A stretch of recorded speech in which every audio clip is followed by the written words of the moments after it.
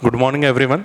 So again, welcome everyone for second installment of this roundtable, which is on multi-level governance. So I will request Dr. Kekar sir to chair this roundtable and give his opening remarks. Good morning. Let me first add my welcome to all of you, those who come from outside Pune and also from Pune, and accepted the invitation to come. This is a very important activity of Pune International Center. I'll just make a few introductory remarks about Pune International Center. It is a, I believe, probably unique institution in the sense that it's totally independent. It's financed by the members themselves. There are 500 professionals have become members of the PIC. They gave contribution of membership, and also 55 academic and other institutions like NCER, IIT Mumbai, Indian Social Science, Indian Statistical Institute, Pune University, and many other institutes. And we have been set up in 2012, and thanks to Mahesh and others, our friends, we could persuade Maharashtra government to give us a land. It took, later intent came at within a year, but actual signing took under 10 years. But with hindsight, it was better because every government has seen the file. So nobody can see this belongs to any political party. Shiv Sena has seen it, NCP has seen it, Congress has seen it, and BJP has seen it. So all of them have seen the file and approved. So in that sense, it's agreed that it is not belongs to any party. It's very important these days with such a hostility amongst parties, that fact that this is perceived as independent. And run by trustees, the trust, the public trust, and we're trying to create a campus about 5 kilometers from here in Pashan. It's a very interesting location. If you take the new location, you take a 3-kilometer circle, there'll be about 2,000 to 3,000 PhDs. It's really the hub of science and technology research of this area. So in the sense, for, I believe, a possible great future in terms of becoming a very, very active place for, as Dr. Marshall calls it, to become a Vichar Manthan Kendra, essentially produce. And we bring out policy papers, and we do some policy research. I have 5 areas in which currently we are. It really, because it's member-driven, it's really members' interest drove the selection of areas. So one is national security. Because as you know, Pune has more generals than Indian Army. Retired, but still. So there's a lot of national security community here. So we have a national security, one important area. Other, we do on, well, it's a part of national security, but it's international economic relations, And we run every year Asian Economic Dialogue, which is in cooperation with Ministry of External Affairs, and Ambassador Bambawal, who is a trustee, really is a sutradhar for that activity. General Patinakar looks after who's a trustee, also looks after national security. Then we have our reforms, economic reforms, includes both macroeconomic, microeconomics, and also the institutional reforms. And currently, the person who advises on this is Professor Pete on that area. And he allows me to also work with him, so I work with him and we work on economic reforms. Fourth is social innovation, which is we run a social innovation laboratory, which is really probably unique, where members themselves mentor social innovation all over India. Every year we have a conference on this, about a dozen are selected, and they're mentored by members pro bono basis. So that's a very interesting activity. I will request you to look at it because very important work is being done in the tribal areas particularly, and very good, if I may say so, you will see innovations taking place. And then finally on one of the speakers we had invited in the early stage was Dr. Abdul Kalam. And it was on environment. And you must have seen how he works. He read every page of a report, underlined, and then he, after the conclusion, said, look, you fellows, you're worried about the world, you're worried about India. Why don't you just do something for Pune, where you are located?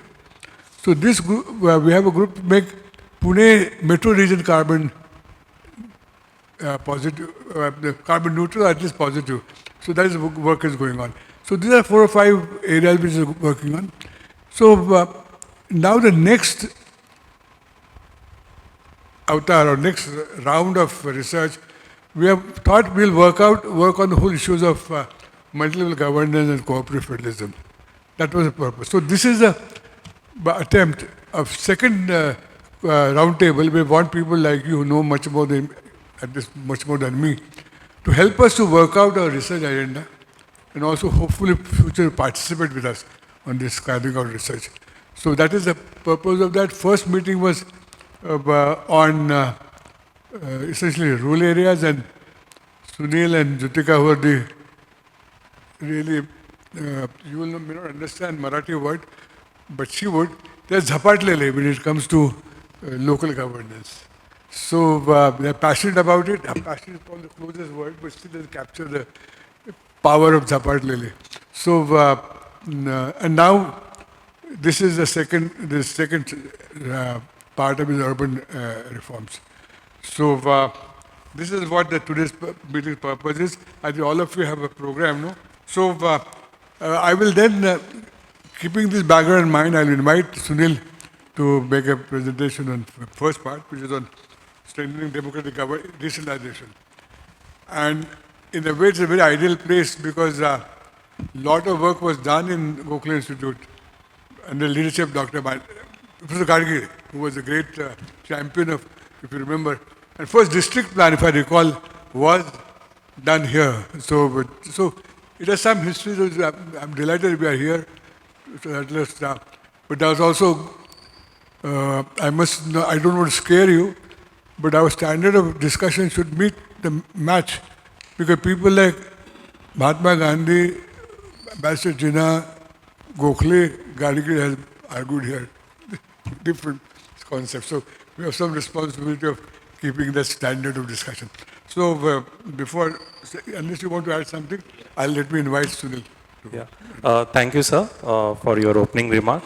So just for this August gathering, that we will introduce ourselves so everyone can have know each other. So we'll start. My name is Vijay Kelkar. I'm Vice President of Pune Trans Center. Sir, I'm Sunil Kumar. I am also a member of PIC, and I was formerly working in Government of India as Secretary Panchayati Raj. Good morning, I'm Jutika Patankar, I'm also member PIC. I want to add, she's a batchmate of Nitin Karir. So whenever we want to influence government of Maharashtra, she is the channel for us. It used to be, when he was Chief Secretary. urban planner. I used to work in MMRDA 20 years ago.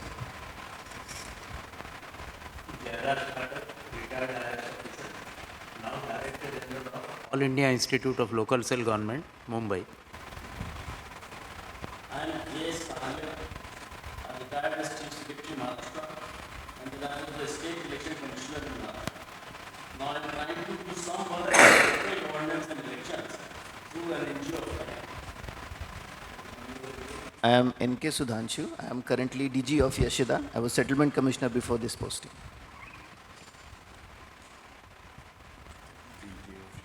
Good morning. My name is Shrikant Vishwanathan. I'm the Chief Executive of Janagraha Center for Citizenship and Democracy. We're a non-profit working to transform quality of life in India cities. Hi, good morning. Good morning. My name is Anirudh Burman. I'm with Carnegie India in the Political Economy Program. I'm a fellow and associate research director at Carnegie. And I work on cities and land markets, currently looking at land pooling schemes and town planning schemes, and also the impact of development control regulations in Maharashtra. I'm Shekhar Mohan. I'm Snake's partner in IAS. I later went and joined Asian Development Bank where for 15 years I managed urban infrastructure footage from America in Southeast Asia. Good morning, I'm Jagan Shah. I'm Chief Executive of the InfraVision Foundation. It's a newly set up foundation in Delhi. Prior to this, I was working with the World Bank as a consultant with the UK government, the erstwhile Department for International Development. And from 2013 to 2019, I was heading the National Institute of Urban Affairs, which is a think tank of the Ministry of Housing and Urban Affairs. Good morning. I'm Mahesh Jagade, retired Principal Secretary, Government of Maharashtra, and currently PIC member. My name is Madhukar Gupta. I am the State Election Commissioner of Rajasthan. Happen to be Sitaram Kunte's batchmate. I had the opportunity of studying with quite a few experts in urban infrastructure and governance in Europe and in the US. Okay, good morning. I am Sitaram Kunte. I am from 1985 batch of IAS. I retired as Chief Secretary of Maharashtra, and before that I have had a long experience in the urban sector as I was Additional Municipal Commissioner and Municipal Commissioner in BMC and also in MHADA and Housing Department. Good morning, everyone. I am Vishal Gaikwad. I am a fellow at PIC and a research coordinator at Gokhale Institute. Hello, I'm Abhay Pethe. I'm a fellow at PIC and currently special advisor to the Vice Chancellor of Gokhale Institute. Good morning, everyone. So here, as we have seen, sir, we have experts, people who have worked extensively in the area, and there's no need to sort of expound a lot on the various issues, because all of them, they not only have the experience, they have also worked in the field.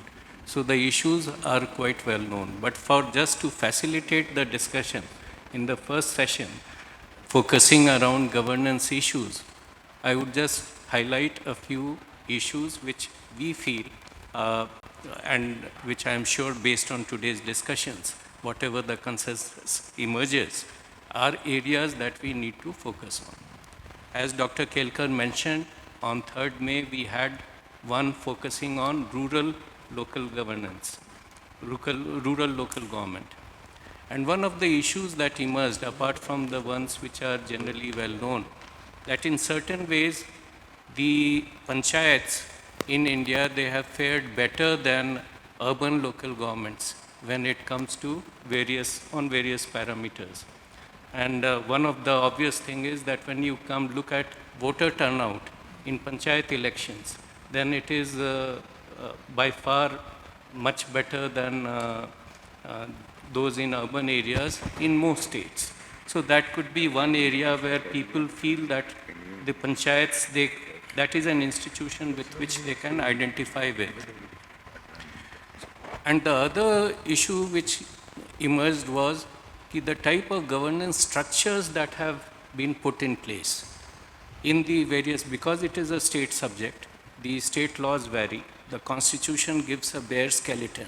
And even there, one sort of school of thought is that 74th Amendment was in a way an afterthought because things were being done for the panchayats. So they felt why not for urban areas. And 74th CAA was passed and notified. But in certain ways, we find that there are some critical sort of loopholes which are existing. And that, now that we have the experience of 30 years of its working in various areas, we have several organizations, NGOs, Janagra, Praja Foundation, ORF, and a whole lot of others who have been actively working in these, including NGOs like Parivartan, which came up with the Nagar Raj bill, which was a parallel to or sort of as a improvement on the community participation law draft, which was circulated by Ministry of Housing and Urban Development in early 2000 when JNN URM was launched. And that was with a view to nudge urban local bodies and state governments to sort of improve their governance act. So what we would focus, just to put it in perspective, is that now whether following the 73rd and 74th Constitution Amendment Acts, the local governments are here to stay. And they are, as the third tier of government structure, after center, state, local governments, they will be there for some time to come. And after 3 decades of their operations, of their working, whatever are their strengths and weaknesses, that are also now pretty well known. One thing which we have to sort of move ahead, going ahead, we'll need to focus on is that how do we make it citizen-centric? Right now, the way it has been designed, it is more from the administrator's point of view. Okay, what is convenient to the administrator, whether at the central government level, whether at the state government level, we come up with those designs, with those programs, with those funding schemes, projects, and then monitoring, evaluation, everything is done keeping in view the convenience of the administrators, whether at the district, state, or central level. How do we change that? Because based on subsidiarity principle, based on all the experience that we have of local governments working across the world, it is well known that this is the one institution which is closest to the people and has the potential and the capacity to respond at the earliest. And this we have seen during COVID times. During COVID times, when departmental officers in several years, people of at Government of India, they were during that phase of lock-in, that central lockdown. It was the people at the field, local government people who were at the forefront. They were the ones who were responding in a major way to the requirements of the citizens. So that we have seen. And now, say, with the sort of, as we go along, as the impact of climate change and these things become natural disasters, they become more pressing and more impactful and meaningful for citizens. We find that again, it will be the local government which will need to be at the forefront. Ultimately, it would be a village, as it happened in Wayanad or as happened last year in Maharashtra, where one village was wiped away and lives were lost. People who are at the state or central level, they are at a distance from the place where these incidents occur, and certainly away from the people who have to bear the brunt. So how do we carve out a role for local government in these areas. Just in this session of Parliament, one read that an amendment to NDMA, National Disaster Management Act, has been introduced, wherein they are giving some role to corporations, municipal corporations, in the way the disaster management authorities and others will function. Now, one question which arises, why not municipalities? Why not other urban or rural local bodies? Why make an exception only for corporations? This is something which needs to be, because again, as we say it, based on whatever limited sort of exposure or understanding one has of working of government, it seems to be like an ad hoc response. Key corporations are there, they may be, some of them may be having funds, they can bear a part of the cost of these disaster management forces or actions or whatever. It could be anything. But the point is that if they are not looking at local government as a whole, somewhere it suggests that they are not taking a holistic look at these things.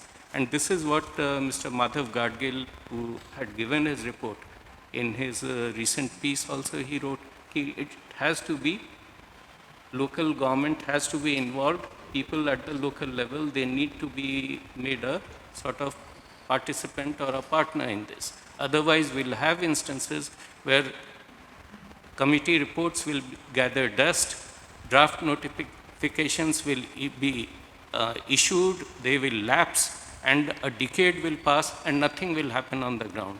And in the meantime, human lives will get lost. So how do we, through local government, make citizens a stakeholder in this entire process? That will be the challenge. In the rural areas, we have institutions like Gram Sabha, where theoretically, conceptually, that comes closest to direct democracy that we can think of in the present year. But in the urban areas, there is no such thing. In this community participation law draft which was circulated, they came up with the concept of area sabha. And this Parivartan's, their draft Nagar Raj bill, they came up with Mohalla Sabha, where for 3-4 booths you have these institutions and they can be built upon. So is it time that we think of something similar and that becomes a part of the constitution? It becomes, just as Gram Sabha has been indicated there in the constitution, and therefore all states have made it a part, and now we can further work on that. Is it the time that we also call for some institution like Area Sabha or Mohalla Sabha in urban areas, where people can have a direct say in the functioning of urban local bodies? So when we look at it, right now, how local bodies are constituted, notified, how delimitation is done, all that is, it varies from state to state. And in most states, it is done arbitrarily before the elections for whatever reason. In some places, they will have very large number of local bodies, smaller local bodies, without looking at whether they would be administratively, financially viable or not, just through the prism of politics. Or how do we go about it? Does this process needs to be changed? Should we have some delimitation commission type of thing which takes a look at this, which does it every 10 years? Similarly, the wards, how they are delimited, how their delimitation is done. And one classic example is recently in Delhi we have seen in 2014-15 they divided Delhi Municipal Corporation into 3 units. And in 2022 they again merged it into one. What was the logic? Where was the demand? Who raised it? It's absolutely unclear. And then you play around with, and the general sort of feeling in the people is that it was done purely on political grounds in 2014-15, And again in 2022, when it was merged into one, it was again. But the practical implication from the administrator's point of view is that this whole exercise, years would be lost in sort of undoing or redoing the same thing or putting in place a structure which is responsive to the citizens' requirement. Similarly, you have the case of parastatals. How do they figure in? In the Constitution, when these amendments were brought in, an exception was given that if you had industrial sort of townships or any other things which had been, they would be outside the purview of both rural as well as urban local government. But now you find instances where under some state act, which was passed in the 50s or 60s, state governments are notifying new industrial townships, new industrial development authorities, and existing democratic structures like panchayats or they get merged or they get just dissolved. So how can you sort of keep a people away from their basic democratic rights if democracy and federalism are part of the basic structure of the Indian Constitution? This again is something, and this issue of parastatals, Dr. Pethe and would be explaining this in greater detail, and when this metropolitan region planning will discuss, that will come into how these come into play, what should be their interaction, their relationship, that again is an open. Similarly, the structural issue, the relationship of departments, departmental officers with local government officials as well as elected representatives. What should be their relationship? This again is a gray area. And in different states we find different systems, different ways, but there's a lot that needs to be done if there is to be greater clarity. Similarly, looking at local governments as mere implementing agencies, not as one who can decide for themselves. They cannot have law-making powers, but can they have rule-making powers for their own areas? These are some of the things that need to be addressed. Then the budgets. You have budgets of BMC or Pune Municipal Corporation or the others, but how much of open discussion with the public is it analyzed? Is it subjected to the same sort of critical analysis as our state budgets or union budgets? Even these things will need to be sort of looked into as to how we make these more transparent and get citizens involved in this. Issue of state election commissions, Saria sir is here, and people who are working here in this field. You would agree that in different states, the way state election commissions function, that also varies. The powers and functions vary. Whether how many of them have powers of delimitation, reservation, rostering, and these are important issues which will need to be understood and examined, because it cannot be whatever the state government wills, they will do it in their own way. Then the issue of delayed elections, I think that is something which is very critical, because as per the Constitution, there is no provision of administrator's rule. It has to be done within 5 years before the expiry of the term. But today what we are seeing in state after state, that any pretext is good enough to postpone elections if it does not politically suit them. And then you have a plethora of judgments of Supreme Court and High Court, either way, which can be used as a pretext to buy time, and then for 6 months, 1 year, till you exhaust all options, the elections get delayed. We can't sort of hope for such delays in case of state or parliament elections. But for local government elections, why should that be the case? That is also an area where public opinion needs to be mobilized, the various pros and cons need to be seriously discussed and debated upon. Control over transfer of funds, functionaries, just like in rural areas, so also for urban local government, it has been an issue. And at the state level, people are state authorities are reluctant to part with them in real sense. So for that to be meaningful, how do we address those issues? Say if under the urban local bodies, as one study suggests, that over 36% of sanctioned posts, whether they meet the requirements or not, that is immaterial. 36% of sanctioned posts are unfilled across urban city governments across the country. You have one employee per 1,000 population in Patna and Gurgaon, and you have just about 8 per 1,000 in Mumbai.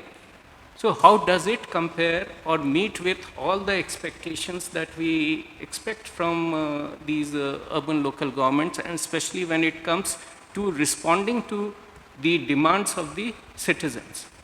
So these again will be issues that we'll need to work upon. The appointment of administrators, say if in Maharashtra, because we have so many people who would be aware of this, an amendment has been made in the law providing now for administrators, so that the courts can, now how that works in the light of the constitutional year, because it has not yet been challenged and there is no, that is something which needs to be looked at. How does that fit in? Because even the parliament in case of Delhi municipal, they appointed an administrator till such time as So the parliament also enacted a law. So how that squares in with the constitution, that these I think are important areas where we need to focus on. So without taking too much time, because the paper had already been circulated, I am sure each one of you would be able to highlight these. These were some of the issues which I felt were important. I want to thank Sunil for his presentation. Now what I propose to do is we'll give opportunity for each one of us to speak. You're not obliged to speak if you don't have any views, because then we can have a more substantive discussion. So, Jutika, you want to start? Professor Bhadak. But what is happening is that a conflict occurs in terms of sectoral management versus regional management. And when it comes down to a much smaller scale, like a city, the problem of regional or geographical versus sectoral starts becoming quite complex. Whereas the state governments are becoming more and more sector specific in their approach. For example, when I started in government, there was one department called UD, PH and HD, that is Urban Development, Public Health and Housing, all put together. Today, there are two departments of urban, one housing, one water supply and sanitation, plus of course environment and others have been added. So if you look at the city government and the city administrator, if he has problems in each of these sectors, he has to approach 5 different secretaries and try to settle those things. So how do you settle these sectoral specializations which are occurring? Even in terms of academics, when I started, there was only one city planning as the discipline. Today, if you go to any of the planning schools, you have urban planning, housing, transport, infrastructure, environment. Now, each of these graduates who come out of these disciplines, they can't even talk to each other, leave aside having a coordinated picture of the city and how things should be done. So I think it's a little more complex than delegating powers down the line. Thank you. Janet?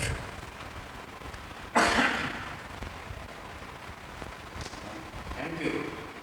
As I see, the goal of any government, whether democratic or totalitarian, is ultimately pursuit of happiness for the citizens. So US Constitution has made it very explicit that life, liberty and pursuit of happiness. As we see it,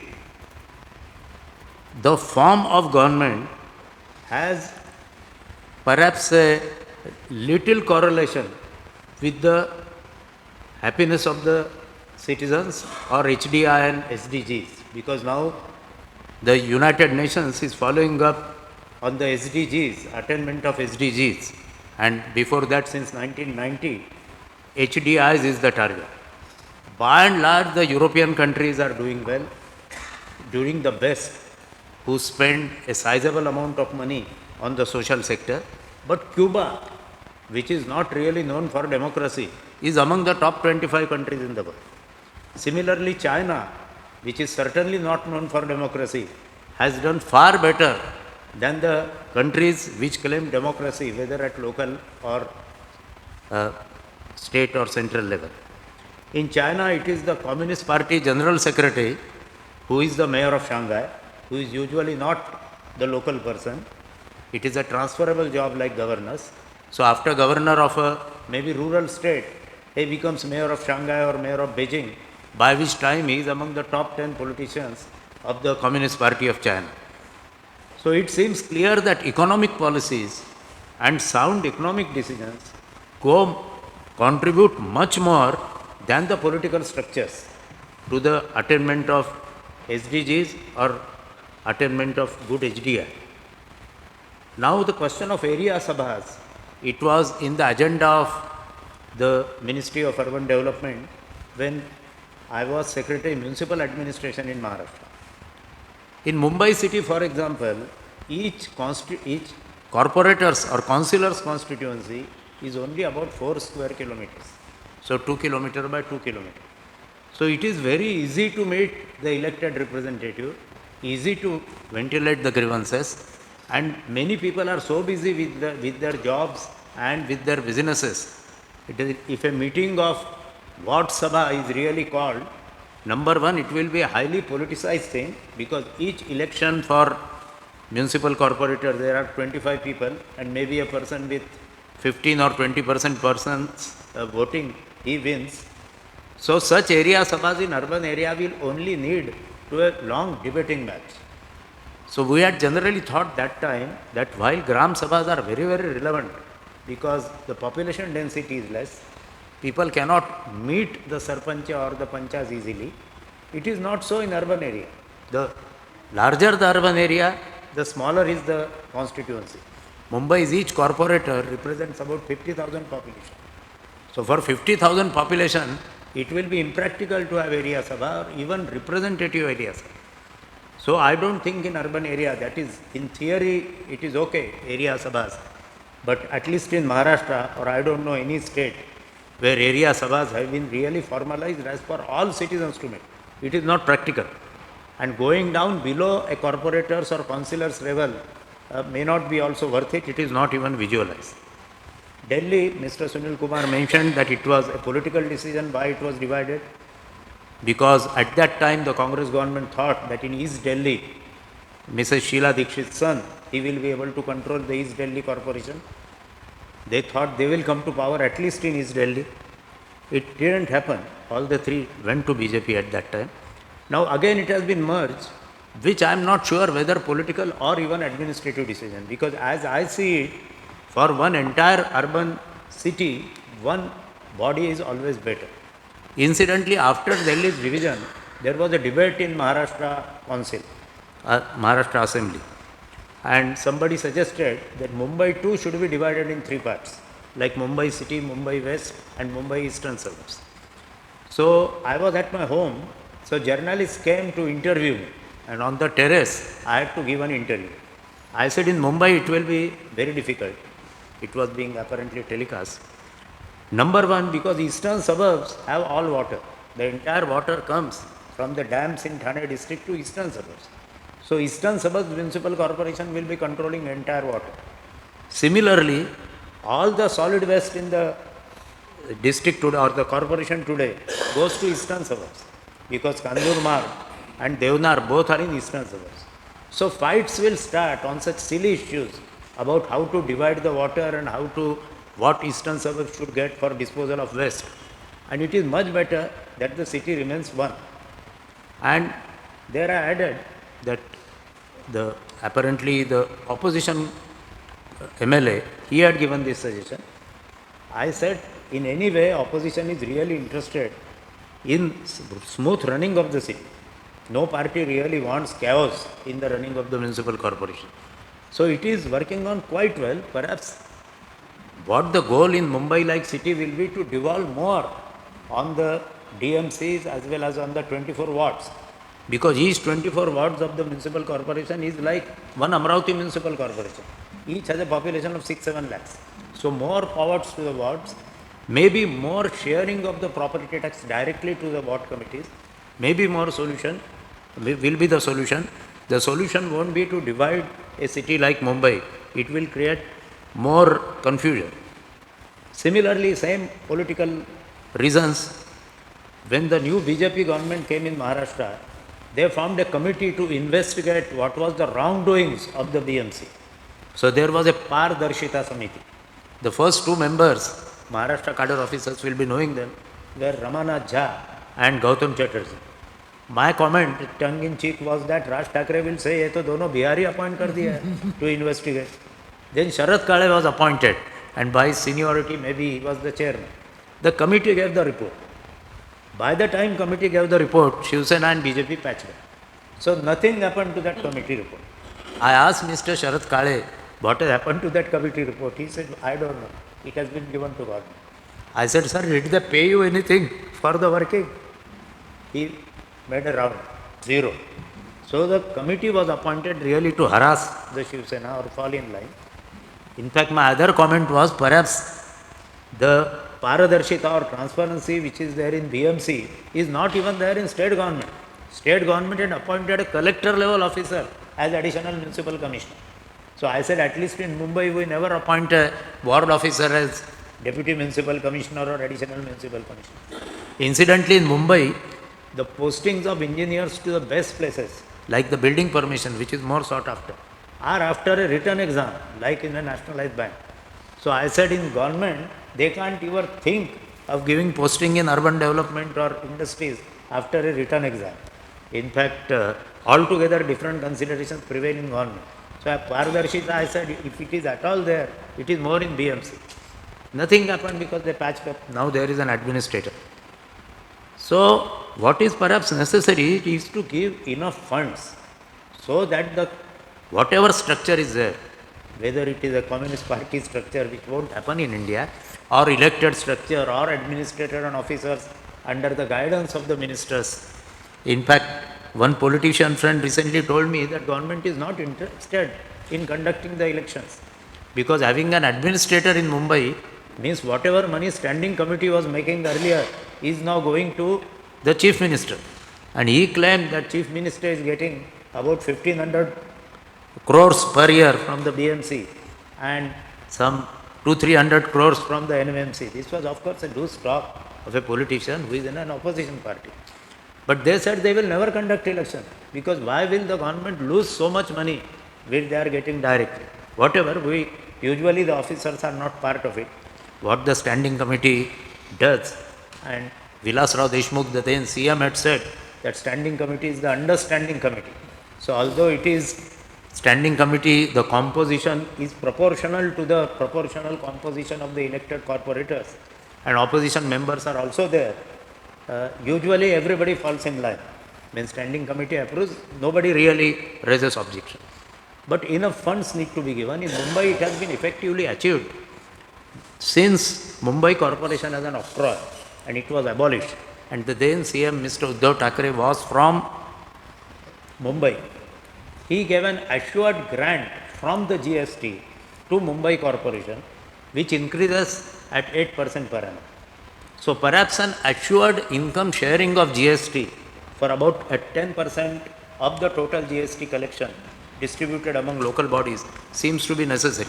For the IIPA's volume this year, for IIPA's, they come up with a booklet. So I had contributed an article, Municipal Finance, a case for statutory share in state GST to the municipalities. Because today there is a huge difference in the per capita income, means per capita municipal income of say corporation like Mumbai, which is the only corporation which has a AAA credit rating in India. Then there are many with AA plus like Pune, Navi Mumbai and others. And there are so many with C grade rating in the credit ratings. So I think such a huge rating difference is not very desirable. So some share in the GST, which may be GST collected from that local area, data will be easily available, needs to be given to the corporations so that they are enough money to discharge the functions which are visualized in the 12th schedule of the Constitution. Thank you. Thank you. Sada sir.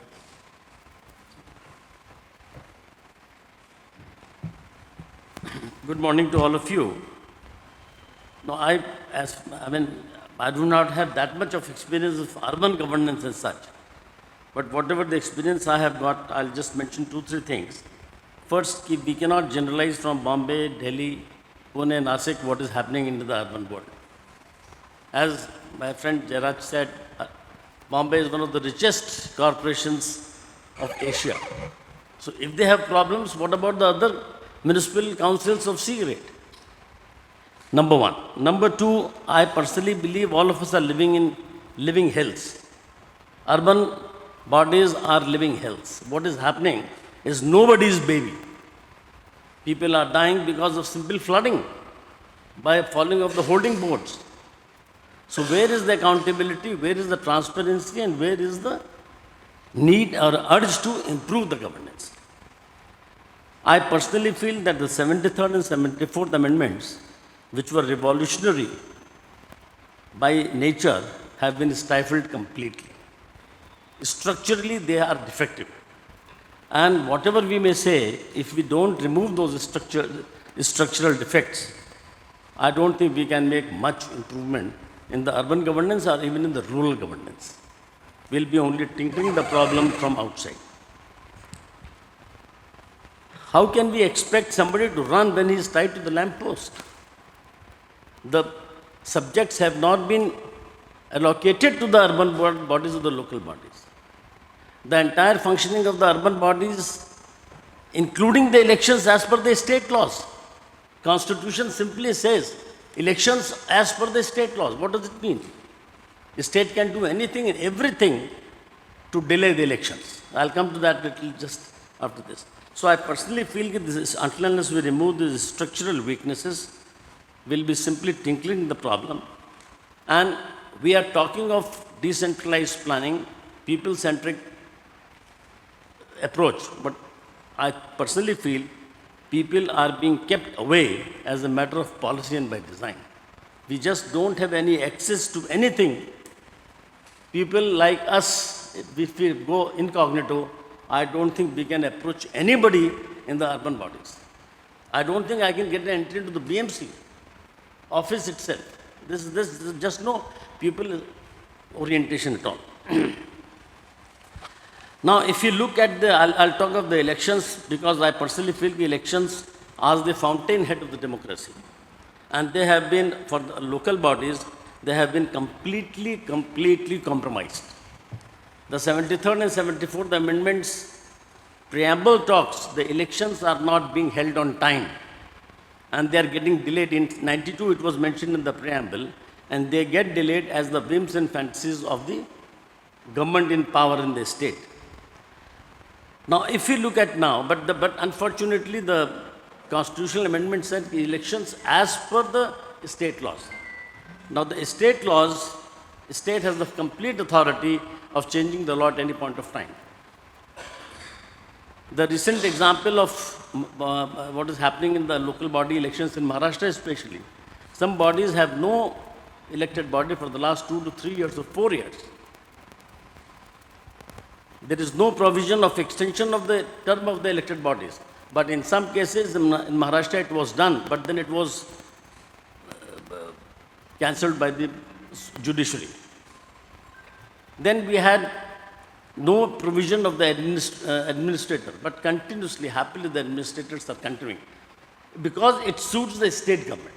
It does not suit the public, it doesn't suit the local body, it suits the state government. So, if we, and the elections are so complicated, as you are aware, government is not keen to hold the elections on time.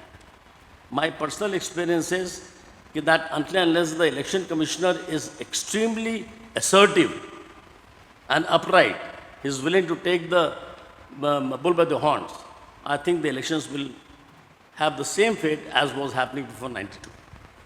And this is not going to change easily because the state government or the parliament, with due apologies, may not like to amend the constitution at all. So probably we'll have to think of some other ways of handling this situation. Probably we'll have to create pressure groups through NGOs, CSOs, what he is doing or some other NGOs are doing.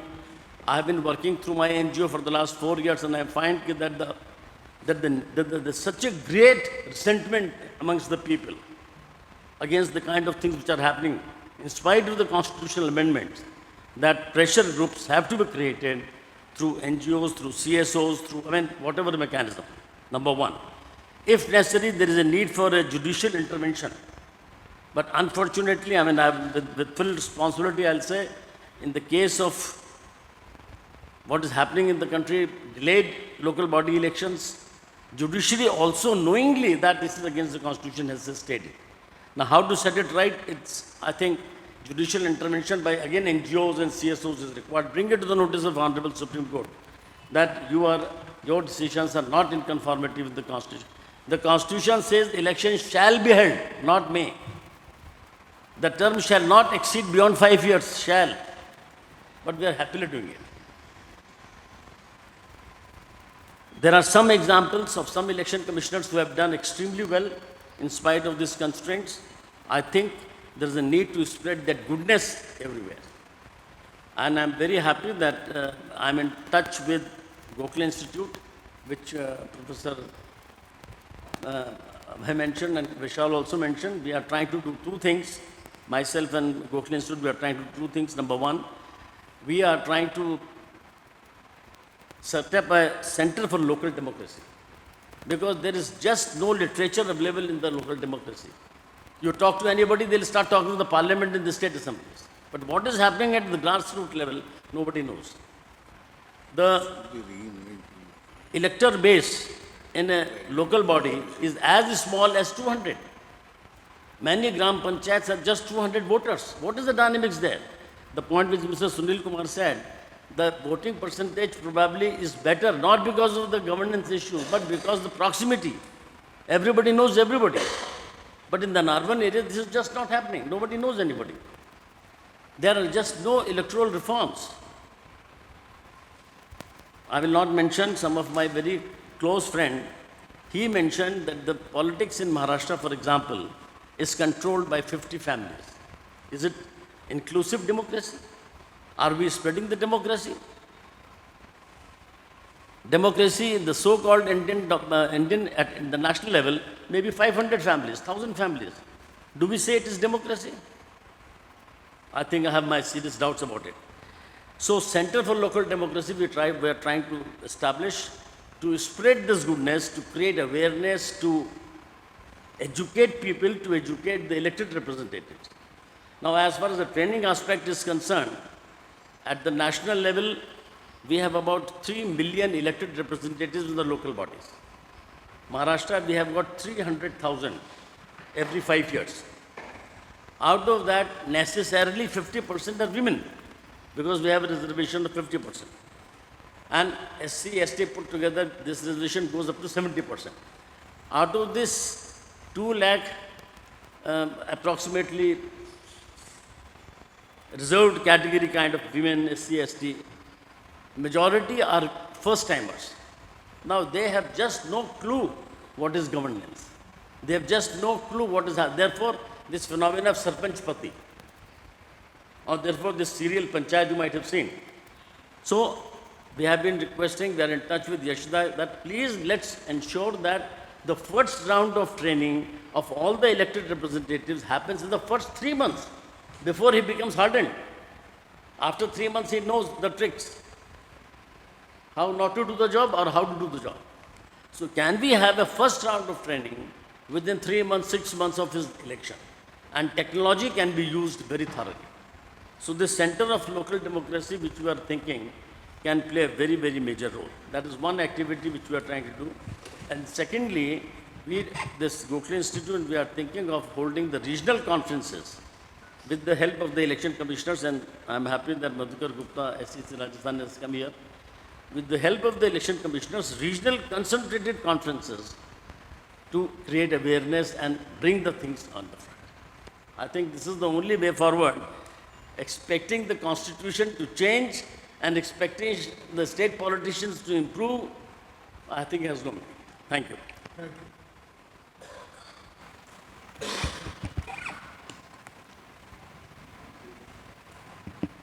Good morning, everybody.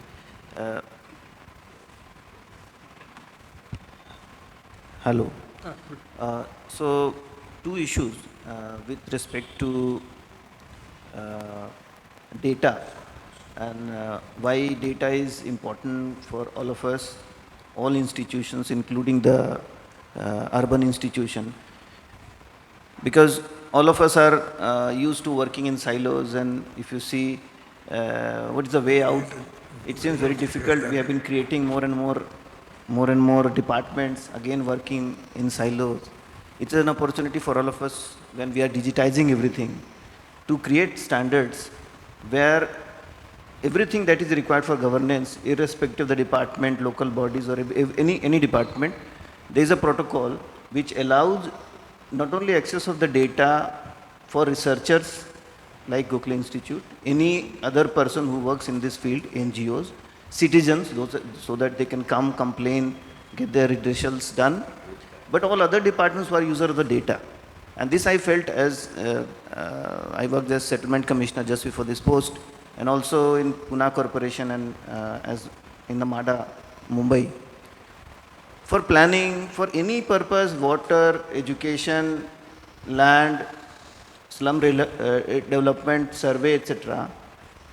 If you go to one department, I mean, it's very difficult to get the complete data, and it's very difficult to get an authenticated data from any other department with respect to some other. Meaning, if I am owner of the data, some other department, even if you're able to get it from somebody else, it will never be authenticated. And it is very, very easily possible. We know about 15 years back, up to 15 years back, all our websites, all government websites used to be of a very shabby nature. Then we came up with certain guidelines. Then GIGW guidelines came. And recently, very recently in 2021, we came up with the geospatial policy. And we realized how many avenues it opened up. Because all the data with respect to geospatial data is now available freely, and it is compulsorily to be made available. So I think it is possible at the state level, also at the government of India level, to create standards for how we store data, how we share data, so that nobody can claim that this is my data and I will not give it to you. Once the data is available, sir, I think citizens are also empowered, all other departments are also empowered, and we can have a better efficiency in governance. Second issue, again relating to working in silos, but and it is raised in the background paper also, is the metropolitan region governance. Today, Maharashtra at least has it, but still it is not democratic, and all those institutions, departments, officers working within that metropolitan region, they do not have any say, any coordination, absolutely no coordination at the regional development level. So, I mean, I was working on a TP scheme where there's a lot of difficulty in getting even basic records, land record done in TP areas, town planning areas. And a very simple example as to when the act says that once a TP is defined and it is finalized, all the records will become a land record.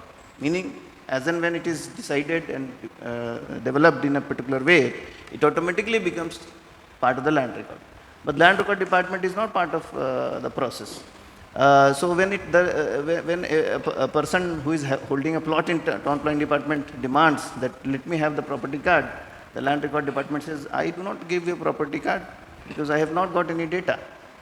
So at the metropolitan regional level, there has to be certainly a lot of democracy. There is no democracy. But even if there is no democracy, at least the coordination between all the departments required, including the city, which is the major city in case of Pune, for example, PMRDA, Pune is there, Pimpri-Chinchwad is there, and all other neighboring councils and even rural bodies, they need to be a very integral part of decision making, and not only as a general body happening every year, but a periodic meeting compulsory, so that at least the coordination happens and all the issues that are at higher level, for example, water, garbage disposal, all those things which requires a solution beyond boundary of a corporation, they are handled well. Thank you. Thank you.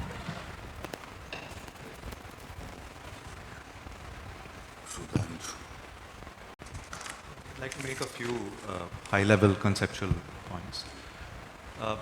First is, Mr. Pathak spoke about city as a place, the conflict between sector and place, and I think that lies at the heart of the challenge that we're trying to solve, which is there is no imagination today in the Indian governance system of governing the city as a unit of economic development, governing the city as a place.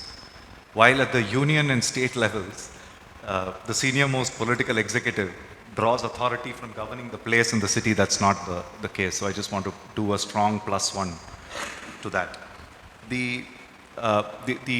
I lay out 2 or 3 critical issues and challenges and talk about how we can potentially think about breaking the status quo. One is there is also a one size, in addition to not imagining the city as a place. Pretty much whether you think about central schemes and missions or finance commission or even at the state level, there is a one size fits all problem.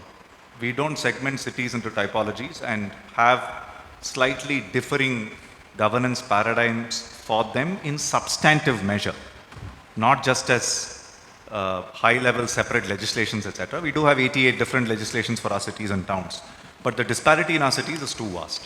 So our own analysis of both spatial effects and typologies of cities says you have 4 million cities, you have 40 odd, in addition you have 40 odd million plus cities, then you have another 400 odd lakh plus cities, and you have a long tail of 4,500 cities which are less than 1 lakh. Most state administrations are set up with very little differentiated approach for governing these. So the Swachh Bharat mission, the allocation may differ, but the scheme document for the Swachh Bharat mission, whether it's for Mumbai or is for a city of 10,000 people, is predominantly the same. So there is a one size fits all challenge that is there. The next issue is that of the increasing irrelevance of the rural-urban binary. The fact that we've created fairly siloed rural-urban binaries at the union and at the state levels, except for Kerala, which has a unified Department of Local Self-Government. You have fairly created, so which means a village which is 50 kilometers from Mumbai will have a lot more in common with a village thousands of kilometers away than it will have with the nearest larger city. So that is an extension of the issue of place-based governance. So, and obviously in the next 20 years, this rural-urban binary is going to become less and less relevant. Therefore, there's a need for us to dwell on what the Second Administrative Reforms Commission, with whose report too we were involved, spoke about in terms of what will be the role of the district in urban governance. The district has a well-considered role in rural governance, but it does have a de facto role, as we are seeing, in urban. So in many of the states where we work, there's no de jure role for the district collector, but because the district collector happens to be a more senior IS officer in whom the state administration has greater levels of trust, particularly when it comes to smaller cities and towns, the district collector does have a role to play. But there is no de jure role. And there is also no elected government at the district level. But this becomes important for us to achieve, to harness agglomeration effects, both for economic growth and also to achieve converged ecological governance, we will need to start thinking about what is the lowest administrative unit of governance which is feasible to achieve both agglomeration economies and coordinated ecological governance. And for that, though ideologists like us originally, purists like us originally would militate against the role of the district in urban governance, but increasingly we may have to take a more pragmatic role in reflecting on the role of the district as a unit of governance, because today we work very deeply in 4 states, statewide, in formal partnership. Besides, of course, we have MOUs and deep engagements with Finance Commission, CAG of India, Niti Aayog, Ministry of Housing and Urban Affairs. So we understand the landscape reasonably well. The Indian state for the next 10 years will not have resources and capacities to address 4,900 units of urban governance. We simply don't have the fiscal bandwidth for it, nor do we have the human resource capacities. So we will need to look at building shared capacities and converged governance, and the district as a unit may be a reasonable unit for us to reflect on. Now, when Mr. Sunil Kumar, and I'll close with this category of intervention. Mr. Sunil Kumar spoke about the community participation law. So at Janagraha, we had the good fortune of conceiving the concept of an area sabha, drafting the community participation law, playing a role in architecting JNURM, advocating for it, etc. But I joined Janagraha 13 years ago, and I can say that we've taken 1 step forward and 2 steps back when it comes to participatory governance. Now, when we push, and obviously as a civil society organization, we began by not thinking about state capacities, but by thinking about responsive, accountable governance, voice and agency for citizens in civic issues and governance. However, very soon, we had to contend with the reality that we were inhibited, and we continue to be inhibited by 2 significant factors. One is state capacity. So increasingly our work with governments is not as much in the area that Mr. Saharia mentioned, which is as voice of civil society, working towards responsible, accountable governance, mobilizing communities and citizen participation, but it's about supporting the state in building state capacity. So that's ironical. And philanthropic support for us too is now predominantly in that area of work. So we are inhibited by state capacities whenever we think of deepening democracy in cities, whenever we think of ward committees, area sabhas, whenever we think of reimagining institutional design, we are confronted by poor state capacities. And I want to call out 2 things here. One is, I think we need to recognize that solving for India cities is different from other human development problems that India has so far faced.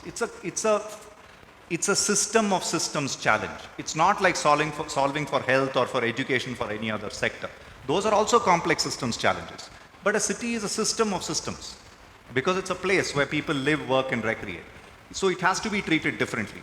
And the Indian state has not contended with that. I would argue that even better resourced economies of the West are beginning to realize that the state alone cannot solve for 21st century challenges like climate change. So they're creating fairly sophisticated institutional mechanisms where the state can collaborate and create conditions for horizontal devolution from within the state to outside of it, where civil society, business, and the state can collaborate to solve for these challenges. Climate change is an example of that. So I think the state in India has to become a lot more open in acknowledging that it does not have the capacities to solve for this challenge by itself. It will still be the leader. It will still have to take the lead, but it cannot solve for it like it solves for, polio vaccination, etc. It's not a scale problem alone. So there needs to be greater openness. We are beginning to see that openness among states, which is why they are allowing us to work with them on building state capacities. The second issue is we see a complete breakdown in trust between state level politicians and state level bureaucrats and city level politicians. This is irrespective of whether the party governing the city council and the party governing the state is the same. Irrespective, we are seeing a breakdown in trust. So it's gratifying to me to hear so many ex-bureaucrats speak in one voice of the need for this. But in about 12 to 15 states where I've spoken to principal secretaries, to chief secretary level officers, I can tell you this breakdown in trust is real. And it's somewhat foreboding because if India has to meet a certain aspiration of economic growth, then our cities need to work for us. And if our cities need to work for us, we need empowered local governments. And if this breakdown of trust continues to persist, then it's going to be a bit problematic for us. So therefore, what are the two dimensions in which we should think about breaking the status quo? In our view, the two dimensions are, how do we think about building out the participatory governance infrastructure in India, which includes empowering mayors and councils and then going below ward committees, area sabhas, also thinking about metropolitan governance, etc. We think that's a long game. We think we have to brace ourselves for a 5, 10, 15-year time period of reform for us to work the political economy. Because the elected representatives at the city level, in many of the states that we see, are persona non grata even within their own political parties.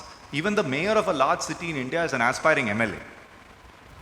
Right? Whereas at one point they rose to become Prime Minister of India.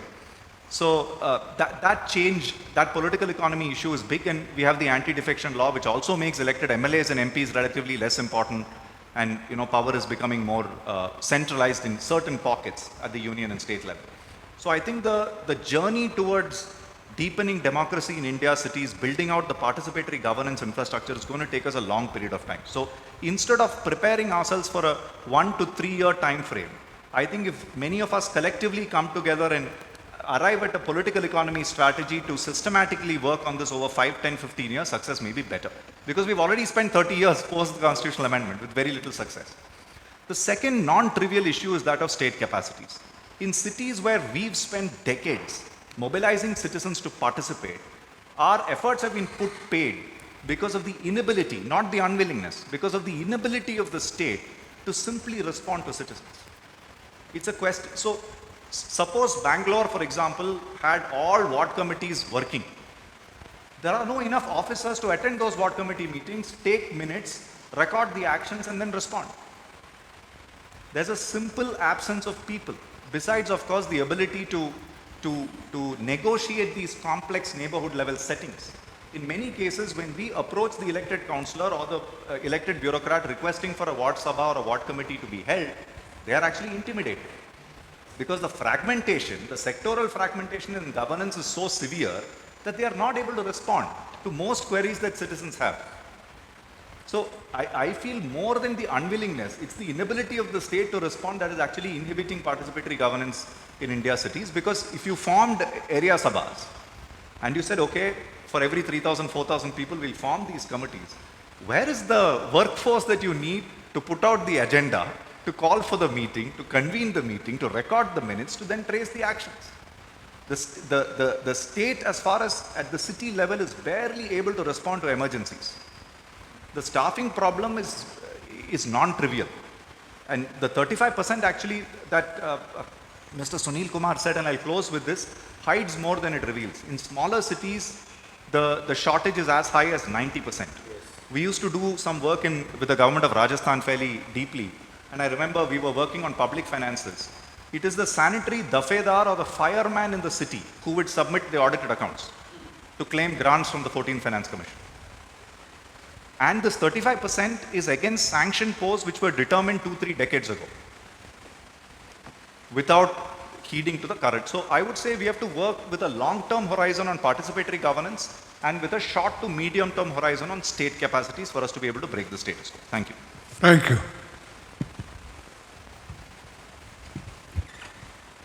So I'm going to make 3 or 4 points on the question of how we look at institutions and the objectives that we are looking for when we think about urban governance.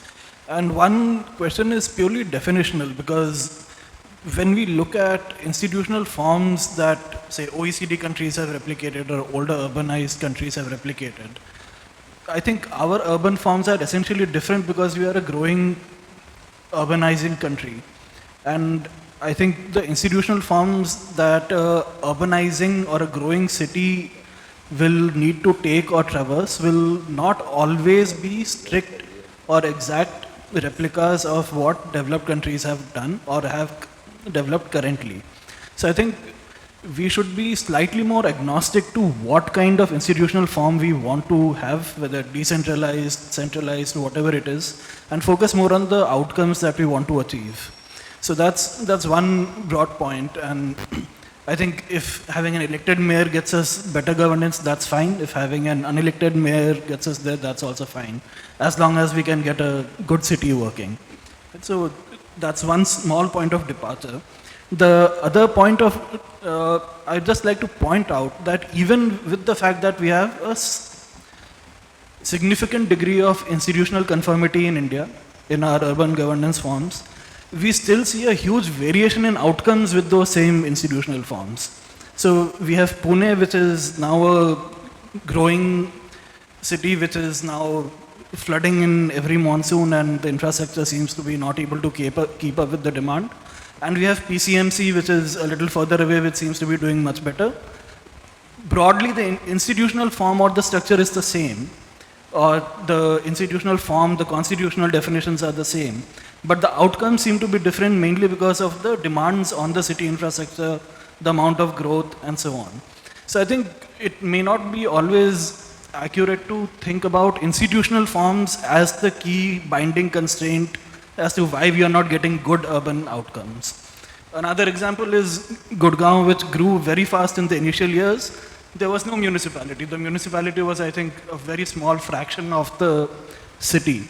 And it grew very fast, very dynamically, in opposition to Noida, which was actually very well planned, but saw absolutely no dynamism. And it's only now that Gurgaon is choking in terms of infrastructure, in terms of demands. So again, one was a city that was planned in a very centralized manner, handed over to the private sector, all kinds of rent seeking, private development took place, very little public infrastructure was built. But it was a very high growth, very dynamic city. And then there was a city which was much better planned and saw almost no take up compared to Gurgaon. So I think the institutional form is not always the binding constraint, and we need to think about what the binding constraint is in specific cases. And I think one problem which Srinath alluded to is, I completely agree with, is the point about the breakdown in trust. And I think one problem we see in most large cities is that there is, as the city grows, there's a complete failure to provide public goods. So Chennai, Delhi, Pune, all of these cities at one point of time did pretty well in terms of the infrastructure they provided for the population that was there. And as the city grows, one thing that happens is that the value of urban land escalates significantly. The real estate sector has a significant interest in the land market in the city. And while we are trying to de facto enable the real estate sector, we have completely abdicated on the public good provisioning aspect while we are allowing the real estate market to come in. And again, we need to think de facto what kind of governance mechanisms would actually enable better state capabilities to be built up, better services to be delivered, while we try to provide public goods and allow the market to function. Thank you.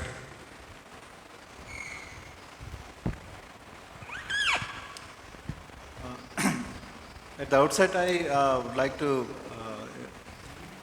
congratulate the authors of the background papers that have been circulated. In fact, there's so much of wisdom here that a lot of solutions that we are talking about are already written here. But I think I would like to go back to what Srikanth said. I think the binding constraints relating to the political economy's willingness to devolve power to city governments. The same thing with center giving powers to state and states trying to give powers to city. I think there is a severe political binding constraint.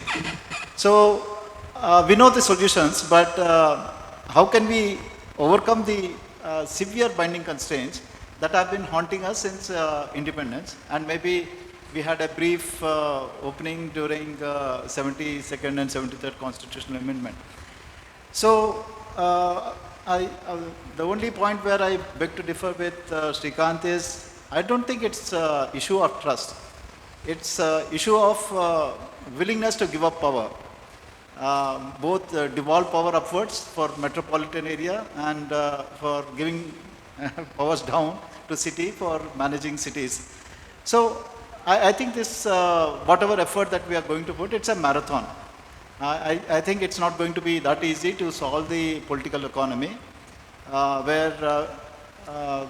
and of late, you can see the level of centralization that's happening, and we are talking about totally different.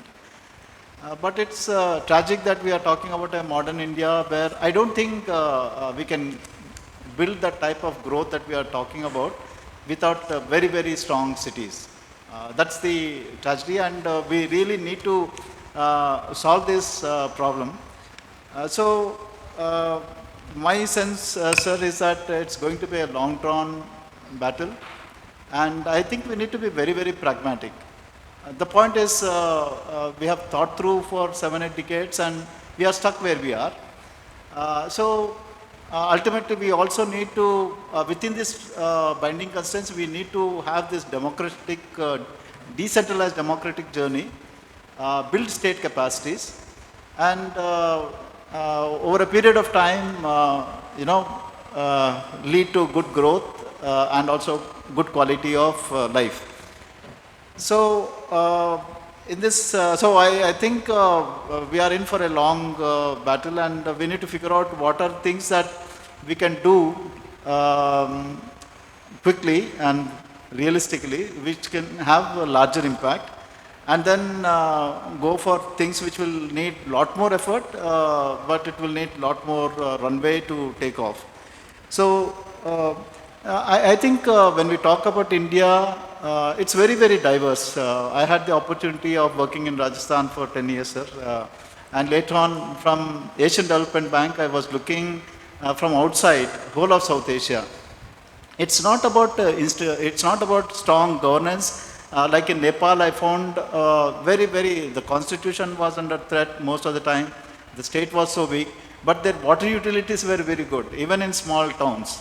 So you can have strong institutions within the broad, weaker context, for which, of course, you need to have right parastatal structures. And so overall, they are delivering good water supply, much better quality water supply in a sustainable manner in small towns of Nepal, and of course, Bangladesh's Dhaka is one of the best water utilities in terms of efficiency and recovery and so forth. We need to figure out, I think in case of India, at the time of independence, pre-independence and at the time of independence, few things happened differently in different parts of India. That legacy has helped to build different cities in India in different pathways. I think the strongest cities in terms of human resources capability are in Gujarat and Maharashtra. Actually, in Maharashtra, I find cities have a lot more capacity than state itself. When I went to Nagpur, I found Chief Engineer of Public Health dealing with water supply. He knew how to design extremely sophisticated public-private partnerships. When I came to Mumbai, I found things were very different. So I think we have very diverse set of, there's a natural experiment that has happened where some things work, and those things that have worked within the constraints, binding constraints that we are talking about. So learning from them, and because in India, when a success story happens in some place, that becomes a powerful lighthouse for us to push the agenda forward. So I think as a center, looking at how within these binding constraints we can push and advocate, I think is very important. Sir, there's so much of wisdom here, I don't want to add anything new, but one thing I always felt intrigued, what is it that we can probably learn from China? When we look at urban financing in China and India, I think around 20 to 30% additional financing in China actually came from land monetization. Cities had the power to take up greenfield projects. They would build large infrastructure, trunk infrastructure, and then monetize land, and that would pump in again into, and that model is coming to an end in China, but it had run and contributed enough. This is where I think in India, the parastatals which are run by state, they try to get in and do a very type of shoddy job, but yet that type of financing that should have come to cities, they have been usurped again by state. So I think at the end of it, I think it's all about money, giving money to cities in a predictable manner, not in a whimsical, conditional manner. Because both of them will matter a lot. If it's predictable, unconditional, the cities can leverage it to get debt. I think Tamil Nadu to some extent does it, and it makes huge amount of difference. Other places you can give bulky, huge amount of money, but it comes with conditions and it's unpredictable, so you can't go into the market to raise debt. And I think Octroi and others have played a very important role in Maharashtra, and it led to building human resources over a long period of time, and also built the capabilities. So, it's very tough. In case of China, it's a single party, so central committee doesn't have problems delegating power to cities. So in India, we have very, very cantankerous democracy and a huge number of differences. So there'll be, these are the constraints, but we have to figure out, and I think that would be a huge value for all of us sitting here to figure out. So I stop here. Thank you. Thank you.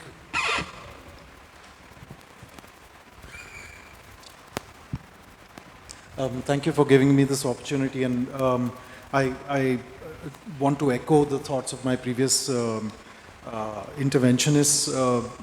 This is a really comprehensive paper. Thank you very much for giving us the chance to read it. A few thoughts, and I'm going to try and only focus on things which might add a little bit more to what my previous colleagues have said. And I'll take off from what Anirudh said about Noida versus Gurgaon. And it's very interesting that Noida is not an elected body and was not created by an elected body. And yet we found the delivery of outcomes in Noida better than what was delivered in Gurgaon, even after the corporation. I feel this is important to flag because we should deliberate on this distinction, because there is now an incoming new season in the political economy of wanting to promote special planning authorities, simply because they seem to be expeditious. And you know, in some senses, Noida was a very expeditious use of a particular provision. And we do need to look at that carefully. There is a revival of SEZs, and those will also need administration. So there are new administrative needs for what become nuclei of urban settlements that we should anticipate and account for in our arguments. That then brings me to my second point, which is that I think we do need to keep in mind that our horizon does not have to be perpetuity. What we are trying to design right now, whether it is the smallest unit of democratic participatory governance or it's the larger mechanisms, we could design them for a particular horizon. And we have at least 3 horizons that today are dictating the imagination of the future of the country and cities. One is, of course, 2030, the SDGs, which we are very unlikely to meet the target, just like the MDGs. 2047, of course, which is firing up the national imagination. And 2070, which is our commitment to decarbonize our economy. And we will be held to that commitment if at all global governance of carbon continues. So perhaps we can use some of these horizons to frame our response to this, to the problem statements. And in this regard, perhaps mechanisms like commissions might actually be very useful. We don't have to create new bodies, new authorities and such like. In fact, I'm of the opinion that there should be an embargo on creating any new such. Repurpose, dismantle, assemble. I've seen this happening from close because I worked in the UK government for about 2 years, and those were momentous years. And what I saw from close was their ability to be agile is extremely good. They're able to put together institutional mechanisms very quickly, and it's usually done by dismantling and repurposing. And because the talent that can sit in these bodies is limited. At the end of the day, the wisdom you need, the insight, is going to be limited. And therefore, you have to recirculate that. You can't really keep trying to create more and more of it. Coming to the point about the size of the unit and so on, I did want to point out, and while the paper does use, a slightly derogatory reference to glitzy projects and, how municipalities need to look at water and sanitation, we need to keep in mind that there is a horizon by which we are likely to fix our water and sanitation problems. But there are larger issues like transportation, for instance, which is a lifeblood of the productivity, the economic productivity of cities, which is not covered by the 74th Amendment.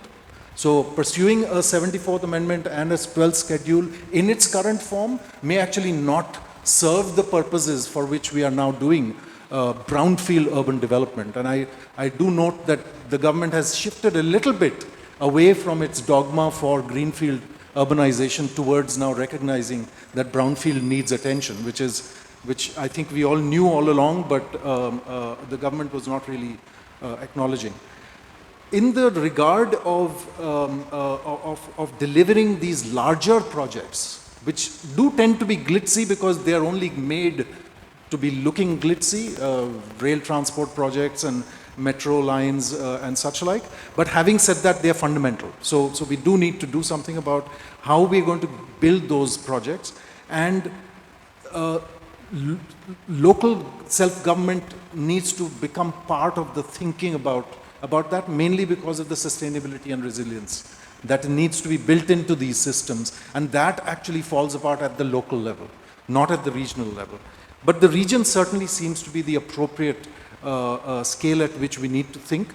Having said that, at the region, we do need to keep in mind that planners like Mr. Phatak have for a long time talked about polynucleated regional development. And that is the only way it works. The entire European Union works because it has parties representing regions. Those regions are made of very discrete units, which are urban units. And unless you look at containment strategies for the growth of cities, we are not going to achieve the polynucleation. And the polynucleation is deeply connected with governance. We are creating urban landscapes which are ungovernable, actually, simply because there is so much clash of authorities, jurisdictions, and the inability to actually contain that we do need to think about drawing a certain boundary for a city beyond which it needs to then, at the regional level, coordinate with the next nucleus that is developed or already exists over history. And usually these are our class 6 towns, are overgrown villages, our class 5 towns, almost all of them are privately owned. They're usually, small towns next to dam projects and such like. We do have a sense of this and we can work it out. My closing point would be with regard to the opportunity that we now have to really build this discourse of sustainability and resilience, because that has to happen locally.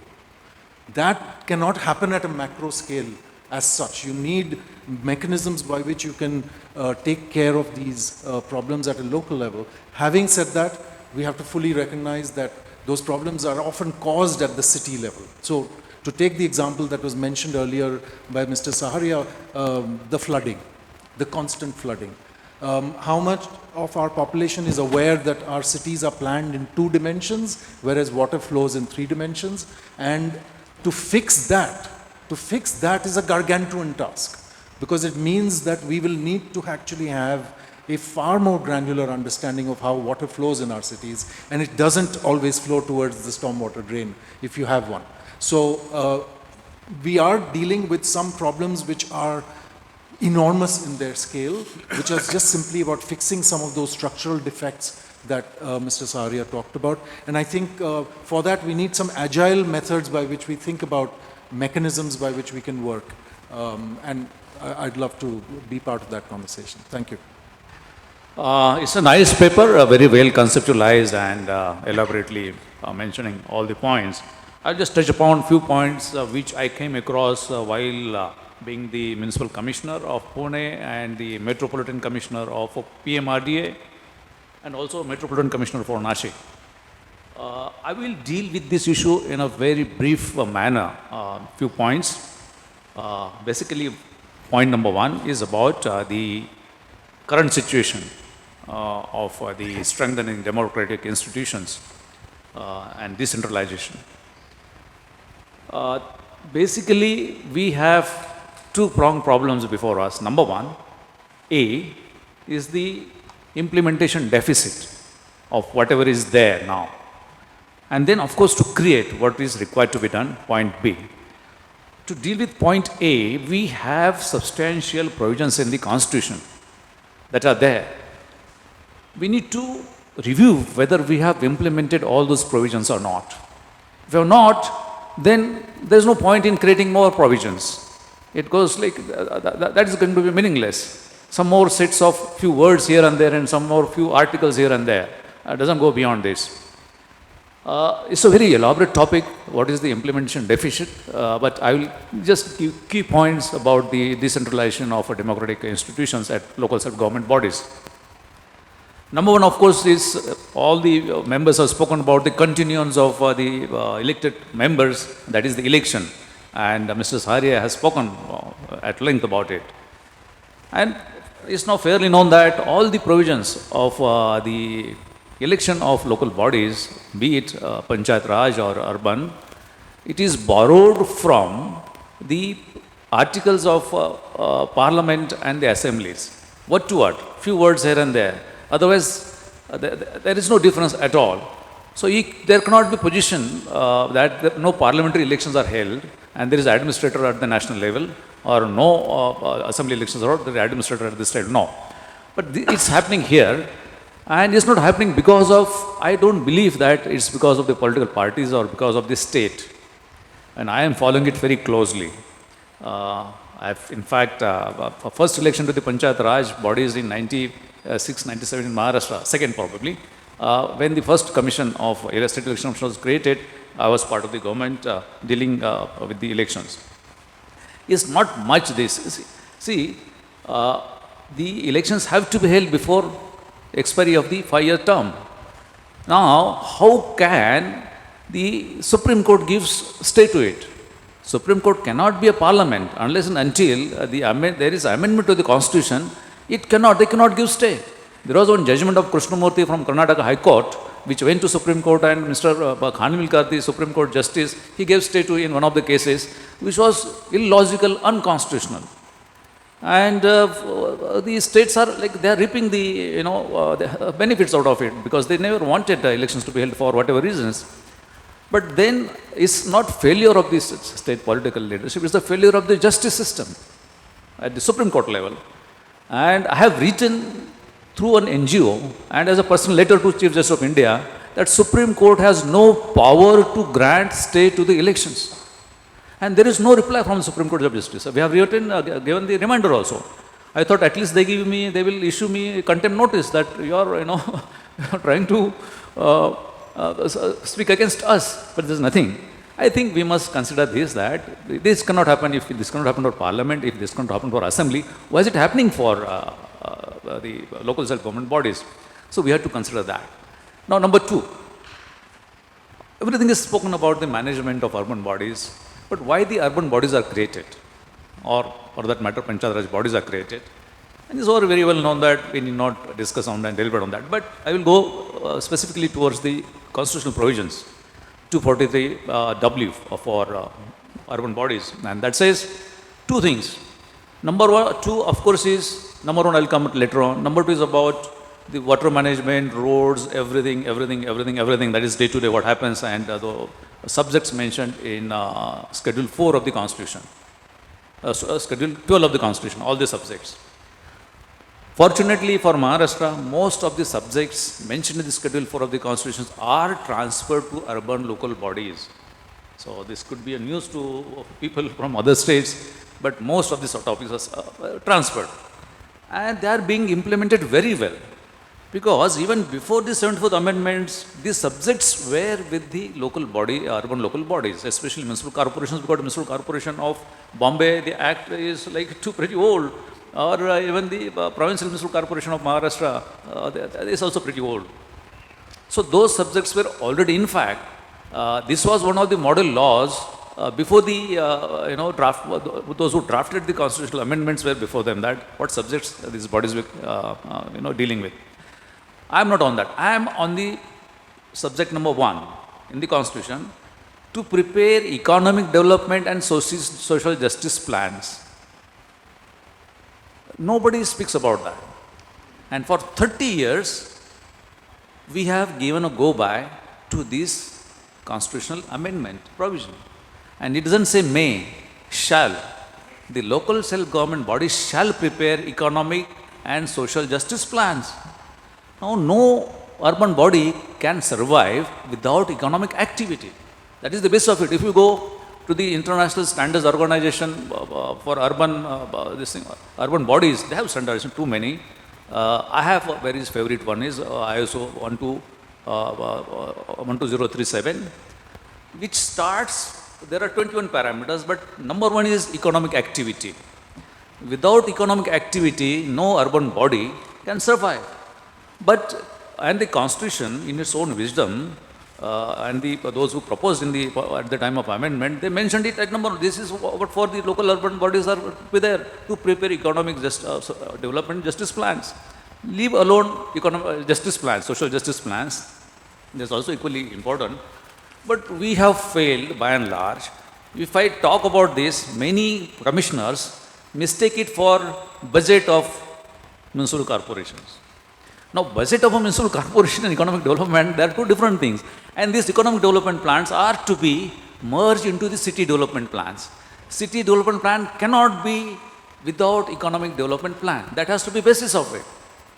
But by and large, in Maharashtra, we never consider this as an important thing, and I have taken information from some of other states. Nobody has done it. So who's responsible for this then? What is the point of discussing about all these things, where to finance, how to finance, and see, we are changing very fast. We are urbanizing. And in next 2-3 decades, about 70 to 80% population of India is going to be in urban area.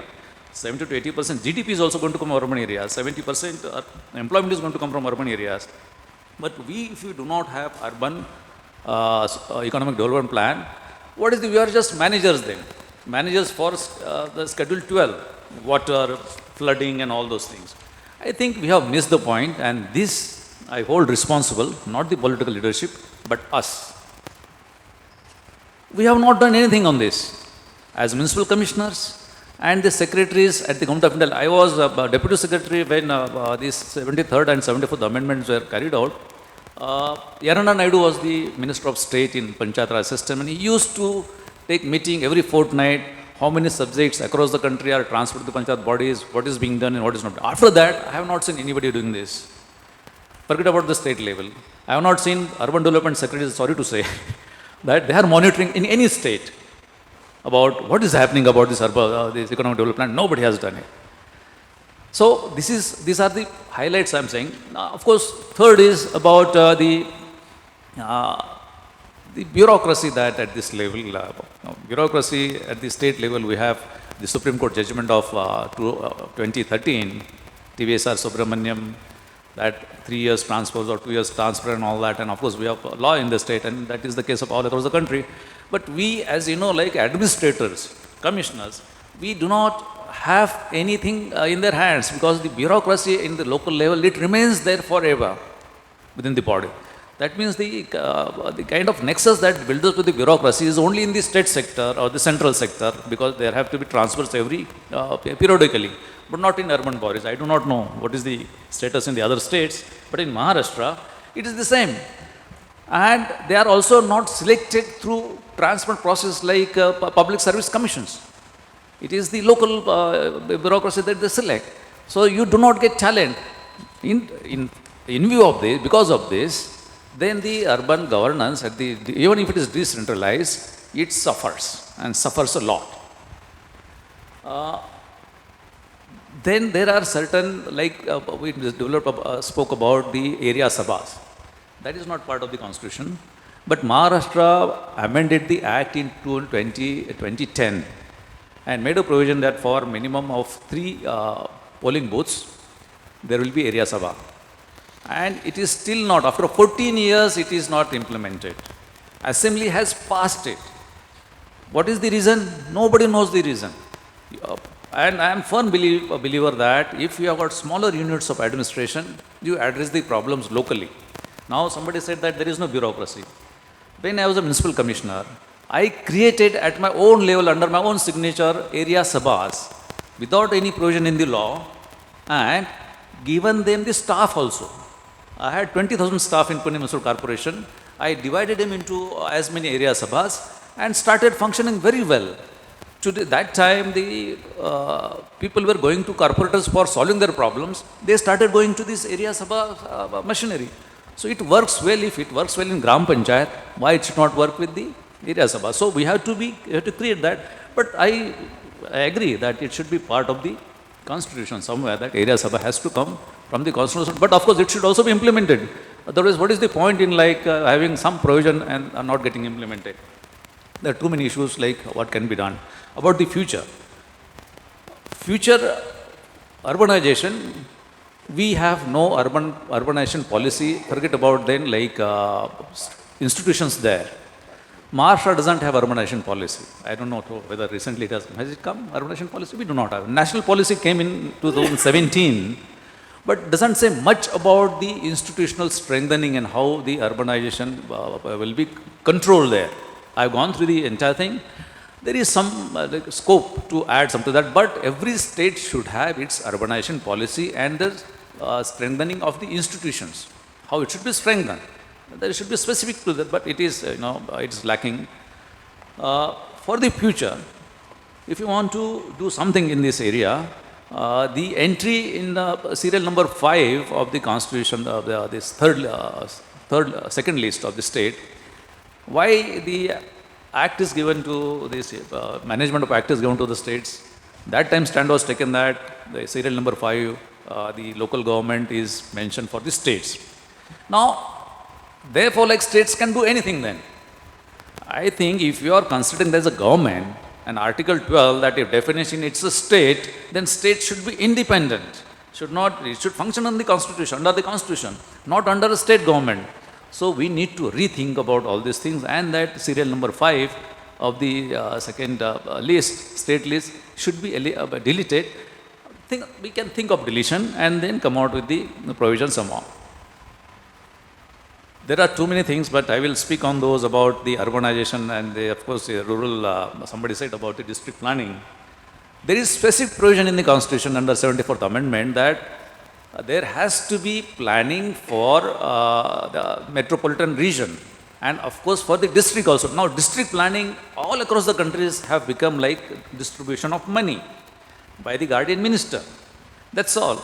But there is very essential provision that the district planning has to have special planning of the area planning, and that is to be approved by the DPC, District Planning or Metropolitan Planning Committee. Now that committee is also democratic committee. Constitution says that 4/5 of its members have to be elected and they have to come from the local bodies. So it's elected. So it is there. So the provision is there, but we are not implementing. In Maharashtra, the law that has come for DPC and MPC is grossly it violates the constitutional provisions. It doesn't do justice to the constitutional mandate. There also, what it does, nobody monitors. What the bodies are doing, the DPCs are doing. Now take case of Pune. Now special planning is given, the DPC is given authority of special planning.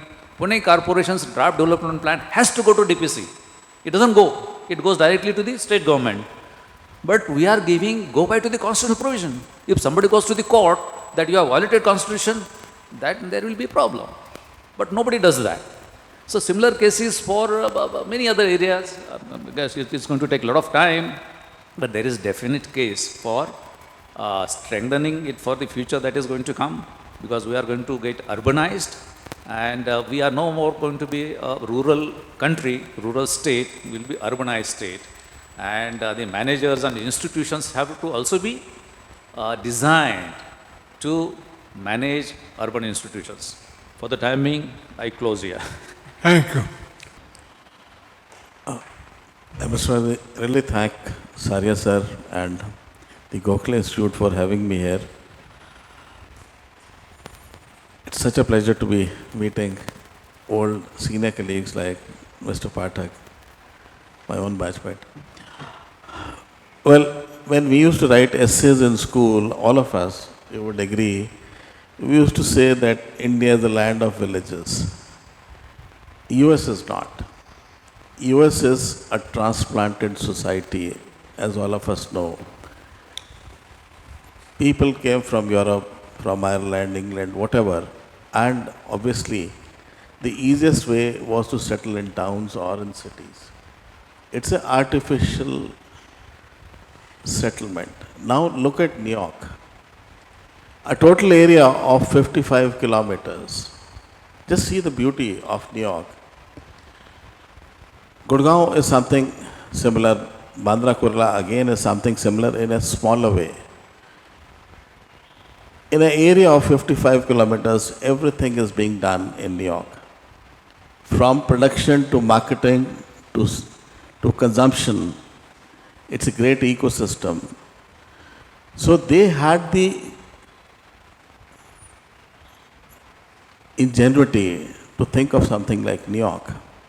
Now, Sir was talking about urban policies and urban planning. What kind of urban policies do we have at a macro level, at the GOI or in the states? Maharashtra, Rajasthan, I used to tell the CM of Rajasthan that you are like the Chancellor of Germany. We have an area which is similar to Germany and a population which is similar. So Maharashtra likewise, it could be a state, but then it is bigger than many countries. California as a state has the 8th highest GDP in the world in comparison to countries. So historically, India has been a land of villages and it served the purpose, except for maybe Patliputra, Indraprasth. Mohenjo-daro, yes, it was an example of urban development. We had very few urban spaces. Now, what policies do we have? The moment, all of us will agree, the moment you bring people from villages to cities, everything becomes expensive. If you live in Pune, if you want to hire a driver, hire a maid, compare it with the value of hiring a similar human resource in Mumbai. Gurgaon, interestingly, these kind of wage laborers are demanding higher prices than in Noida or Faridabad. Now Faridabad took off the blocks in 60s. Noida later on. Noida basically it was conceived by the Noida authority, but then it was basically the public sector undertakings, BHEL, who set up shop in Noida. But then there are studies available which say that most of the development, now development also within quotes, what is our concept of development? Is it about big cars, big buildings, big skyscrapers? What is our concept? How do we define development? Even when we go to Missouri or to management colleges, people talk about development. Our political leaders always talk about Vikas, but then how do we define Vikas? And what is the road that we take to development? If we compare India and the US, India in terms of size is 1/4 of US, and in terms of population is 4 times the population of US. So assuming the same ratio per person resources, India is 1:16 in terms of per person resources, assuming same level of technology, same level of education, which is not. There's a big differential in access to technology also. So can we conceive India to be like the US in the next 50 years or 100 years, and why? We have our own strengths. So the basic issue about urban governance is, and I felt at loss when, I won't name the gentleman, but then when we were having the Phase 5 training in Missouri, the gentleman expounded so much on urbanization. Now, World Bank, for whatever reasons, possibly India and China are one of the very few countries which never signed on World Bank documents. No offense meant to people. I have also worked with the UN, but then the point is, we have to apply our own minds. We never signed on World Bank documents. Unfortunately, the international system says there is a big correlation between urbanization and growth. I don't see much of a correlation between the two, but then that is what they have been saying. Now,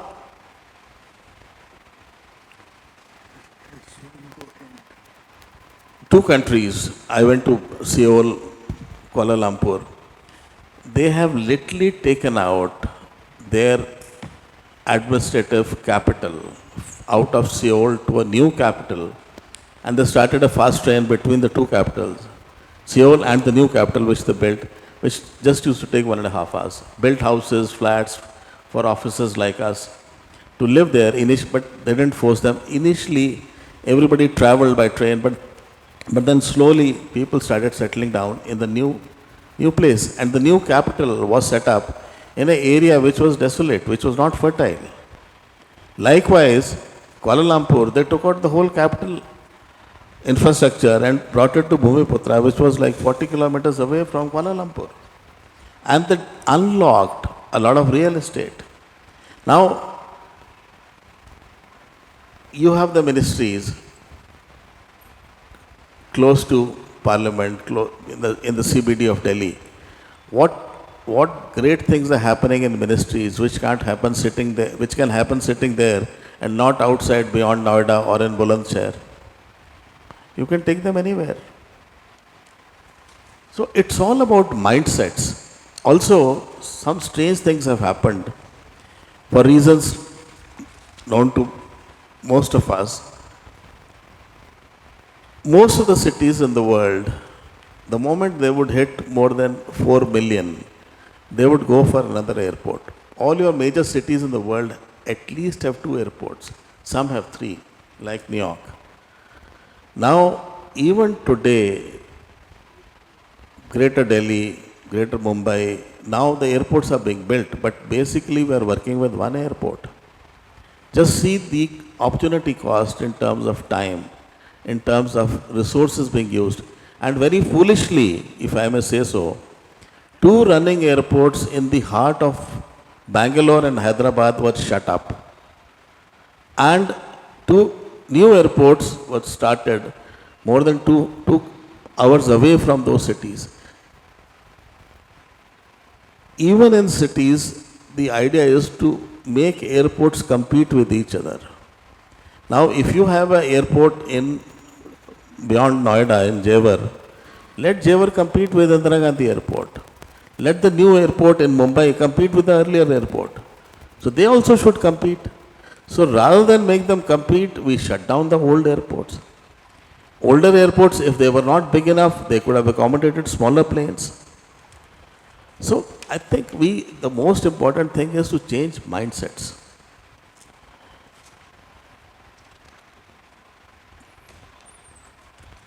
And we need to look at the whole concept of urban development afresh.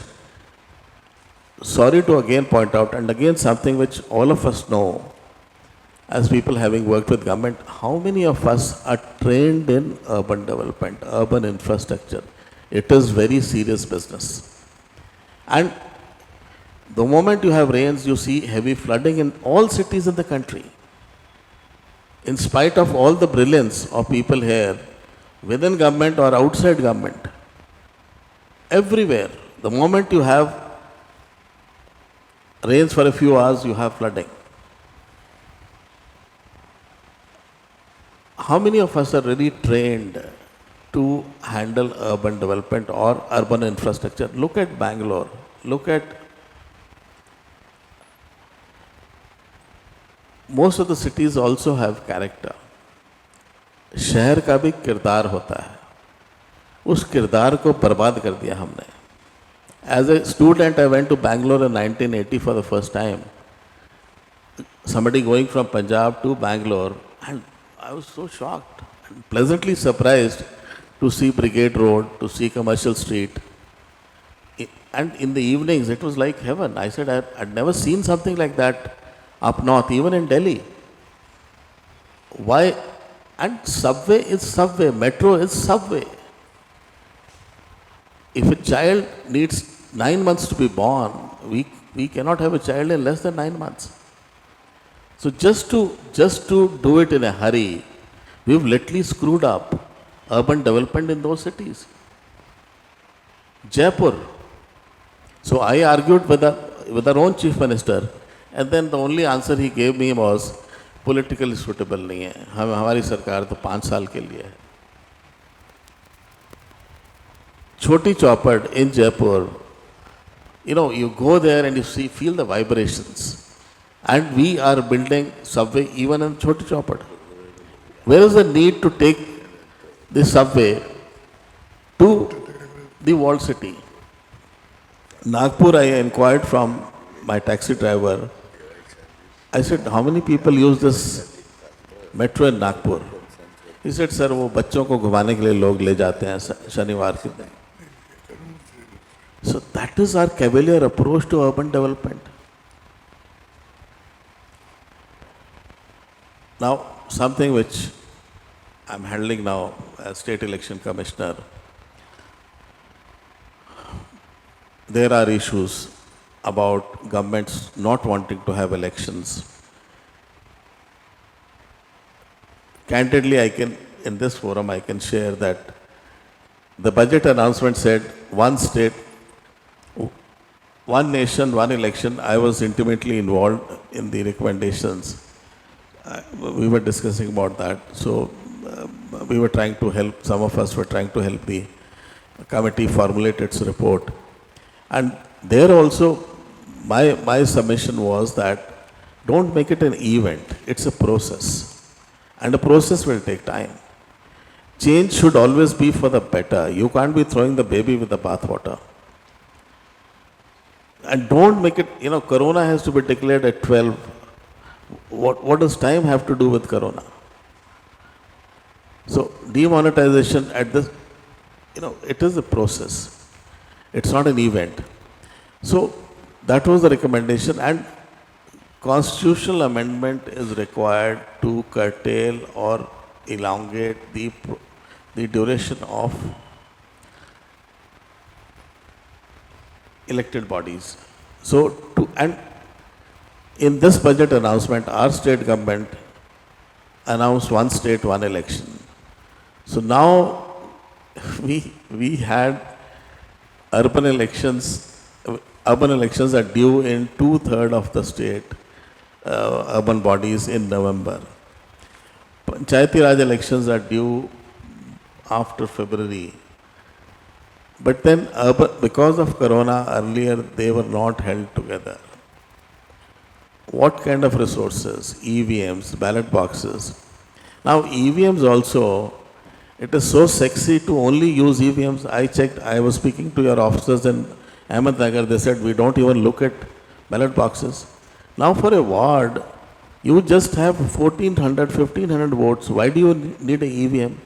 Why do you want to use a sledgehammer where a small hammer can be useful? The basic objective is the person who deserves to be elected should be elected. And if I can do my math mentally, why do I need a calculator or a computer?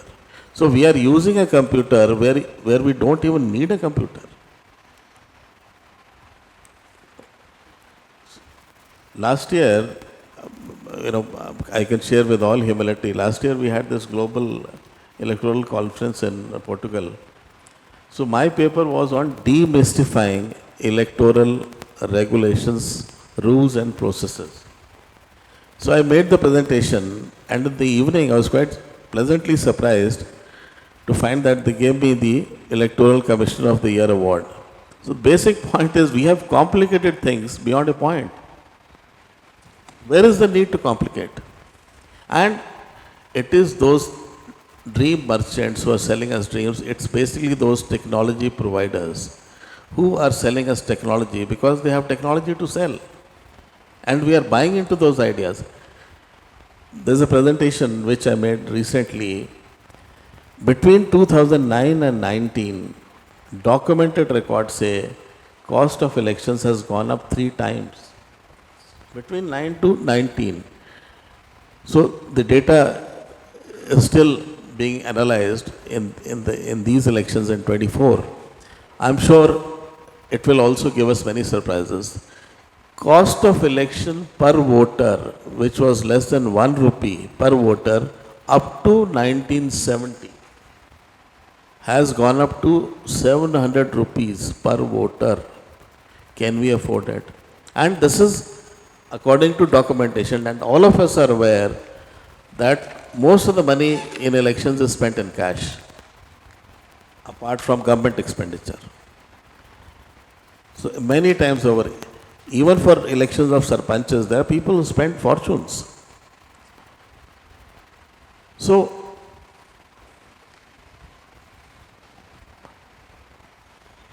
the whole, and there are states, for example, state election commissioners, there are states where we don't, fortunately we are not constrained for funds, but then there are states where you have to look at the state executive even to announce elections. And here you announce elections, and on the day of polling, the ruling party feels that our candidate may not win elections, so the RO goes on leave. He suddenly takes ill. So it's a catch-22 situation. So our officers will say, sir, aaj hi karao. So I said, when the collector has written, he is the DO, when the collector has written कि आज कराना संभव नहीं है, we'll postpone it. It is, we can do it next week. So there are constraints, there are limitations. But then, fortunately, I haven't received many calls from the political executive. But then you have issues. Now, all of us know that in Europe or in the developed world, especially the US, Canada, county administration or municipal administration is the strongest. During Corona, all of us would have heard about the mayor of New York. His name. So mayors are extremely important people, but here our parliamentarians, our legislators do not want direct elections because then the focus is on them. Technically, legislators and parliamentarians are only expected to make policy. They are not expected to take day-to-day decisions, which they take. But their powers are only to make laws and policies. Whereas here, as far as urban governance is concerned, or even rural governance is concerned, they not only plan, they also execute and they spend those funds.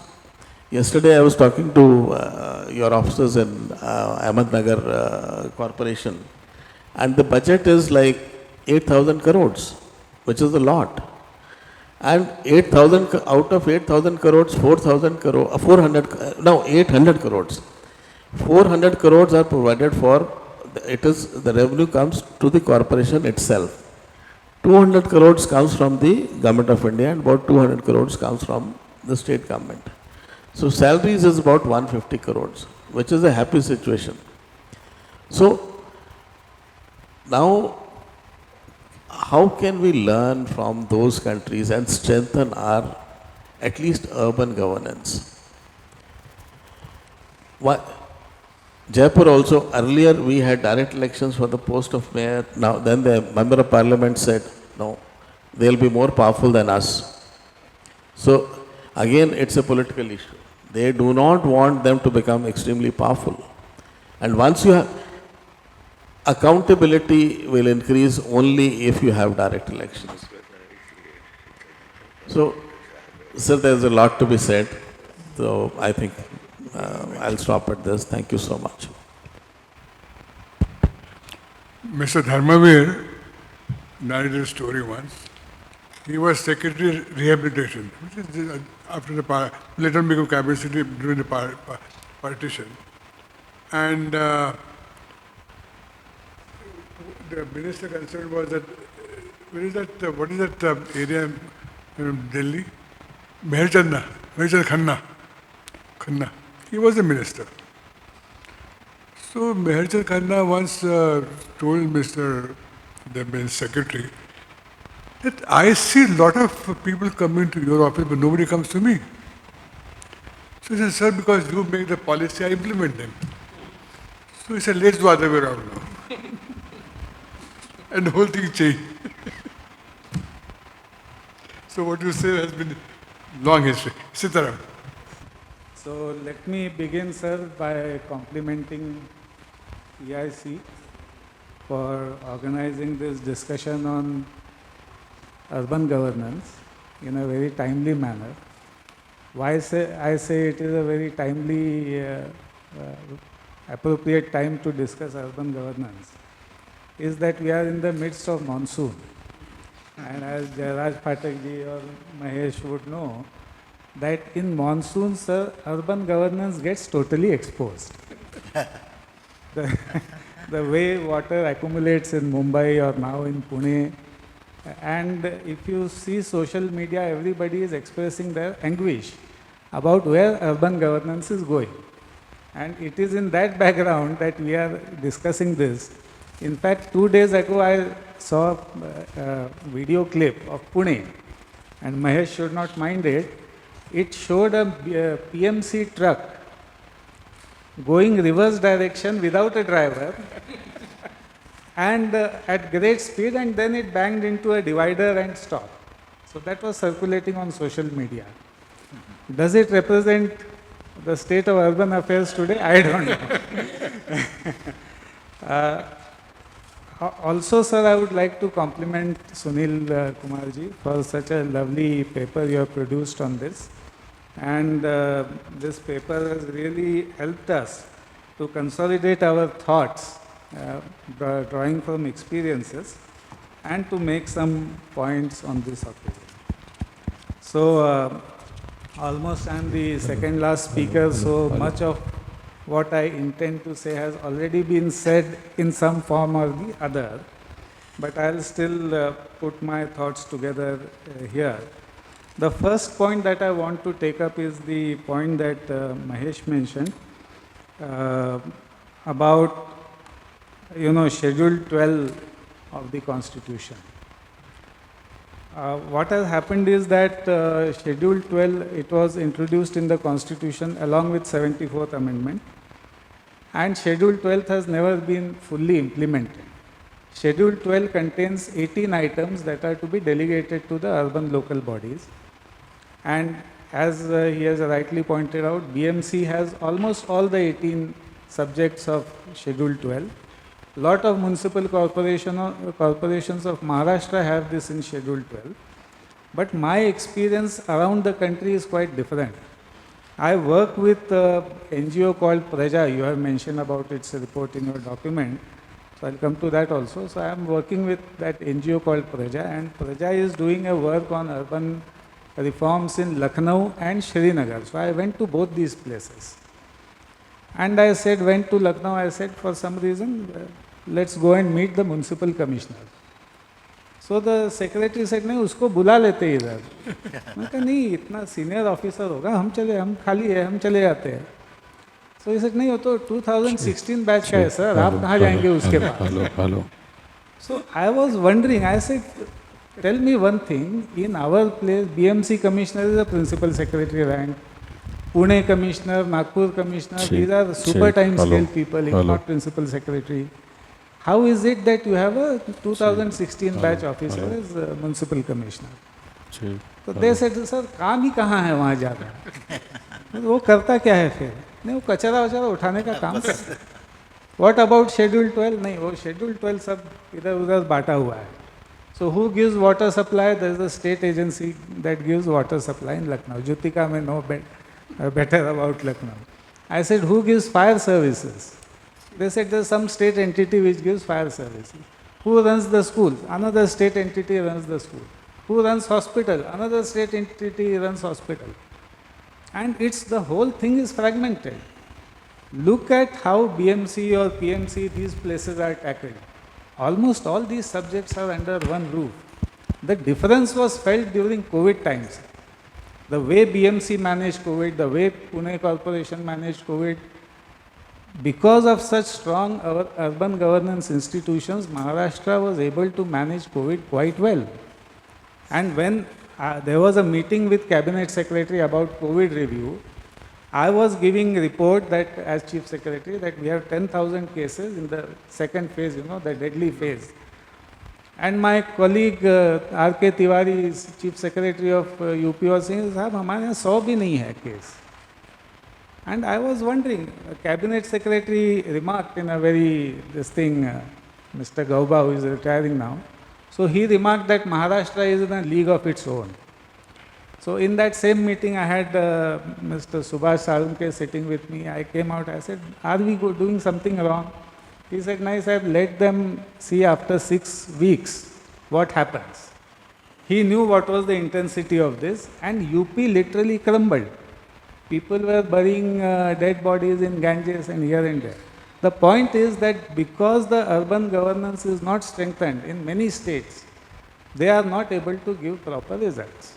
And as rightly said, there is no desire to delegate these powers, these functions to urban local bodies. And unless we break this jinx associated with our 74th Amendment, we are not going to succeed as far as urban governance is concerned. So this is my first point, that how we break this jinx, how we get state governments to transfer these subjects to urban local bodies is the most important task if we can somehow conceptualize and persuade them to do it. And of course, it's not just transferring subjects. Along with it, there's a lot of work to do with relation to funds, functions and functionaries and empowering them, capacity building, all these things go hand in hand with that. The second point that I want to come to is the economic development plan, which is envisaged, as I rightly said, under the 74th Amendment to the Constitution. What happens to economic development plans? Mr. Patak knows we have worked together. Generally, economic development plans are conceptualized along with the DP process, development plan. So you make an economic development forecast of the city. Taking that economic development forecast, we translate it into a spatial plan. How much land is required, what zones, this, that, everything. Now, the reality of all this is today is that nobody is seriously bothered about the economic development plan. Okay, what happens even if you try to link economic development plan to spatial plan or development plan, eventually it gets reduced to 2 or 3 items. One is FSI and second is reservation. And these two exercises are not strongly rooted in any conceptual, theoretical or that kind of framework. These are totally driven by business and real politics. That is, builders and all, some nexus operates to determine these things. So that is how the economic, even though it is expected under the Constitution, the economic development plans sort of get relegated to the background, and as he rightly said, that commissioners end up making their own budgets and presenting it as a proxy for economic development plan. The third thing is, again, as rightly pointed out, glitzy projects. There was a meeting organized by Union Ministry, and a lot of municipal commissioners were invited in that meeting. So they were all asked to make presentations about what they think about the future of their cities, and most of them made PowerPoint presentations with some, walkthrough kind of things, those jazzy looking flyover aisa dikhega, metro aisa jayega, that kind of thing. All that they showed. No one spoke a word about urban poverty alleviation. And we had Mr. Mohanty, who was additional secretary in the ministry. Now he is retired and settled in Hyderabad. So he said, he asked me, Sitaram, why no commissioner is talking about urban poverty alleviation? Everybody is obsessed with glitzy projects because that is the glamour that catches everybody's attention. Even if you make a presentation in cabinet or something, everybody will be more interested in the glitzy project. Dealing with urban poverty and taking steps for that is a function, delegated function of the urban local body, and they just don't talk about it. There's a huge gap here, both in the mindset and in the institutional structure, and somehow urban poverty is not getting addressed as much as is required. Linked to urban poverty is the subject of, the child nutrition and that whole domain. And this is where I saw a UN report, UN or some other source, I don't remember right now, that Mumbai itself has a sizable population of these SME kind of children, wasting and all that. There's some terminology used, basically malnourishment. Huge chunk of children are malnourished in urban area. And some pockets it's even matching the malnourishment of places, tribal places like Amaravati and all. What has happened, sir, that in the rural setting, this whole issue of malnourishment has been addressed under the rubric of Jilla Parishad by integrating the health services along with nutrition services. In urban, at least till the time I was commissioner, sir was commissioner, ICDS was out of the purview of BMC or any municipal corporation. BMC had a health department which didn't work hand in hand with the ICDS.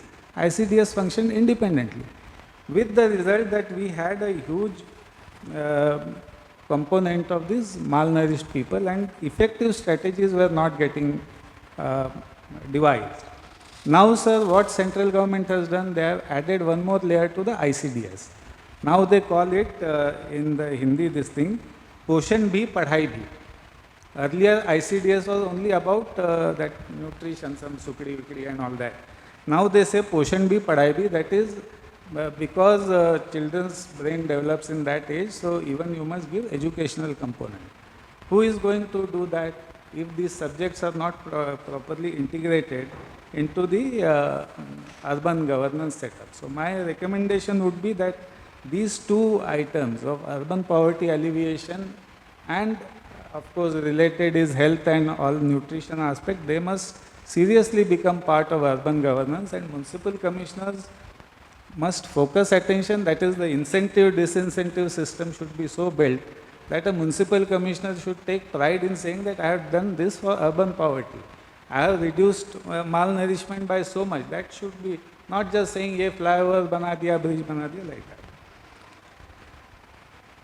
Now, another point I want to mention here is that when 74th Amendment was made and these 12 subjects, Schedule 12 was incorporated in the Constitution, this was during Rajiv Gandhi's time, 85 to 90, let's put it that way.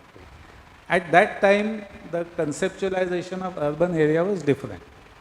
After 1992 economic reforms, urban areas have changed completely. They have become engines of growth, metaphorically and even in real sense. So, with the result, what happened, what state governments did, they created parastatals, this point was mentioned. Parastatals are there, so look at Mumbai, you have MMRDA, you have Mahada, you have this, SRA, this, that. Now what has happened here? They are doing a good job, they are publicizing also a lot of through social media, etc. But here, in the administrative sense, it has created something called overlapping jurisdictions. And the consequence of overlapping jurisdiction is diffused accountability. So you have a flooding in Mumbai, somebody, MMRDA will say, nahi, this is not my job, this is BMC. BMC will say, road belongs to MMRDA. They will say, no, it is with PWD, it is with somebody else. You can't put the locus of accountability at one place.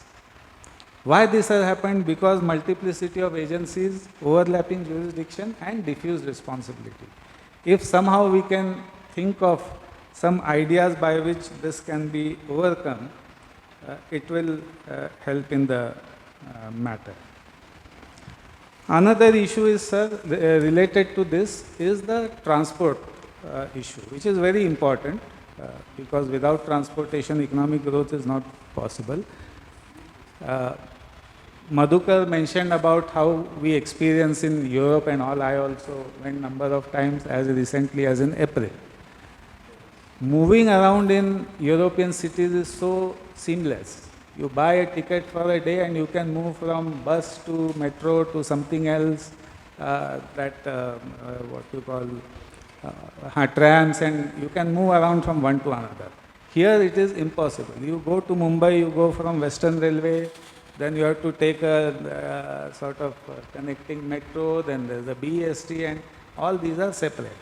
So in the absence of a well-functioning urban transport authority, we are unable to integrate all this. Now Mumbai will have around 14 metro lines. Imagine if these 14 lines operate in different silos and you have to buy one ticket here, one ticket there. This is very archaic. So we have to conceptualize within the governance structure how we can bring in a urban metropolitan transport authorities. Then my next point is about urban planning. That is the spatial planning that we do. So land use planning plus building permissions, etc. Sir, here I find that there is a serious shortage of professionals of urban planning. Mr. Vidyadhar Phatak is a professional of urban planning, but people like him are very few. In reality, in municipalities, either civil engineers or architects are doubling up as urban planners. Now that is not the correct way to go about. You need professionally trained urban planners, and that is a big deficiency in. So I was even thinking at that time, I had suggested to Mr. Fadnavis, who was the CM, that we should get a SPA, School of Planning and Architecture, the one which is in Delhi. You get a School of Planning and Architecture here.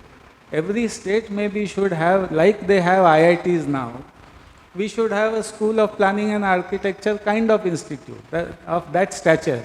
And it keeps producing, the professionals who can work in urban local bodies, in town planning departments, in urban development departments, and in private sector to make urban planning better. Then there is again, in urban planning also, there is this multiplicity of planning authorities. So that somehow some consolidation is needed. In Mumbai, we have BMC, which is a planning authority. Then SRA is a planning authority. There's a MADA, which is a planning authority. MMRDA in some pockets. And it has become such now that earlier it used to be at least delineated that you can be planning authority on these bunch of lands and not elsewhere. Now it's a co-terminus. So a builder can either choose to go to MADA or BMC depending upon, it's a forum shopping kind of situation that is happening. It must be happening in many other places. So this, governance structure needs to be put in place. Second last point is that in my visits to Lucknow and Srinagar and other places where I interacted with people, what I found was that corporation procedure rules are not framed anywhere. So how mayor will conduct the business of the house, how can members raise a question, can members raise a point of order or any other way of discussing urban subjects. So all these things are not spelled out. How committees will function, what are the financial powers. So through Praja, we have done a study for Maharashtra. Ideal like corporation procedure rules are in BMC, of course, and of course some provincial municipalities, but most of the other places, they are not there. So what we found out in that study was that there are about 150 attributes of a good CPR, good corporation procedure rules. And we started testing CPRs where they are available against these 150 attributes. And we found that there is a serious deficiency. So we have created that framework We gave it to our urban development department for Maharashtra purposes. We have also shared it with UP government and Srinagar, of course. There is LG there, so I don't know how it will get done. But we are sharing with, we can share it with you also. So if we can prescribe that your urban corporation procedure rules must satisfy these like 150 attributes, so we can have a good design of things for urban, for conducting business in the urban local body. And last point I am saying, it's slightly controversial. If it is politically not correct, you can remove it from minutes. If it is okay, you can keep it. But I feel I should say it. That urban governance or urban administration is becoming more and more co-opted in the process of polarization of society which is going on. This whole concept of bulldozer justice, which is becoming very popular, it is co-opting urban system for a particular cause of polarization. And we must build legal safeguards right in the beginning, otherwise urban bodies will be viewed with suspicion, with hatred by communities who are getting targeted. Lot of powers that are used are powers of the urban local bodies, such as, suppose you want to target a particular community, you can deny services to them, you can simply say water supply, just turn a few knobs here and there, it will become irregular. You can deny building permissions, even though building permissions can be and should be given. You can deny building permissions, then say your building is illegal and take the bulldozer and demolish them without even a show cause notice.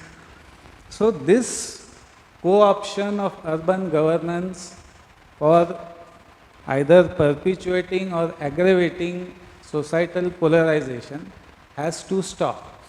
And this has to stop by making the administrators legally accountable for their actions.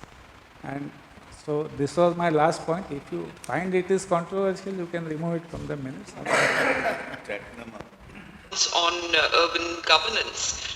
And it sort of rekindled my interest in this area after quite a long hiatus. I should also personally thank Dr. Vijay Kelkar for bringing me into this, because we did happen to meet a few weeks ago to confabulate on this topic. A lot has been said this morning, and it's been wonderful to hear several points of view. And I think coming as I do towards the end of the session, I'd really like to sort of build a bridge to the topic of the next session.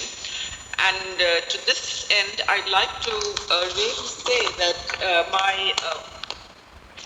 I want to really underscore the sort of spatial dimension of our institutional architecture for governance, and the role of the 73rd and 74th Amendment, about which many things have been said. But I'd like to again underscore the fact that these amendments came in more than 30 years ago, I believe, and it's time to kind of take a relook and to really see what kind of transformations have taken place in the intervening period. And so much has changed.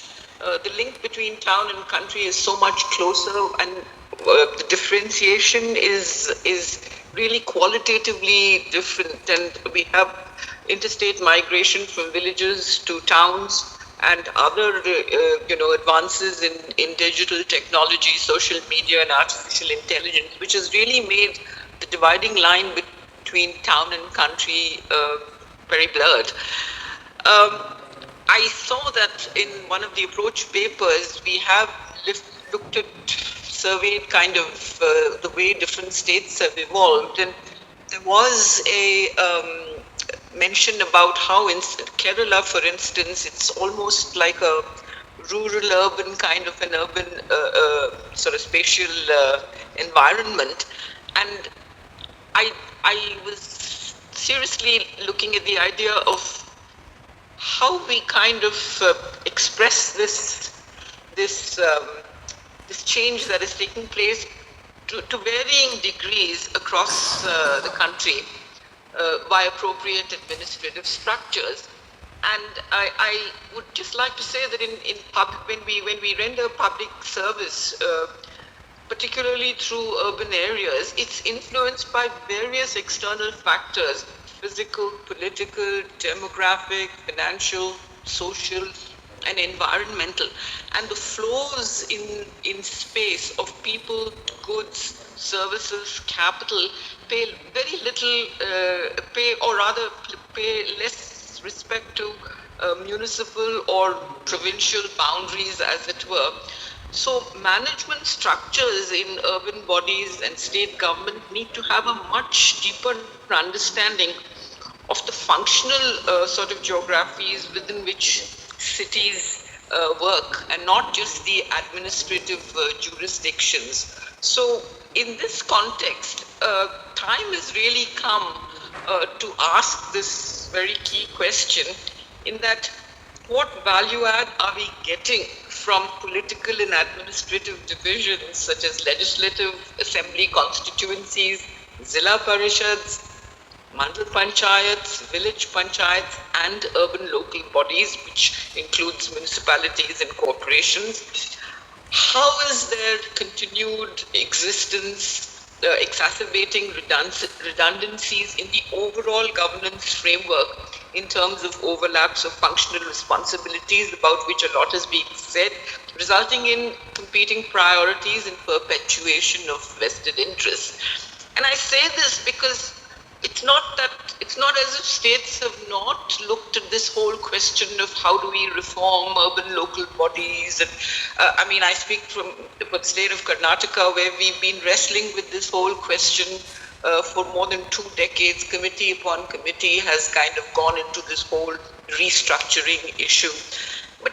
And today we have, as I speak, a bill that has been presented in the Legislative Assembly called the Greater Bangalore Development Authority Bill.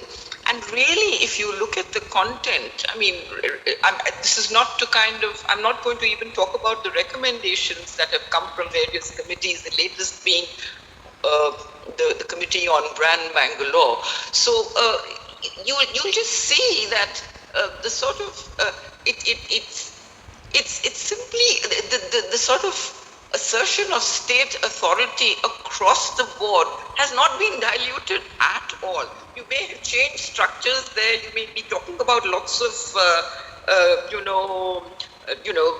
all the usual things, and you may talk about, okay, let's bring in a super overarching body which has all the functions and can kind of, embrace all these, between the state and the urban local bodies. But at the same time, you've really changed nothing fundamentally. And here I really want to kind of go back to this whole issue of the overarching control of state governments over third-tier institutions that is built into all the legal frameworks that we have, the existing local, and which is kind of thwarting opportunities for sort of a different paradigm of leadership, both in the rural as well as in the urban areas. And with the march of urbanization that is so palpable across our country, how can city governments now emerge as the focal point for future leadership? And I think the paper on metropolitan governance does say that perhaps, I was, in the paragraph on politicians, you have said perhaps the way to introduce greater stake for politicians is to give them executive roles. A beginning can be made directly or indirectly by elected mayors, chief executives, and while this has been discussed, the pros and cons, it's time to take the so-called big bang step of having empowered mayors who will hopefully be open to working positively with the bureaucracy, as well as the opening up of horizontal entry, etc. So really, what I want to sort of underscore is how we can sort of reimagine all these structures in sort of concept, because we can't just look at the 74th Amendment, because that's going to impinge on how the sort of structures that are envisaged in the 73rd Amendment. It's going to make some sort of an impact, especially when we look at the whole issue of representative government coming from a metropolitan lens, because a metropolitan area has concentrated sort of urban spaces as well as swathes of rural structures. So how do we reimagine these structures?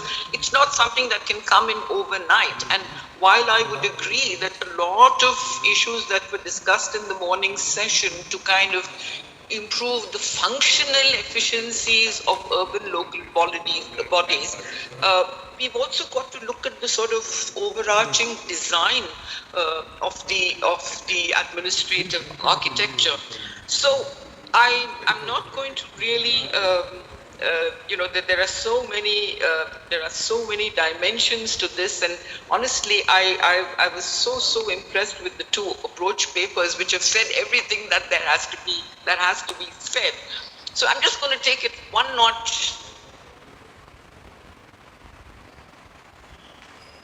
We all convinced that the time has come for setting up something like a national commission for urban rural governance transformation, and we look at it from both structures as well as functions and functionaries, etc.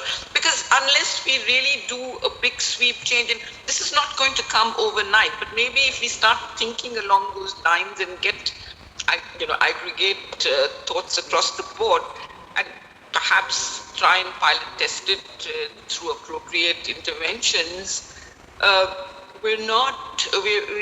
lot of the old kind of malaise will not die down. And I really think the issue is deeply political, because if we are going to have overlapping political jurisdictions and the sort of clash of power structures, you're going to have you have a sort of rather helpless bureaucracy that's trying to deal with all of this. It's going to be difficult. So yes, lots can be done, but lot needs to be done in terms of the long term. So I'd really like to kind of rest my case with this proposition. Thank you so much. Lakshmi, thank you so much for your contribution. Can you hear me? Lakshmi, thank you very much for your taking time and spending a whole morning with us and your contribution. Now I'll request Sunil if he wants to make remarks regarding what we said and how he's going to incorporate this. So first of all, I think in this last 3 hours, we have received valuable inputs from all participants, and by and large, what has been sort of indicated in the approach paper, the issues that have been raised, by and large, it has been endorsed by the participant. Yes, those are relevant issues. They need to be studied in detail. And some of them on whether it is those relating to elections, whether it is those relating to democratic functioning of existing local governments and institutions, how those can be done, and addressing various administrative issues, implementation, capacity building, the way the state capacity, all those issues, they have been addressed. Certain ideas which may not have been specifically commented upon, but yes, going ahead as we get to further deliberate in smaller groups in this Center for Multi-Level Governance, because it is important that we begin to collaborate And here that was the sort of most important sort of takeaway, that all institutions, organizations, individuals, whether coming representing their institutions or in their individual capacity, they have sort of agreed that we need to take these forward, work together, bring out or think of new modalities, because one way of approaching the government and submitting a report or a policy paper, while it is important, but that only goes up to a point. And we may need to think of other ways in which these can be, the pressure can be more effectively harnessed. So, sir, by and large, what I would, we have noted down the points which have been made. We now have the feedback on both the rural as well as the urban local governance on some of these issues relating to democratic decentralization and strengthening of structures. So we'll work further on that. And ideas which may not even have been specifically mentioned, say mayor in council, whether, which is there in Calcutta and now in Madhya Pradesh Act they have provided, whether that would be a better alternative to standing committees and working through this. Then the election of mayors and others, where it is being indirectly held, and what we saw in Chandigarh, whole lot of issues. As an administrator, all of us can list down what all needs to be done and how we can do. But those need to be addressed. That is very important. And sir, what Mr. Sitaram Kunte mentioned about the working of these general councils, municipal councils, nowhere we have for assembly debates, for parliament debates, everything is codified. Everything, we can go to the archives and see everything. But what about the debates, the questions that are being asked there? That does not get covered even in the local press. Forget. So all these are very important issues which will need to be addressed. It's not only question of just looking at it from the bureaucrats or the administrator's point of view, but also from the citizen perspective as to how that can be done. And sir, I'm sure, sir, in the afternoon session when we'll have the planning, there how citizen perspective, whether that is gets built into at the planning stage itself or not, that will also come up for discussion. So broadly, I would say, sir, the approach paper which was circulated, it was circulated to all. So those issues remain relevant. The points which have been made, we have noted it down, and we'll be working very closely with them to take it further. Thank you. Before I made concluding remarks, Pradeep Apte, I forgot to request him to speak. We have now continuum of urban areas, from very large metropolitan to the newly emerging towns. And the profile of these towns is going to be quite differentiated. The needs in terms of economic development or the kinds of triggers that cause them to shape their economy are vastly different. But it is important to note that as a possibility, many of the second tier, third tier cities are in fact likely to be more promising growth centers. And one of the major obstacle to that, which is not unique to them, which is already shared by the metropolitan areas, the nature of land market that prevails in India and the kind of entitlement transferability that we have, including the laws like zoning, whatever that comes up. I think that needs to be addressed very seriously, both in agriculture as well as in industrial development. And as we develop the national networks of roads, national highways and the state highways taken together, the national highways are probably developing much more rapidly than the state highways could match with them all the time. The patterns of migrations are going to change. And that is going to be another driving force for the nature of urbanization that we would experience in these areas, which are now much better connected than what they were, say, 10 years back, 20 years back, and so on. But there is definitely a very high prospect of economic development ushering from these centers of urban growth.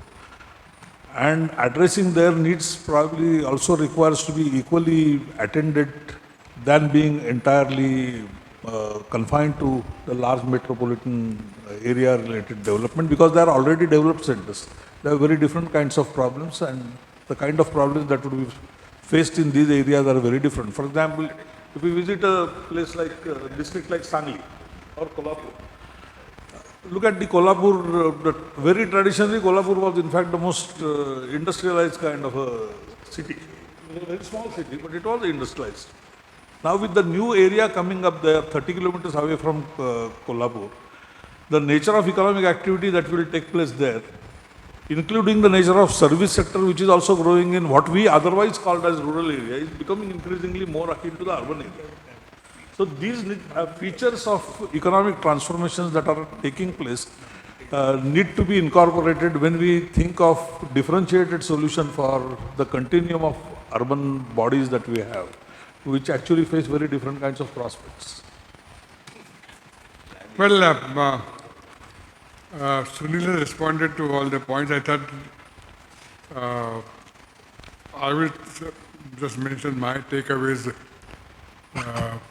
for what could be done in coming months. One important point was made as you made is a marathon. It's not a. So I appreciate this complexity and perspective you show in terms of time and state capacity. This has, I think, comes out of everybody. Earlier, I sort of my limited exposure, I understood, was essentially 3 F's: function, finance, function, and functionaries. But I think you added a 4th dimension. It's not just how to combine the capacity. So that's, I think, we should focus on.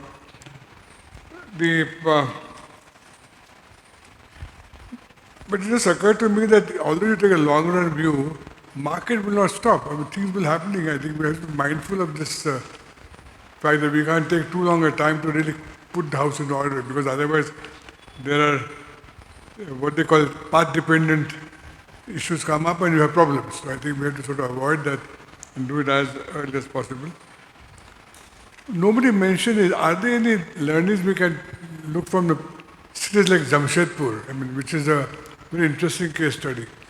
So are there any lessons from places like this, maybe more than Jamshedpur, for how do we do?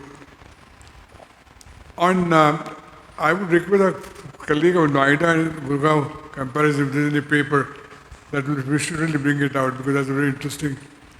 It just happened with planning, without planning. I will just mention that one reason why there's a difference is because of proximity to international airport. That makes a decisive difference in this particular case, in my view. Because, trigger about the IT, and that international airport proximity became decisive when GE first came there. But maybe there are other reasons, but that was quite interesting. I think the point which Mahesh made, we should emphasize a plan. And this is very important because our location here our first district plan was, the initiative was taken conceptual. Professor Gargil's work has been very important in terms of how to think about it on district plan. So we should really work on that. There are many other points I was not aware of this. Till somebody pointed out report Schedule 12. So that invites our sort of work in terms of future work program is and urban poverty, which also comes as afterthought, but it seems to be central of thinking about the plans. Then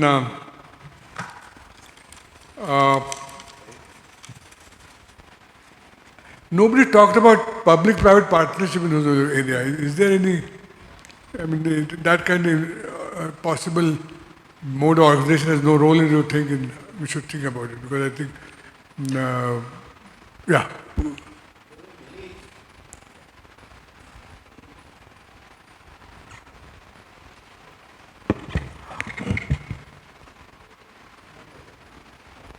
There are case studies available on public-private partnership. For example, on how they redid the Bryant Park or the Central Park in New York. So many studies are available. They could be easily implemented. They could be referred to in the study also. So and many other issues. Lakshmi made the point about National Commission on Urban. I don't know whether the idea is we should think about it. And I think she called it National Commission on Urban Governance, isn't it? Something like that, she said. And also these regulatory systems, nobody mentioned RERA, but I think it has enormously both positive and negative effects as I see it. I mean, I'm giving you an anecdotal, but we should look at this, whether it was that kind of possible. But there are various issues come up. I will not dwell on more because we are reaching 1 o'clock already. We'll take a break, lunch break. Vishal will tell us where we should go for food. But we'll come at 2 o'clock and we'll try to wind up at 3:30 as promised, because many people have to take the flights and go back to Mumbai before sunset, I suppose. So. Yeah, good afternoon, everyone, and welcome back for second session of this roundtable, which is urban and metropolitan region governance. In this session, we specifically discuss metropolitan regions. Yeah, so I will request Kelkar sir to give his remarks before this session. Session 2, metropolitan metro regions. I'll first invite Professor Pete to introduce and then we can keep the floor open for issues. Thank you, Dr. Kerkar. And first off, welcome to all of you on behalf of GIP. Our Vice Chancellor Ajit Ranade would have liked to be here, but he is in Mumbai signing an MOU with Mitra, and he has done that with the CM present. So he asked me to welcome you all on his behalf. Now, we are both from PIC and GIP extremely gratified that we have such an overwhelming kind of experience and expertise in urban areas in this room. So there's precious little that I can say or you also should be saying which is basic, which is taken as read. All of us know that. So I'm going to make just 4 or 5 points, but I'm not going to stick only to Metropolitan. There were a lot of things that were said, and Sunil Kumar, of course, summarized and got some points in the morning from the point of view of utility for us in PIC and GIP. So, first of all, there is the issue of what is urban and whether we need to look at it at all. I'm not going to elaborate on that. There have been numerous kind of studies from the World Bank as well as our Indian scholars who have shown that India is far more urban than it actually is recorded to be. The census towns growth that is 200% compared to the outgrowths and statutory towns is another thing, which means that the administration there is Panchayati Raj institutions, which is a problem. It is not just a pedagogic thing. Resource allocations also get affected by the way we talk of urban. The second is that urban is an engine of growth, and it has overwhelmingly been delivering in terms of contribution. That has stagnated in the last 10 to 20 years. It has stagnated at 62%. And that alone says that if we want to do all the things we say we want to do in terms of development and growth, then we better get our Urban Act right. And that means governance and management, both. The standard stuff like the 74th was already discussed. I won't say much about it. It was definitely an afterthought. SFCs, which are the only instrument of devolution that we have, is treated farcically all over the country, certainly in Maharashtra, where not a single recommendation of financial nature in all the 5 SFCs has been accepted. So that is one area which we know.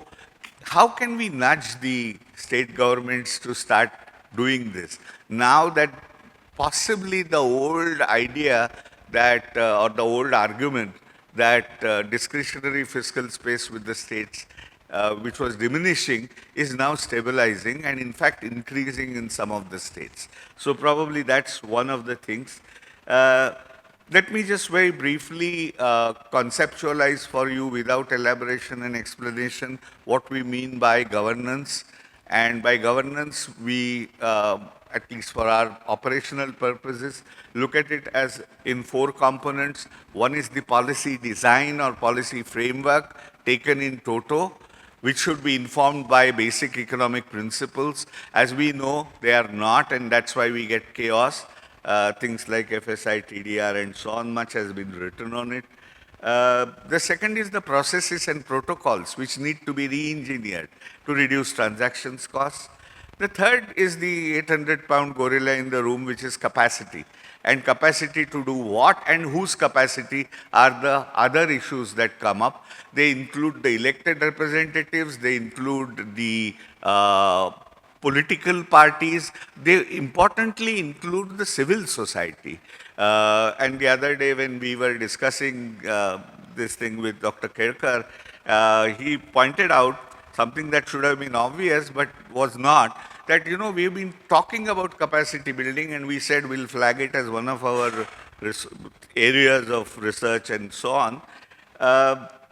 Said that we are looking at it from supply side, creating training modules, doing computers and such other stuff. But we are not looking at it from the demand side, either for the politicians. Who owns the cities as a politician? Or is he looking at it only as a stepping stone, in which case he is not going to stand up for the... Same with the bureaucrats. And then there has been discussion about whether there should be separate cadres, etc. All of us know that, we will not get into that. But are these areas in which we can get into research is what we want to get from you. The fourth part, capacity after capacity, and one of the most important things which we are anyway going to do in the context of Metropolitan is the setting up of urban observatory. Because otherwise, these are all opinions. And Janagra is somebody who has started doing these kinds of things. At least the financial data is now on the portal. It's not very user-friendly, but you put at least 2,500 ULB's data up there so we can start working with it. RBI is doing something, but with a very limited sample. The other aspect of urban, again, continuing with urban, is there are different views on how we should treat this urban business. Because after 30 years of passage of 73rd and 74th, if we are here, and if we are saying this, and if you look at the actual practice of the governments at all levels, then we have stopped looking at cities as the purveyors or people who are going to solve urban problems. We are looking at urban spaces. Whether it's the 15th Finance Commission or any other central-sponsored schemes, we are looking at urban spaces rather than city-centric or within the municipal boundaries. There's almost a tacit acknowledgement that most of the things that are happening are beyond the municipal boundaries. And there is again a World Bank report on that. Shaumik has written it. And we need to maybe glance at it and see if there is any merit about it, whether we should be looking at urban-rural continuum and stuff like that. And so one of the main reasons we know is that because whenever one talked to the government of Maharashtra as a part of some committee and said that, listen, अपना decentralization नहीं है अपने पास, 3Fs नहीं है, they would say, क्या साहब बात कर रहे हैं? Look at the budgets, look at this thing. They were all agency transfers. There was no expenditure autonomy. 95% were agency transfers, so the budgets were growing, and that was the legacy overhang. That we already have done this from Yashwant Rao's time was the kind of thing that we were told.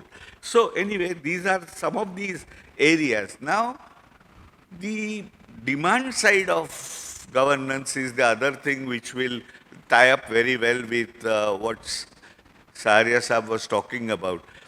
How do people start demanding better goods and services that would force the politicians to deliver and the bureaucracy to deliver? How do we do that? Not an easy question, but with this kind of a group, there is no reason to pose easy questions. So, the last point about urban, which is, if you look at the nature of urbanization in India, and something was mentioned in terms of that long tail, etc., predominant small, medium towns are in close proximity to 5 metropolitan regions or cities, primates in this country, which contribute more than 10% of the GDP of the country. That is the kind of importance that they have as growth engines. In which case, should we now be looking at, because as was mentioned by Srikanth, this is a long game. So whilst we do the capacity building of urban local bodies and so on, if we are taking this position from the government that we should now have Big Four coming and doing it for us, then the capacity required within the government is different to choose those people and so on. And to tell those 2 people in every department who are sitting from Price Waterhouse, etc., rather than making your own lower echelon bureaucrats work.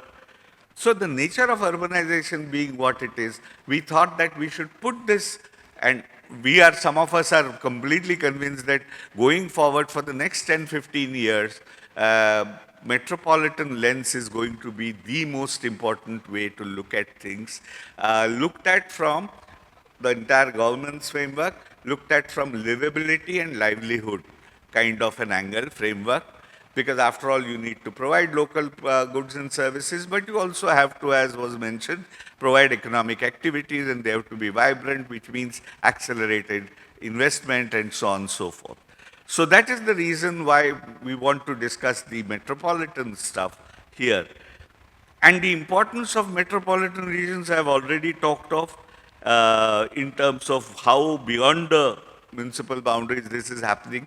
We do not have participatory democratic institutions at metropolitan region.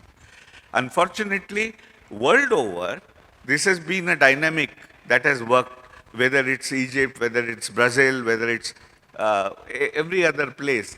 And we did some work on that, in looking at the world for takeaways. There are no takeaways, really, to say that this is the best model.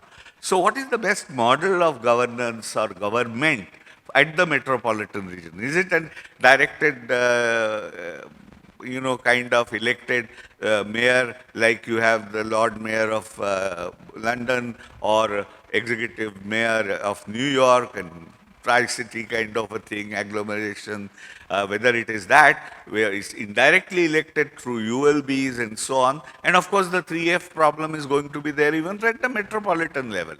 The metropolitan development authorities as we have simply are not decentralized enough.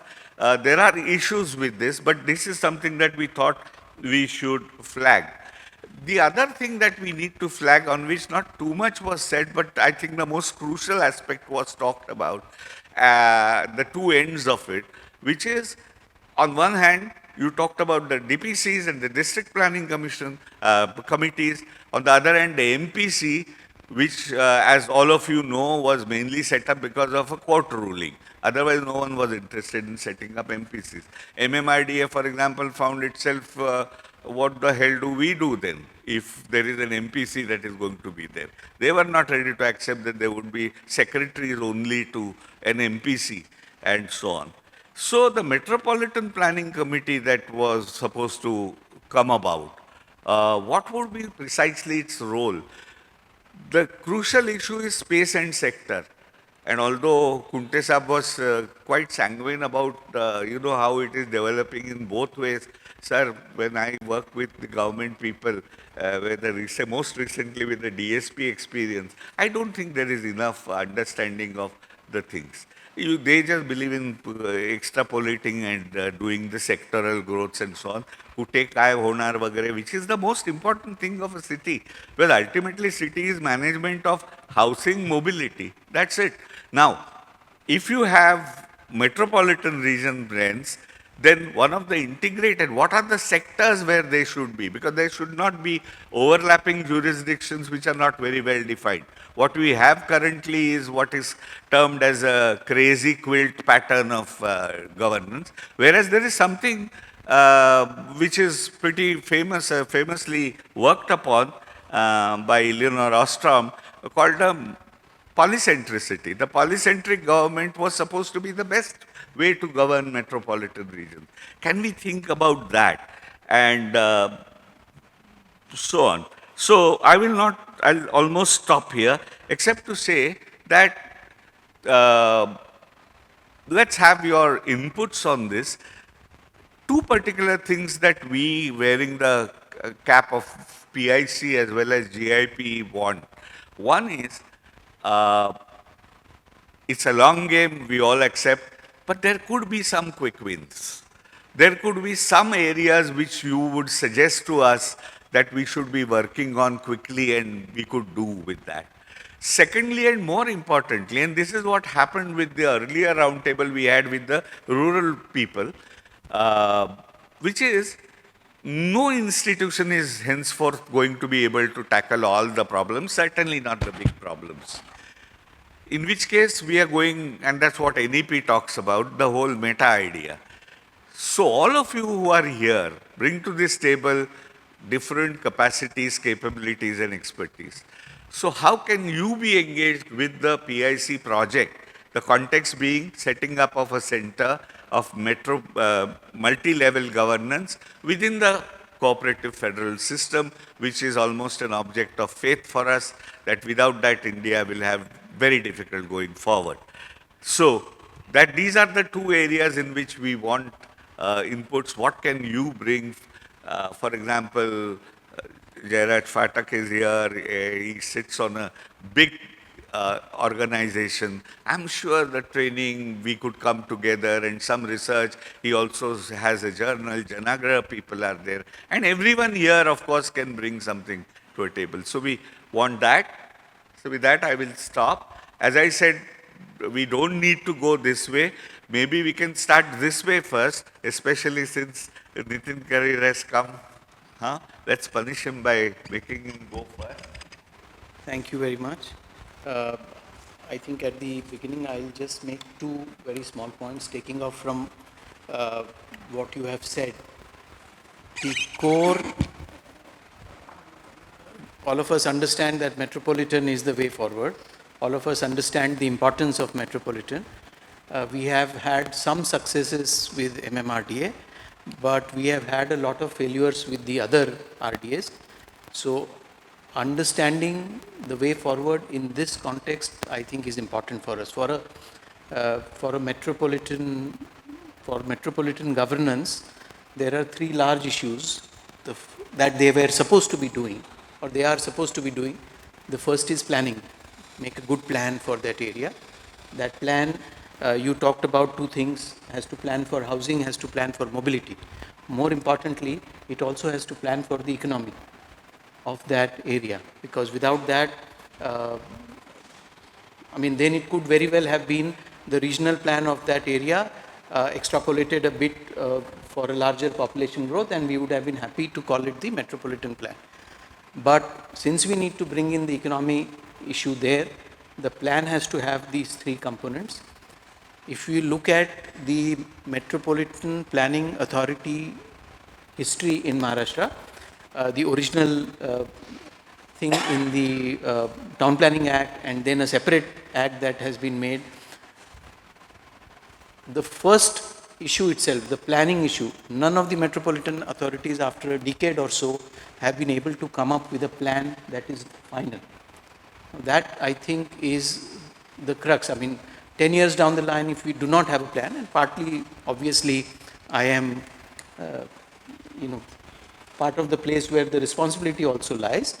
But having said that, it is a fact that we have not been able to do it. Then, going forward, how do we correct this? So, if we are going to make policy suggestions, if we are going to make suggestions which are going to affect the way forward, then we have to do two things. One is that a very, very strict timeline for the planning process has to be brought in, which cannot be amended easily. So that's one. And two, the issue about capacity, the capacity to make a plan. The town planning wing that we have has a capacity to make a spatial plan, and a reasonably good spatial plan. I mean, I won't fault them on that. But that level of planning is not important. If we say that the growth of the area is important, then that how do we bring in the economics into the plan? So that capacity has to go up. So these two should be the policy suggestions that we go in, along with a lot of meat on it as to how to do it. The second part that the metropolitan authorities across the world have been doing, and having attended a couple of those conferences while in UD and having read the literature, I find that the most important thing that they do after planning is the creation of infrastructure. Here, in none of the metropolitan areas, other than again, we have to treat MMRDA separately, and there are some questions there, but in all other metropolitan development authorities, we have not been able to provide any regional infrastructure, with the exception of the metro line, with the Hinjawadi Shivajinagar metro line, which for some other reasons altogether has been done by PMRDA. It was not supposed to be PMRDA, but for whatever reasons it has gone. But other than that, neither is there a holistic plan for providing infrastructure, nor is there a capacity to actually make that infrastructure available. Today's situation in PMRDA is that or Aurangabad RDA or Nagpur RDA, and the three which are, or even Nashik RDA, is that permissions are being given without the thought of infrastructure and primarily water. Water is going to be a huge constraint in this area because there are obvious limitations to new water reservoirs being created because of the water distribution formula that has been agreed. Then what happens to this area? I mean, how do we plan for this area then? So the infrastructure planning, which was supposed to be the key component of the metropolitan, the infrastructure planning and infrastructure development both seem to have taken a backseat. And then what is happening actually? What is happening is only the permissions, which is the third part, that you make a plan, you are planning for the infrastructure. According to this infrastructure, you are wanting to give permissions. That is something that does not happen. And there are two issues here. One is that we have somehow incorporated the socialist model of democracy into our building permissions.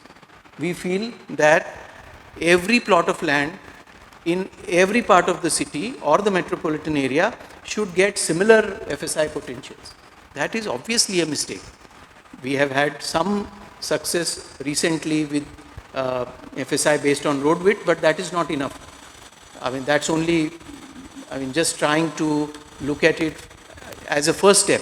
But going beyond, we need to go and delineate areas which will take and decide what is the type of FSI that each 5 kilometer by 5 kilometer area, for example, will take. And then the permissions have to follow. The most important role being performed by the development authorities today is the giving of permissions. And I feel very strongly that is something that we have to give away. That permissions need to be automated, not automated. When I say automated, I'm not saying that they have to follow an automatic or a digital system. No, they have to be automated. If I have this land, this is the system, I put in my plan on the system, it gets approved, and that's the end of it. Nobody needs to look at it. What the system needs to look at, if I have 10 engineers in PMRDA, all of them are wasting their time on giving permissions. They should be looking at giving that much time and energy on trying to ensure that whatever permissions have been given are scrupulously followed, or whatever is happening without permission needs to be stopped. So the changing of the perspective of the working in the RDAs, I think, is the other policy change that that we could push. So I think these are my these like 2-3 beginning points. I think capacity building in terms of planning with a focus on the economic growth is important, and changing the whole focus of the bureaucratic system in the RDAs to not give permissions, but to ensure that whatever is permitted is only that goes through. Thank you.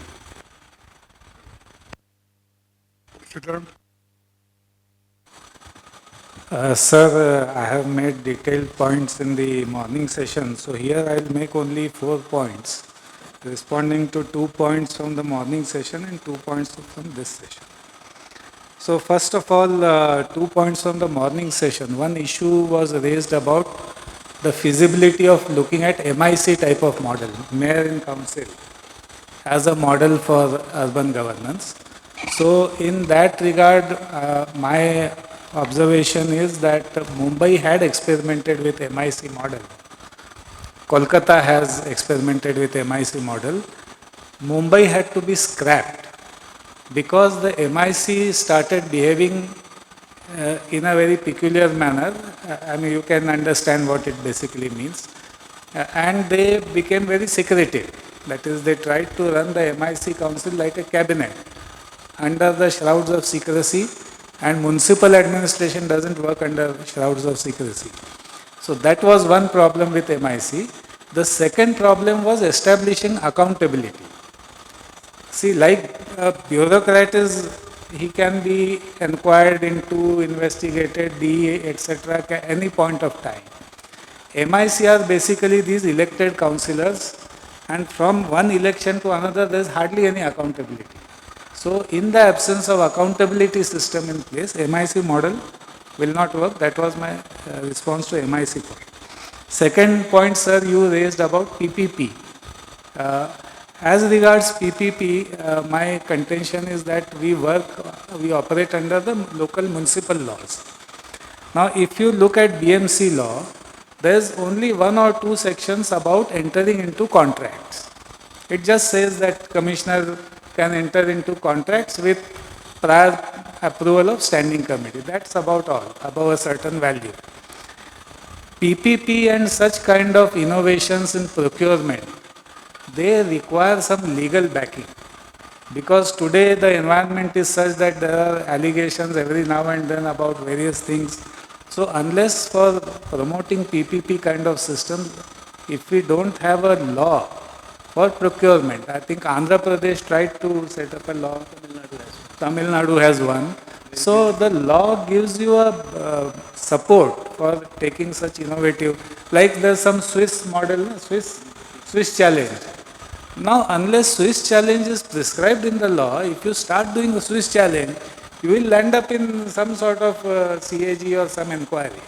So my submission here is that we must think of a procurement law for municipalities tailored to their needs, incorporating these ideas, PPP, Swiss challenge method, and so on and so forth. The third point is about MPC, which Dr. Pete mentioned.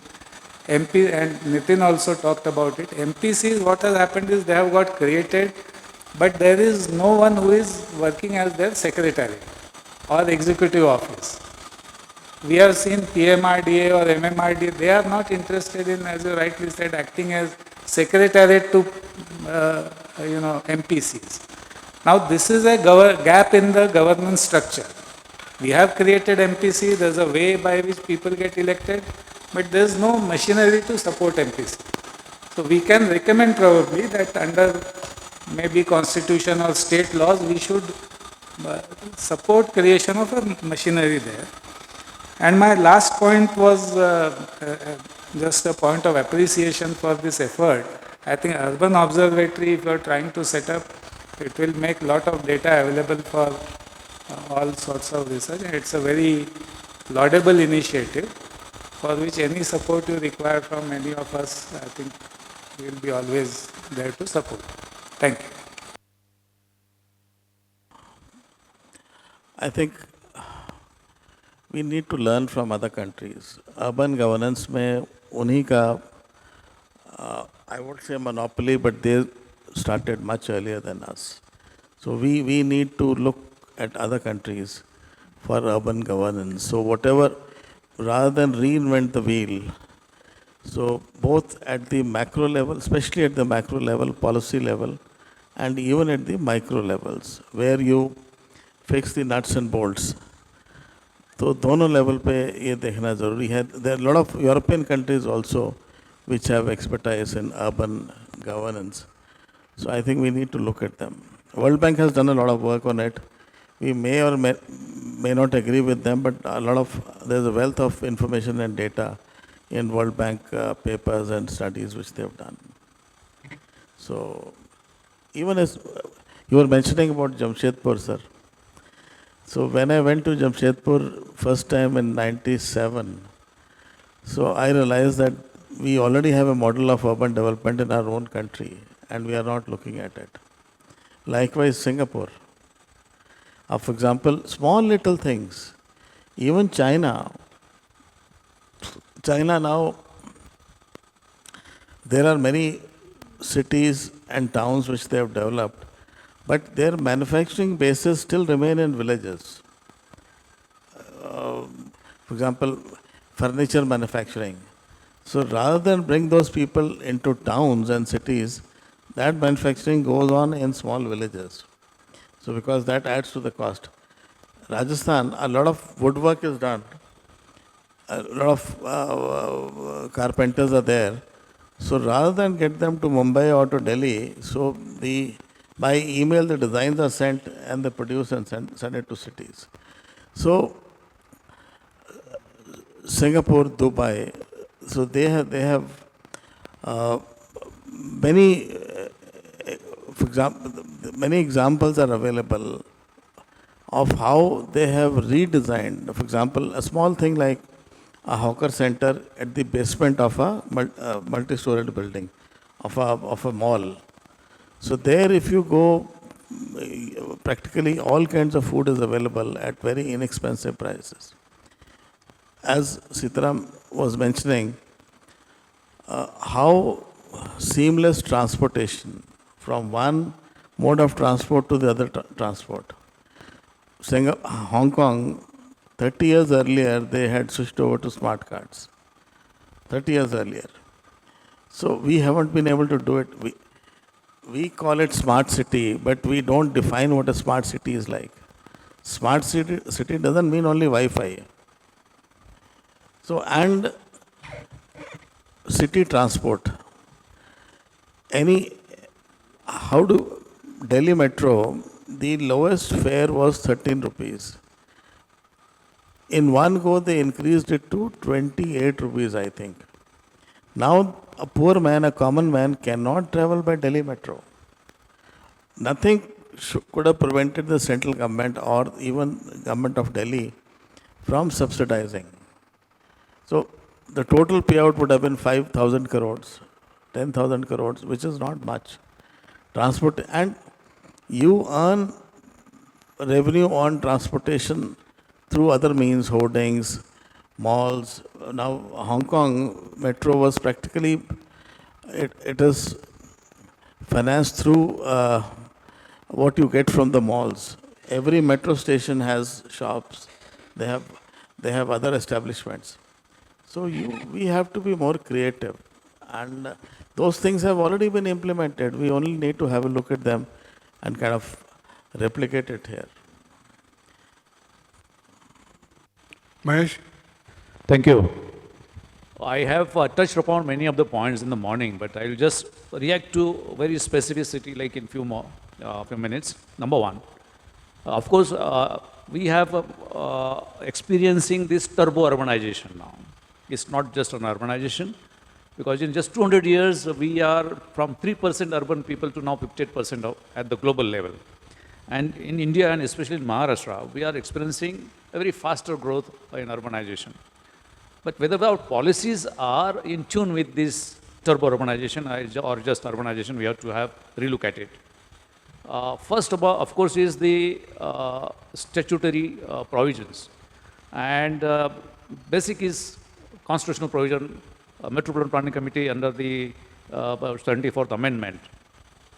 I think that is sufficient enough provision if it is completely implemented in its letter and spirit. First is that what it is supposed to do, it is to create a draft development plan for the stated region. Now, draft development plan is supposed to also take into consideration the plans prepared by municipal councils and municipal corporations in that region. And then they have to have their own plan, not a separate plan altogether. Now, while doing that plan, a very important thing that the Constitution mentions is they have to also do the resource assessment. What is the resource availability in that region? That region could be within a district or beyond the district. For example, water. Water you cannot create. See, whatever the precipitation that is there, it is going to be there forever. So depending on the precipitation and many other resources, you have to create that is provided in the Constitution, and then you start planning. If you have constraint, then you must regulate the planning or restrict the planning or stop the planning that in that area. Otherwise, it can be kept on like a position situation, and or can be even worse than that. Unfortunately, that is not being done because we do not have the urbanization policy. We need to have urbanization policy for at least metropolitan regions where growth is very high, accelerated growth is there. This is point number one.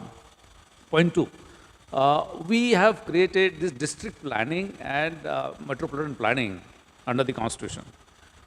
Unfortunately, in Maharashtra, we know very well that where Jilla Parishad, Panchayats and village panchayats are there, there cannot be municipal councils and municipal corporations. But here, district planning committees and the metropolitan committees exist for the same area. This is a very uneasy situation. I do not know why this has been done. Or it is statutorily, it cannot be there, but this needs to be corrected. And then therefore, like somebody who is sitting as the chairman of district planning committee has disregard for the metropolitan planning committee. It happens in practical terms. So we need to really segregate the roles where the metropolitan planning committees are created. The district planning committees should automatically get wound up. Otherwise, there's no point in having two institutions created by law working in the same area. Then planning as such, as everybody is aware, that economic plan is must. What that region can have, what is the best for that region. You must devise economic plan, publish it, get objections and suggestions, which we had done in one of the regional authorities. We wanted to do it, and then on the basis of that, you do planning. Now again, the question of like what kind of planning? We normally follow a very passive planning model. We have this MP, Metropolitan Planning Committees and District Planning Committees, but we do have MRTP Act 1966 for planning and development. And of course, some of the corporation acts also have this planning and development, especially Maharashtra Municipal Corporation Development Act, under which Pune Corporation and other corporations work. They do have provisions of planning and development, especially development with building permissions. There is duality of these statutory provisions. One is MRTP, and that needs to be abolished, at least something. Now, MRTP Act is also become little obsolete. It's like 1966, we need to have a relook. Like that time, the urbanization was not as much. And that plan, as its name suggests, was regional. Maybe the name doesn't mean much, but also there is time to change the name and the contents of the plan. Regional plan is what, like the district where the planning is not much, urbanization not much, but wherever there are growth centers, you can allow them to develop in a proper manner. Therefore, this regional plan, and of course, city plan. Now, I think we have to have regional plan, city plan, and Metropolitan Plan Act of Maharashtra, or for that matter, any state. That is not there. If you go through the contents of the this MRTP Act, or for that matter, Planning Act, there is normally development is the word that is used. Planning is not much. Planning is devoted just a few sentences here, maybe 1 or 2 pages. I believe this act needs to be Planning Act rather than a Development Act. Plan has to have major focus. development like development of a plot or development of a survey area. That should have secondary relevance and the planning of that area. So there can be act, similar act can be amended and incorporated as Maharashtra regional, city and metropolitan development. Today, what regional authorities are doing? They are not getting any mandate from Metropolitan Planning Committee because there is no secretariat. State can develop a secretariat for them, or for them the district planning committee, there is, collector is the authority. Here there is no designated authority, or like district planning officer is the secretary for that DPE. Here is no. We should create one separate authority which can serve as a secretariat for that, and we should be like governing. Of course, Maharashtra, what Maharashtra has done is that Chief Minister has been made the chairman of the MPE. So it has got almost good strength, better strength than the district planning committee, but it doesn't get translated, it doesn't become a body of monitoring the regional bodies. So they have to really think that. And regional bodies have to create a regional, not this metropolitan, but has to create metropolitan plan. I think we need to understand that city development for very concentrated development, regional plan for the sparse development, and metropolitan for the turbo urbanization. That's what we have to really rethink over all these things. Last point I would suggest that the old model of passive development, what happens? One city is growing, say for example Nifad is growing or Alandi is growing, then we create a growth center there. That is obscure idea within the metropolitan region. For the regional plan, it's okay. For metropolitan area, we need to identify areas where we can create greenfield large cities with avenues, everything, economic activities, and then restrict the growth of the existing city where it is just growing like a monstrous octopus or amoeba kind of thing. We need to restrict that. But we, across the country, we are following this very octopus kind of model rather than a starfish model where we can control the growth, we can plan. There is no planning here. It's only development of a building construction. So we need to do that. So if state comes out with a policy that there has in the regional authority plan, metropolitan regional authority plans, separate such mega cities which can serve as the new cities. Otherwise, Washington, New York, and also cities which we really talk about, when they were planned, they were almost like green cities, greenfield cities. If they were developed 2-3 centuries ago in such a well-mannered, why we do not? We are losing these opportunities in 21st century with so much of wealth of information, softwares and everything. But we are just increasing the size, and then that. Last point I would suggest that policy has to be a main driver from the policymakers. About the water now, that's very important factor. I will give just example. In PMRD region, there was a policy that half a kilometer around a village which population is less than 5,000, or 1 kilometer around a village which population is more than 5,000 is declared as yellow zone, or you can construct there. Now, if you do the back of the envelope calculation, that unlocked area for urbanization had potential of 7 crores of population. And this is very serious. And the calculation, back of the envelope calculation, tells us that this system, like Temgar, Varasgaon, Panchet, and this other Khadakwasla, has only water for 2.37 crores of population. And that also at the 90 liters per capita. So this is like the planning has gone somewhere. Now the plan that has been, why a plan of the city is also to be considered, because they may give more FSI, and the other areas in the planning, this metropolitan area may not have the resources. Now how much FSI, how much TDR has been unlocked in Pune city, and how much population potential it has got to get absorbed, no one knows, and how much water it will require, no one knows. So this is going to be a very fuzzy picture. So we need to have very clearly mentioned, this is the plan, this is the population, ultimate horizon population that is going to get absorbed, and this is the water requirement or other resources, and this much is left out for the growth. So we need to have this policy in the paper, otherwise metropolitan region or MP is going to be meaningless. Thank you. Chacha.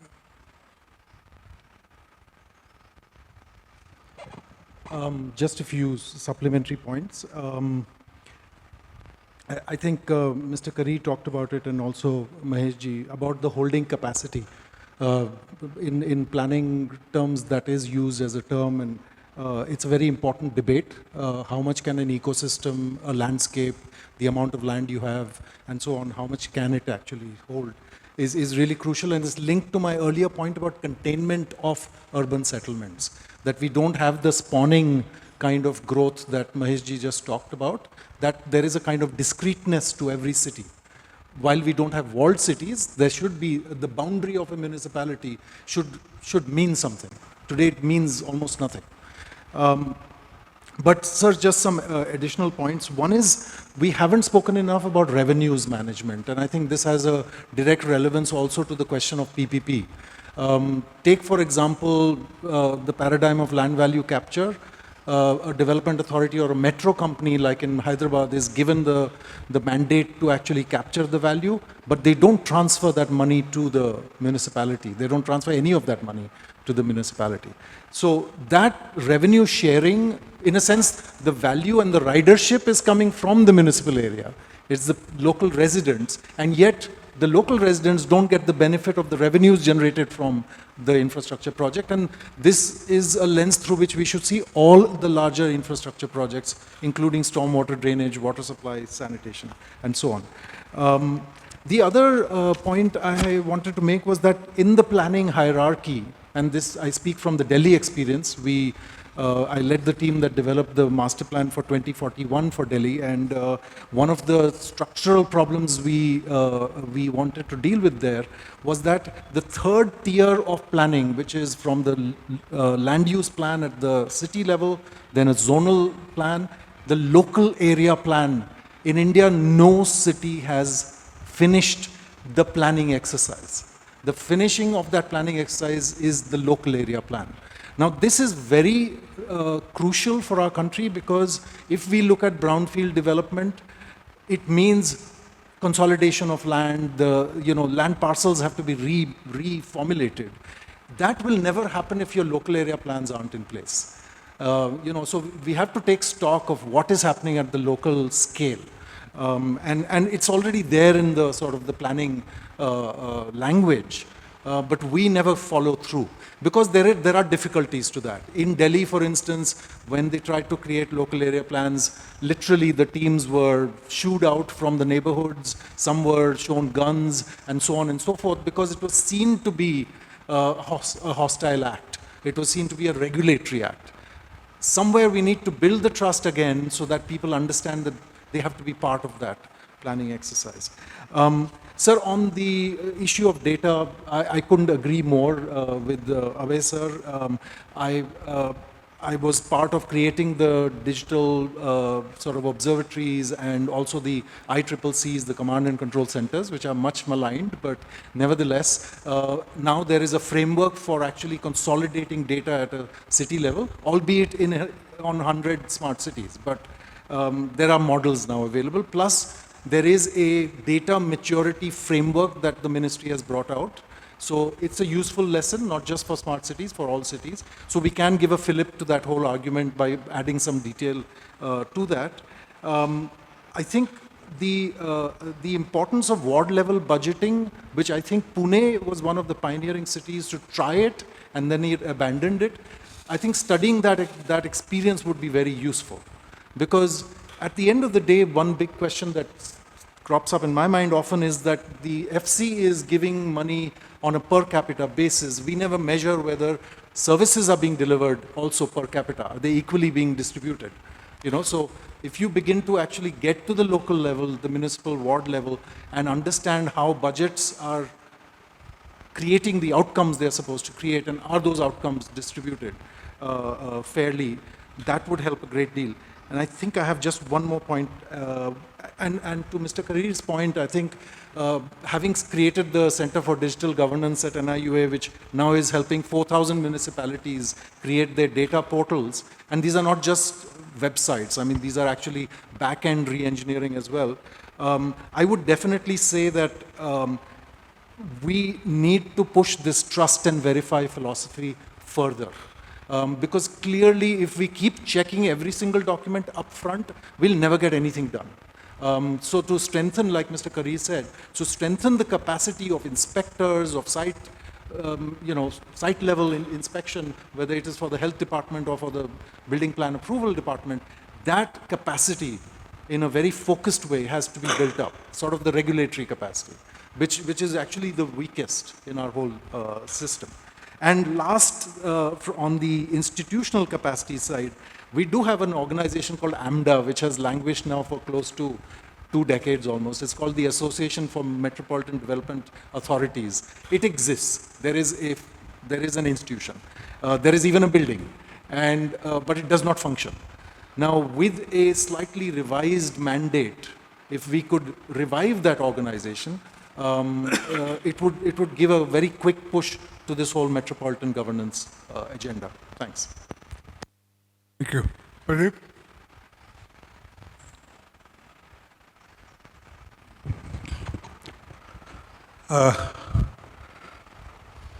I think there is a lot of role played by history or legacy of a particular city. The way Metropolitan, because we tend to put Metropolitan in one basket, but each of the city has therefore a different kind of a set of problems and characteristic problem to be faced. Being from Pune, let me tell you, at one point of time, Pune Municipal Corporation was in fact equally famous for providing the primary and middle school level education. There are several schools, and we don't realize what kind of a problem now we have. These schools were typically catering to, as Sitaram was earlier saying, that look at the urban poverty. One of the dimension is how much a child is supposed to travel, how much is the cost of taking a primary education or middle school education in a city now, a city like Pune. There is an enormous difference that has taken place. In terms of access, in terms of transport available to students, also the quality and nature of schooling that they would be able to receive. It is also something to do with, as I referred to that earlier when I spoke, the service sector in metropolitan areas grows differently. And that has a lot to do with how, for example, slum areas will develop in a city. We can't wish away that the slums will not be there when we plan for the cities. There would be, you can call it low-income residential areas or whatever, but that is something which is often related with the kind of services that the city is capable of providing and also the price at which they would be able to provide. I think this is something which is not so easy job in terms of planning. This is something which requires a lot more intricate thinking about the way economy of a city in different sectors evolves. So, for example, water. Otherwise, it looks like Pune is abundant with water. It is not. And Pune also has, together with abundance of water, very different kind of issues. For example, with changing climates, the distribution of rainfall is changing. And just imagine that we have 4 successive dams in series, and suppose something like a cloud burst happens in Pune, it would be a terrible disaster than what we even experience in Chennai. Because a river does not anymore have that kind of water carrying capacity in case of such kind of an eventuality. So at each case, we have to be alert to the local specific histories of the societies as well. Migration patterns, for example, migration in Pune between 50 to 80s and migration after 80s has changed in its complexion. In almost every terms, the causes of migration, affordability or the compulsions of migration, kind of professions where people are likely to get engaged when they migrate with hope for whatever reason, but chances of they getting enrolled somehow employment-wise. I think this part of economic planning is not so easy because it is not within the capacity of whatever government that we talk about, whether the state level or whichever level, because they don't have that sort of handles over it to really anticipate and plan. So there should be some room by which the city should have some flexibility and also priority so that it acquires. For example, 50 years back, Pune did not have great infrastructure. But Pune did have great educational institutions. And that's what caused the growth of Pune to a large extent. Later it was the industry in the adjacent villages Pimpri-Chinchwad, Akurdi, these were all villages. But now they are full-grown townships. So this kind of economic dynamism that happens and that drives the emergence of a metros, I think probably poses a very different kind of an issue. So even if one has something like an economic planning, it should be only for certain kinds of resources and certain kinds of anticipations are feasible, but not all of them. That's what should be considered. Thank you.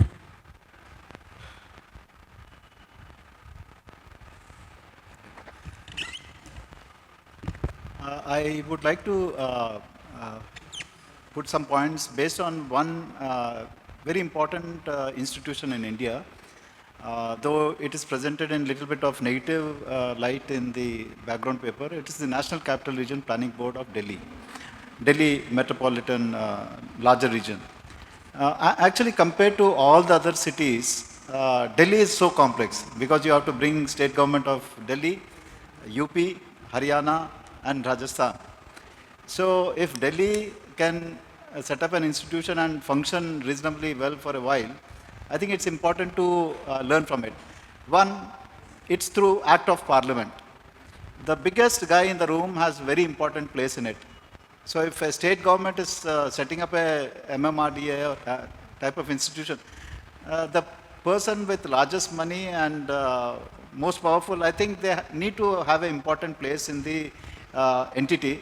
There, the governing council, the chairperson is the Minister of Urban Development.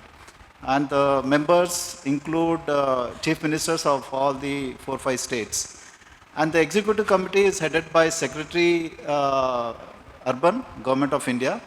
And additional secretary rank person is the member secretary. All the secretaries and implementing agencies all are part of the executing committee.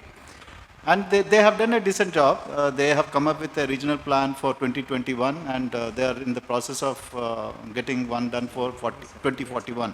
And it's the law itself lays out how to do it. It's highly consultative and they go through multiple rounds. The next is, so it's backed by a strong law which is very well thought through and politically feasible. Second, it has a secretariat which is very strong. It has around 20 town planners with them. And so it has some capacity, but it has some limitations which we tried through ADB, we tried to address. See, ultimately, no one actually cares for a planning entity unless until it either has law to enforce the plan or it has some other incentives also to align. So National Capital Region Planning Board also provides financing, sort of a mixed financing, cheaper financing for sewerage and water supply, slightly expensive, but still less than market price. And the Government of India gives guarantee so they can raise money from the banks at a very, very cheap price. So there's a financing angle to it. When Asian Development Bank, we went there to finance them, what we have realized is that all the money was going to Haryana because none of the municipal corporations in UP were able to submit any proposal or use it. So that's when we realized it's not enough just to have a plan because you need to identify what are the good potential infrastructure projects. This can include rapid rail, which are high-level ones, but it can also include a landfill site or water supply. And Ghaziabad and some other corporations, they basically didn't have capacity to convert this vision into detailed project reports. And it needs upfront 3 to 5% of the project cost to do it. So a project development fund was set up. And NCRPP didn't really have the engineering capabilities. It has financing capability, it has planning capacity. So some core staff were brought in. That was a condition for ADB financing that you should hire or get someone on deputation as chief engineer and a couple of environment, social safeguard, economists and so forth. But still, institutions are so vulnerable, it hasn't functioned as we visualized because the critical staff there were all on deputation, the director level staff and So the director came from Defense Account Services. And this was the first time he was exposed to urban areas. So I think it's also very important to have critical core staff who stay there for a long time. Otherwise, institutions can easily get eroded if the critical 2-3 people leave. But I think that NCRPB can be a good example. Of course, it might have some downsides to it. The other institution which I think one should really consider when it comes to beyond cities, Tamil Nadu Urban Infrastructure Financing Corporation, which has done a lot of pooled financing, but also, and it has a very interesting governance structure where private sector has major role to play. Because I think more and more the capacities to execute complex urban infrastructure projects with revenue streams and so forth, which can be monetizable, can be done through PPPs. So some capabilities relating to public-private partnership should also be there, whether this entity has it or it can have strategic partnerships with organizations. But I think we have homegrown institutions, different places, which we can look for figuring out what type of entities should be there legally, what type of capacity should be there. If it doesn't have that capacity, can we have strategic partnerships to bring that capabilities inside? Thank you. Thank you.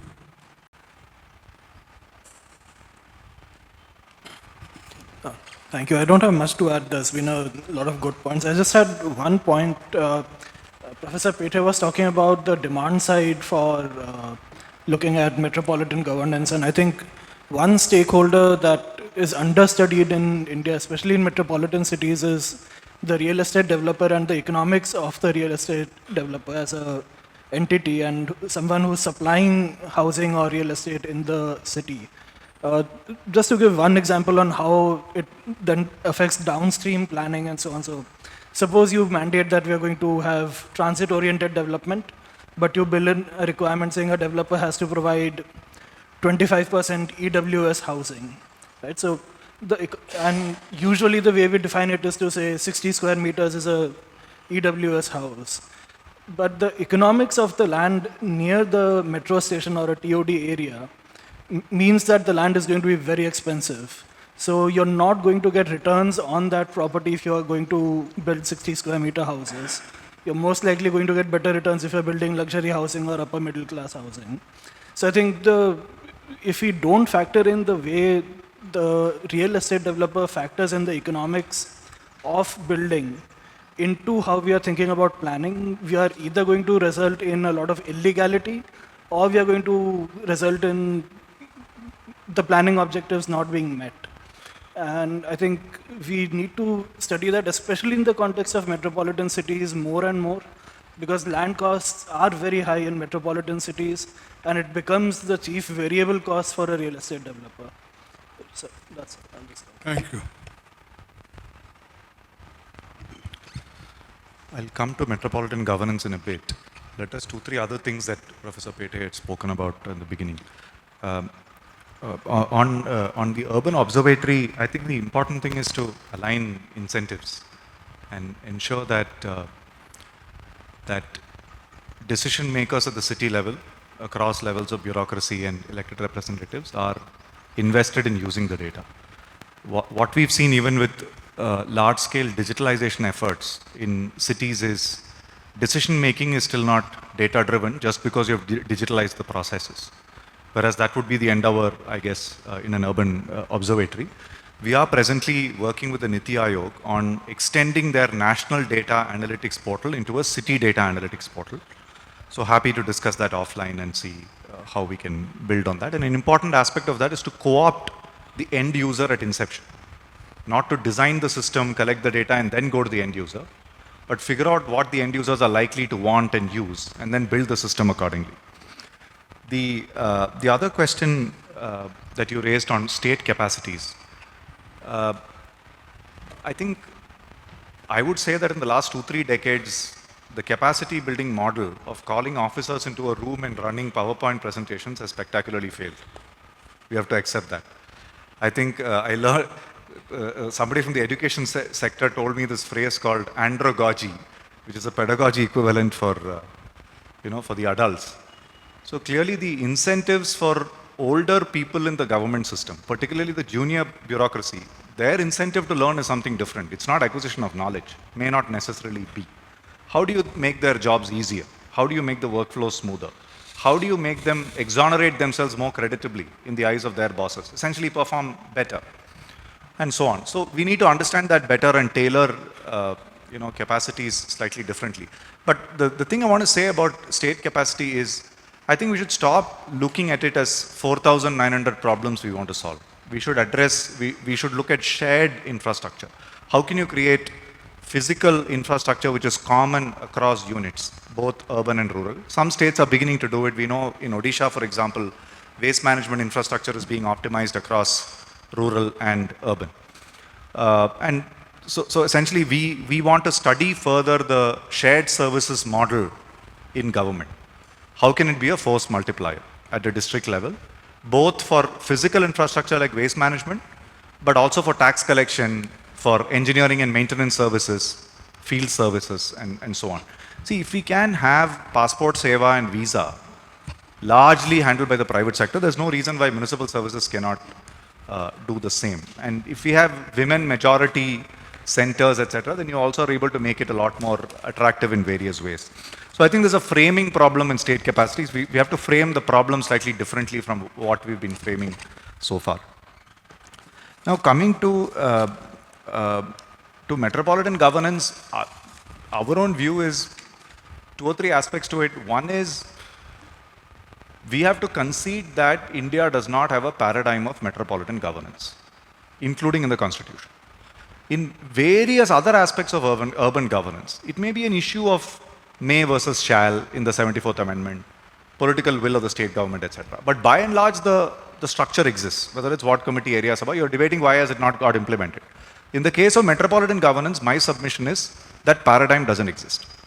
Because even in the constitution, there's a definition of a metropolitan area which has no sanctity beyond the 2 lines in it. The MPC's role is to create the draft development plan and forward it to the state government. But metropolitan governance is, how do you leverage agglomeration economies to address spatial and functional fragmentation of the city, which, as somebody mentioned in the morning, we've complicated to such an extent that we are actually struggling to unbundle it. And it is not just functional fragmentation, there's also spatial fragmentation. The person living in Vasai Virar calls himself or herself a Mumbaikar. Doesn't say I'm a resident of Vasai Virar Municipal Corporation. Similarly, so the metropolitan area in the constitution does not have any sanctity beyond that. The closest that comes to a metropolitan area is probably an urban agglomeration under the census, which does not have any statutory sanctity. And if you look at, say, Kolkata, the Kolkata Municipal Corporation looks at 4 million people as per the 2011 census. But the urban agglomeration is 14 million people and they have 120 entities constituting the urban agglomeration. That is the extent of spatial fragmentation that we have, leave alone functional fragmentation. So in my view, we have to concede that India has to invent for itself a paradigm of metropolitan governance which doesn't exist. The current metropolitan regional development authorities or the development authorities in different cities are planning and trunk infra development agencies. They're not governance entities. I would say the model that one should think of and adapt to India is something like a Greater London Authority, which is not just a planning agency, but is also able to integrate and coordinate spatially and functionally with clear allocation of roles and responsibilities between tiers of government. The effort that I know that came closest, but unfortunately they had their rug under the feet pulled, is when what Ms. Lakshmi Venkatachalam referred to, there was a systematic effort to develop a Greater Bangalore Authority model. So a committee was formed under the same Chief Minister in his earlier term, including one civil society member, one former Chief Secretary and one former Commissioner of the Bangalore Municipality, the BBMP. They worked for 3-4 years. Unfortunately, they lost power. This time they revived the committee. And the committee came up with what I would argue is a very robust report. They drafted a really good bill. The closest India has come, in my view, to metropolitan governance. But the day after they submitted it, the government pulled out of their hat an alternate bill that they had been working on the side, which I thought was really, really unprofessional. And that bill got tabled in the assembly. And that bill has mention of a Greater Bangalore Authority, but I'm not making this up, has zero mention of planning. So I feel we have to concede the fact that we don't have a metropolitan governance paradigm. So unfortunately, I'm not able to think of any quick win there. The only thing I can think of is politicians now are beginning to talk about their states as $1 trillion economy. They are beginning to talk about one district, one product. They are beginning to see jobs as a politically sensitive issue.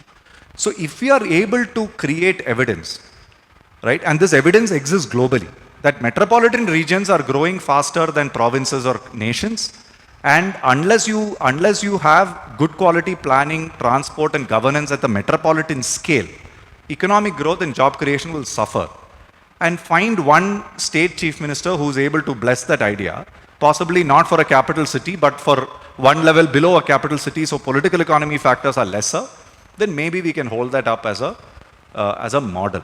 But I'm actually a lot more positive than many other things we spoke about, rather than metropolitan governance, admitting at the same time that metropolitan governance is most important, both for climate change and for economic growth.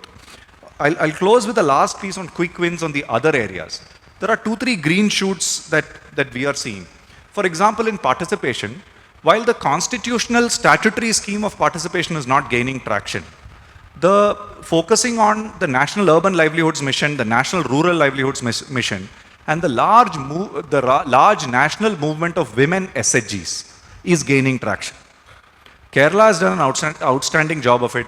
Odisha is actually in a different way, not like Kerala, but in a slightly more state-sponsored way, has given statutory recognition to women SHGs and place-based platforms for participation, which are different from ward committees. So we are seeing green shoots and willingness among state governments to look at women, particularly the urban poor women, as important stakeholders and give them a formal voice and participation. And the rural side has done really well in integrating these organizations, the women SHG organizations, with the governance organizations. So that could be an entry point for us with respect to participatory governance. I also see 2 other low-hanging fruits. One is finances. 10 years ago, when we started talking about audited annual accounts, there was hardly any traction. The reason we were able to pull off a city finance and for the first time in the history of India, publish audited annual accounts of more than 4,000 cities, and note your point on the user centricity will improve that, is only because you link that to Finance Commission grants. And today, state after state, senior bureaucrats and politicians are alive to the fact that they need to raise more revenues. And they would like to invest those funds in urban infra. Of course, in glitzy projects or in direct benefit transfer, not in reforms. But at least there is a movement towards that. So if we are able to create incentive structures, and you're the architect of that, Dr. Kelkar, in many ways, beginning with the 13th FC, I think we can push through some of these reforms. Even with the 15th FC, we were a little wary when we mandated a condition for basic grants. So the FC said, and on our recommendation, they were gracious enough to accept it. We said, mandate audited accounts even for basic grants. It worked. Even the smallest of cities in India, the quality aspects have to be improved, but even the smallest cities in India are producing those. So financial incentives are working. They may not work for politically intractable challenges, but for certain quick wins, financial incentives are working. The last piece is on the combination of PPPs and shared services models. I feel is a model that we should explore, because you can address multiple challenges at the same time. You have huge staff vacancy in many of the smaller cities. You are not able to get good quality human resources there. Services are suffering. You want to optimize costs, increase revenues. Now, how do you do all of this? And you don't have the fiscal bandwidth to fill those positions. I think shared services centers which optimize spatial contiguity of urbanization in India will work. It's an idea whose time has come. To build on the data point that Professor Abhay Pete said, our back of the envelope fairly preliminary spatial analysis reveals that if you take the 470 lakh plus cities in India, 1 lakh plus cities in India, put them as a center of a circle and draw a 60-kilometer radius around them. It's a very back of the envelope, crude kind of computation, assuming a travel speed of 60 kilometers an hour. So saying that in an hour you can reach that place, 92% of India's urban population falls within that catchment. So this spatial contiguity cannot be ignored, and we should leverage it for both creating jobs, but also addressing the staffing problem and capacities problem. Thank you. Can I ask you to elaborate on the shared services model? Sir, our hypothesis, and I must say that it's only a hypothesis at this point, we are beginning to test it out. We are saying that there are 2-3 shared service models which are already emerging in India. All our tax returns are going, income tax returns are not going to the respective income tax circles, they are going to a Infosys's IT CPC center in Bangalore. Similarly, anywhere in the world, if there is an Amazon delivery, that gets built in Hyderabad. So why can't we leverage the shared services global capability center model within the governance system, particularly in municipalities? So we are saying there are 3-4 models that are possible. One is field services. When you want to do tax collection, engineering and maintenance, horticulture, gardening, fixing street lights, etc., where a person has to physically go somewhere, it is possible for us to adopt the urban company model, where you don't need the government's own staff to go, you can have empaneled electricians, gardeners, and others. The second is on with respect to back office, which is why do you need every city to have an accountant, to have a somebody who processes payroll, somebody who does vendor payments, etc. Without taking away their administrative and governance powers, it is possible to centralize the process. So you can create maybe at a district level vendor payments, payroll processing, and basic certificates, approvals, etc. can be done in a shared services kind of model. The third is citizen-facing services, like your Passport Seva Kendra. Very sensitive services like Passport Seva Kendra and visas have been substantially privatized. Government comes at the last stage and signs off on it. So it's not unthinkable to have citizen services, your ward offices being managed by private sector folks, so that while at the back end there are multiplicity of agencies, the citizen has one government that he or she is able to go to. And in turn at the back office, they are able to send his or her application wherever they want and phase it out. In fact, during COVID, in places like, of course, Maharashtra did a better job. In places like Bangalore, the situation was so bad that at the ward level, the ward officers had no idea about who are the migrants living in different parts of the city, and therefore what kind of support did they want. In fact, the RWAs had to go to their help, whereas the ward office should be the government as far as the citizen is concerned at the neighborhood level. Thank you. Sir, only a very quick opinion on the capacity building aspect or the state capacity to deliver. With all the policies and the complexities that are coming in the metropolitan governance, I feel that there is a lot of under capacity or lack of capacity. For example, doing business, ease of doing business. There is always a criteria which tells you what is to be expected and what is to be done, the outcome that is to be achieved. Now, when it comes to delivering it as a department or as a corporation, one feels at loss whether I have that capability or not. So that is a problem. Now, even if I or somebody tries to get the capacity developed, one is not sure whether it is adequate for today or adequate for tomorrow or not. So there has to be some kind of indexation, some kind of a standardization, mapping of the functionalities that we want our corporations and municipal bodies to have, along with the capacities. And when I say capacity of the internal capacity, doesn't necessarily mean that everything has to be inside the body. Many things have to be outsourced, certainly. But whether my capacity is adequate or not, nobody has a very clear-cut idea. For example, if I say BMC today has a good capacity, I am totally depending on somebody's statement. Pune PMC has a capacity or not, I am totally depending on somebody's statement. There is no standardization, and I think it's possible there are governance indexes which look into the outcome part of final governance, but I'm only focusing on the core administration part of any organization. Do we have basic capacity or awareness about environmental issues, technological capacity, legal awareness? All those things are very easy to define and standardize for the functions to be performed by an organization. So this kind of indexing will help, because something which is not measured, it always gets overlooked. If something like this can be done as a matter of research, I think it will help in governance. Thank you. Thank you. So 1 or 2 points only. I'm reminded of the similar which we had about 25 years back. What to do with the urban corporations? In Nagpur, very loosely we have municipal corporation with NIT at that point of time, 30 years back, and same issues. No planning, nothing, colonies coming up after one another, proposals being sent to government, regularize them, provide water, provide roads and everything. Same I am hearing today again. So I personally feel, why should we plan for local areas? We have not defined the local governance at all. We want to define it the way we look at it. So can we as a group, can we define or help in defining what is self-governance? And how much are we willing to delegate to the local authorities? We are totally not clear about it. We talk of the excellent principles and then we want to do everything ourselves. I think the ideas are there. I don't think we are reinventing metropolitan planning and metropolitan governance. The need is to make the framework functional.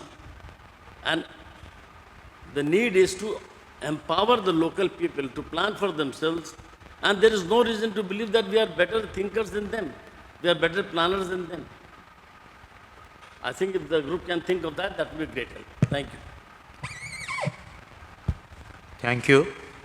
I agree with Shrikant that what we are talking of metropolitan governance is actually the governance of urban agglomeration. Mumbai, for example, is the second largest urban agglomeration, but it is only 10th largest municipal corporation in the world. Now, Pimpri-Chinchwad and Thane are separate metropolises. They are cities with more than 10 lakh population with separate police commissioners, but they are part of PMRDA or MMRDA for the purpose of planning. And I think we need not confuse municipal works with metropolitan planning work. Now, at the national level, we have used the word million plus cities, and there is supposed to be a million plus challenge fund where outcome-based grants will come from the 15th Finance Commission report. I don't know whether any city has actually received it or not. But million plus cities and mega cities, there are different challenges. Mega cities are more than 50 lakh population, and 7 cities up to Ahmedabad are now mega cities. Municipal works need to be left to municipalities and preferably ward committees or ward level officers, because they are the traditional municipal works. The larger land use planning and other things, planning authorities can think of, although it may appear to be not that important. In the sense that I myself, when I was Municipal Commissioner BMC, I was empaneled as Additional Secretary. Jayapal Reddy, the Urban Development Minister, was very fond of me. He wanted me to come to his ministry. I was ready to go to DDA, but not to National Capital Regional Planning Board. I thought that an agency which has a budget of less than Bhiwandi Municipal Corporation's budget won't be very important, although it will be land use planning. DDA is much more visible. Well, Jayapal Reddy did not prove as strong as Sheila Dikshit, who had her own officer in DDA. So then I said, well, let me go wherever my posting comes, and I landed as Additional Secretary Panchayati Raj, which I like more. At least it was an all India presence. Maybe if I was an officer of Delhi, I may have preferred National Capital Planning Board. In Pakistan, they have expanded the Karachi Municipal Corporation to Karachi Metropolitan Corporation. The British had created Karachi Municipal Corporation when it was part of British India in 1935 or so, very much a Bombay Act. Later, they have extended the boundaries to all the nearby cities as well as some rural areas, with the result that Karachi Municipal Metropolitan Corporation is larger than Mumbai Municipal Corporation by population. I had the chance to meet the mayor of Karachi, Murtaza Wahab Siddiqui. He is a barrister and he was law minister of Sindh province before he accepted this post. I told him, sir, people of your caliber won't like to contest as corporator in India, because he contested as a councillor. It was not a direct election of mayor. But maybe being a senior leader of PPP, his party, Benazir Bhutto's party, he was asked to leave law ministership and go as mayor of Karachi, where he is far more impressive education-wise than usually the mayors who get elected by India by Incidentally, Pakistan does not have women's reservation or community reservation for the post of mayor, although it has it for the post of councillor. So mayor is somebody who actually has majority among the corporators. Now, this metropolitan areas, some separate metro training courses are necessary.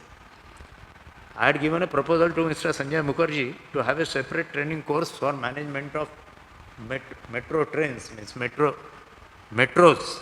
But somehow the elections in Maharashtra took place. That course last year could not take place because our traditional courses are which are common for the entire country, like the health missions or the urban missions and others. I don't quite agree that mayor not having adequate executive powers doesn't make it a very attractive post. People are very much interested in becoming the mayor. They are also interested in becoming chairman standing committee, and they are very much interested in becoming president of the Jilla Parishad, because the kind of influence they can get on this post, that tells on the entire district, and it is the influence they want. They often don't know the laws and the rules exactly. So a responsive municipal commissioner, they will be very happy to have influence rather than powers themselves. And in Mumbai, as Mr. Kunte pointed out, mayor in council was a big failure. In fact, there is a paper cutting from Times of India that mayor in council took so many irregular decisions that finally Narayan Rane, the chief minister, who was politically against Manohar Joshi, his predecessor who created municipal corporation, decided to wind up the mayor in council and come back to the present pattern. Well, because the municipal commissioner usually, again, one major reason is CM can choose the municipal commissioner. CM cannot choose the mayor, even if it is his own party. And the popular joke going around at that time is Nandu Satam, who was mayor in council in Mumbai. On his card, he had written that chief minister of Mumbai, and that annoyed Narayan Rane. But I asked Nandu Satam personally. So he said की साहेब मी काय वेडा आहे का असं लिहायला म्हणे मी असं काही लिहिलं नव्हतं but he did bully and dictate many decisions in the corporation and mayor in council was like cabinet and it was a new system, so it didn't really succeed. The present system, because again municipal commissioner, when CM chooses, he doesn't really choose anybody, although sometimes anybody has been chosen in the past. There was a joke also. But otherwise, a seasoned officer who has the right background is usually chosen by the chief minister, because chief minister's own performance will get affected if the municipal commissioner is not performing. Again, in Mumbai at least, which is the only agency with AAA credit rating, MLAs are often jealous of the municipal councillors. Means when I increase the ward funds for municipal councillors, MLAs complain to the chief minister that my councillors will be able to spend more money than me, and then they will challenge me. Perhaps they will earn more money as commissioner and challenge me in the next election. So MLAs have created municipal bodies as well as metropolitan planning authorities. They are the creators. They vote. No rational father during his lifetime will like to give up all his wealth to his grown-up children, because it is he who creates them. Otherwise, there is a very famous Marathi play, which was a Hindi movie also called Nata Samrat. A father who gives up all powers to his children will find himself totally at the beck and at the total mercy of the children. So MLAs won't like the local bodies to be stronger than them.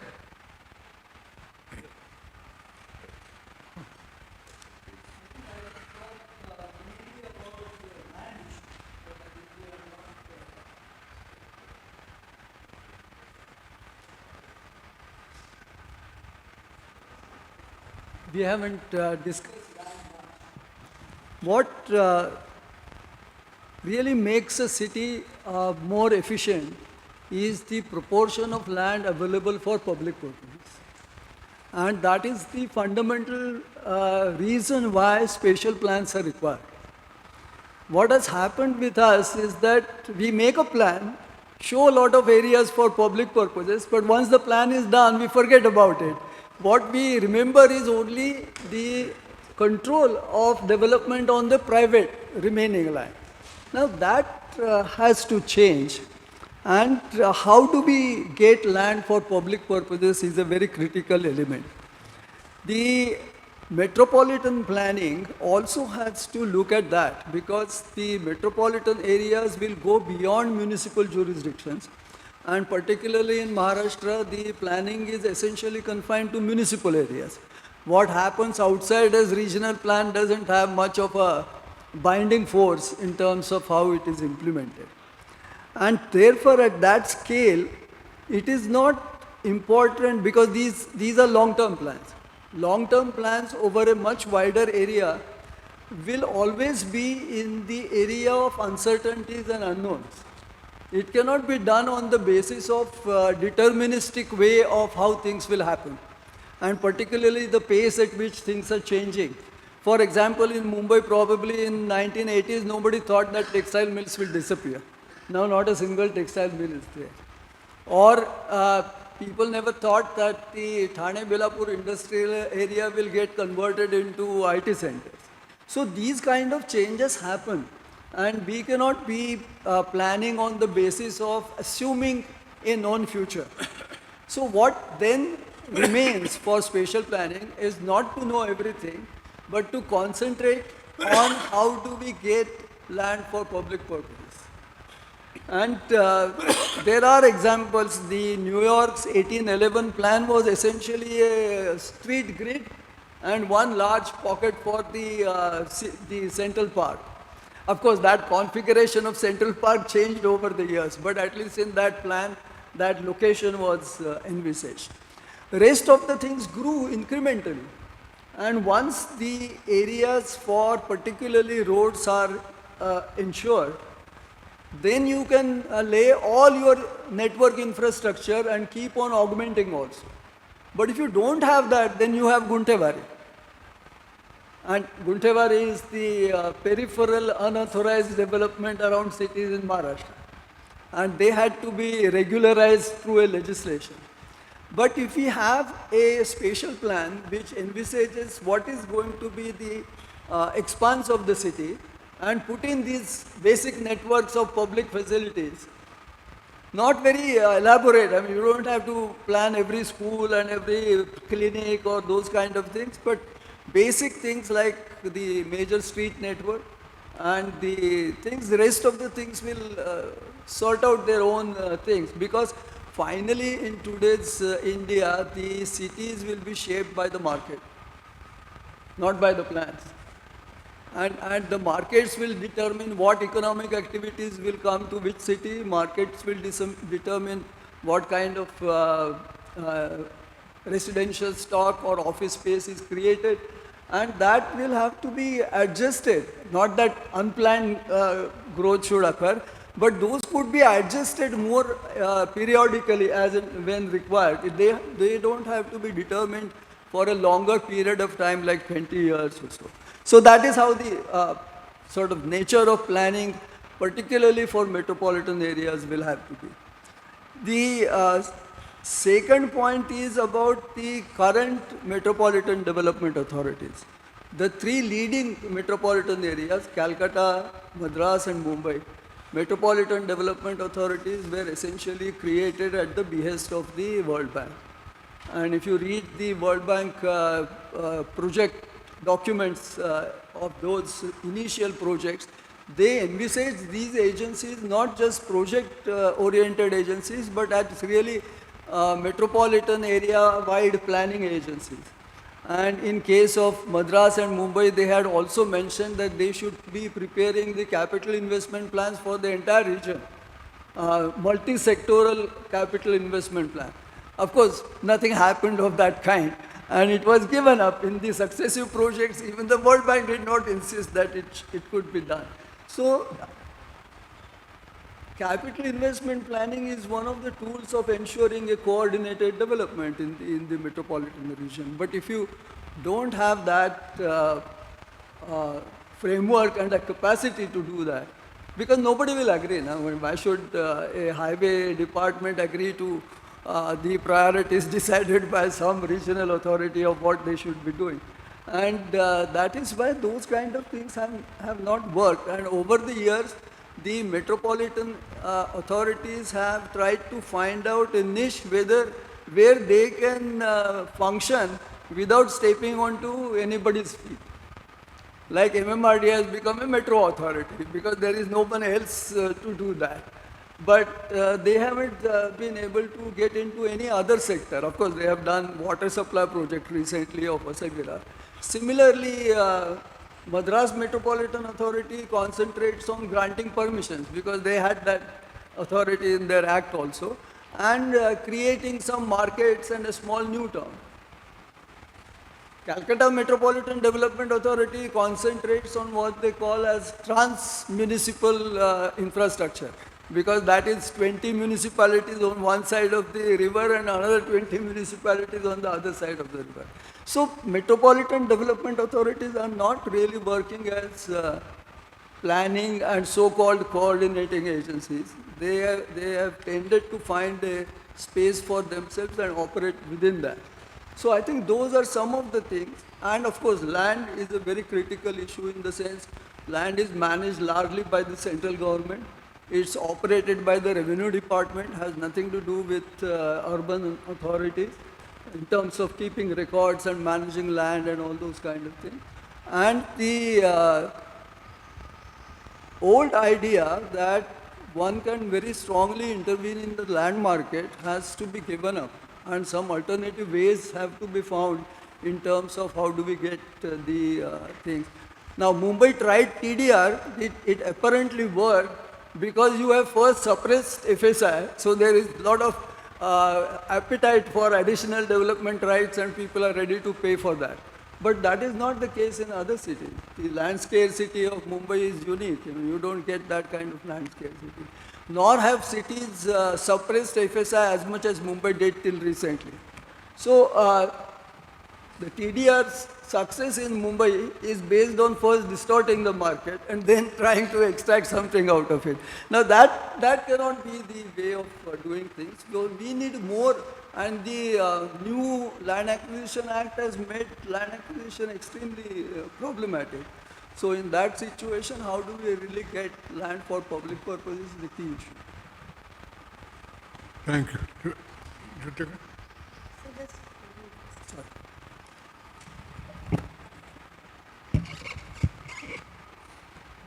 Just a small point about this business of capacity, state capacity. Professor Pethe's 800-pound gorilla in the room. I think we are not, nobody really is addressing the gorilla or the elephant in the room, which is why is it that various government authorities do not fill their posts? I don't think, and I speak from a citizen's point of view, I don't think outsourcing is the answer. Because if you're constantly outsourcing everything, we were talking about governance earlier. You are taking governance away from the citizen. When you outsource, for example, banks now give out pensions. Which is the authority that the citizen can really approach if there is a problem with that basic pension payment order or a problem with the way the pension has been dispersed? Everything is now faceless, nameless, and the citizen has no contact whatsoever with the government or the governmental authority which is ruling his or her interests or governing him or her. So I don't think outsourcing is the best possible solution. I think first and foremost, questions should be asked of government as to why posts are not filled, whether they are in universities, offices, authorities, anywhere across the country. And if it is found for some reason that it is not feasible to fill them for financial reasons or whatever else, then the whole model needs to be looked at differently, because outsourcing has definitely taken governance and the benefits and the visibility of governance away from the citizen. Thanks. Please, just.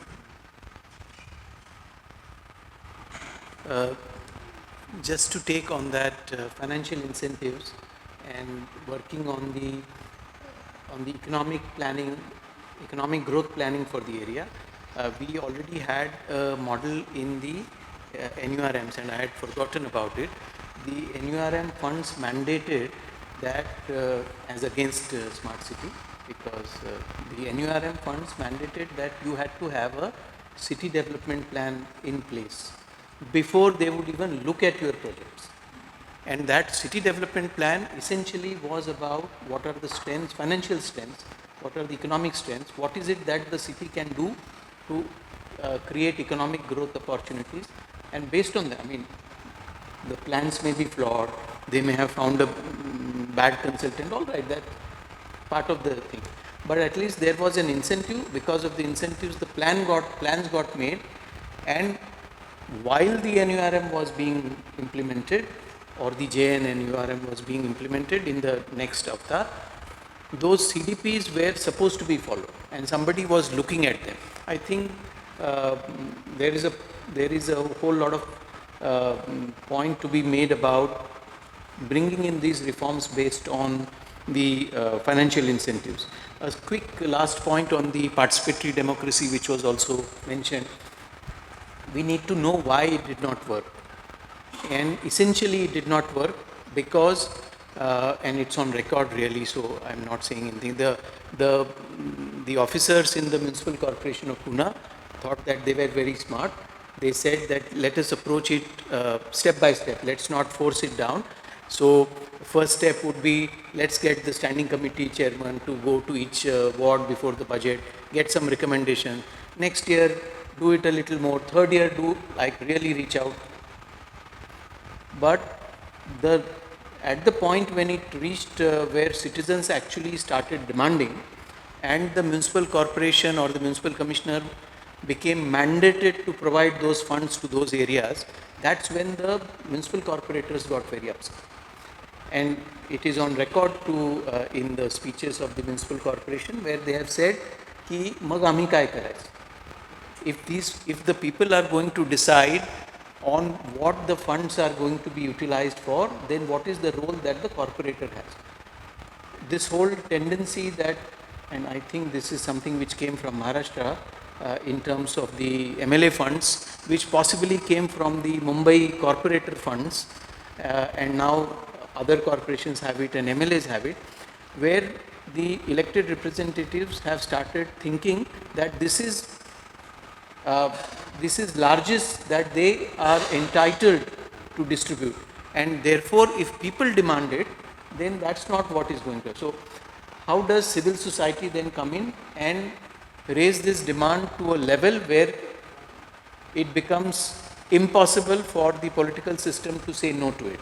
So I think that's where we need to take the participatory democracy bit. It is difficult in a metropolitan area. As it is, metropolitan authorities, possibly other than MMRDA, are starved of funds. It's not that they have too much money available. But even that money, what does it get spent on, is something that maybe the people need to decide, and there has to be a platform for people to decide that. Not only that, there has to be a larger civil society backing of influential people whose voice has credibility. They need to support this movement, otherwise the movement will die down.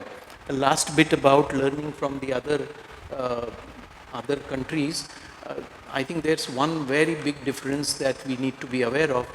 Like, for example, plan approval. Plan approval in most countries follows a very detailed deliberation and discussion, not only with the plot owner, but the adjoining plot owners and with the county or that area in general.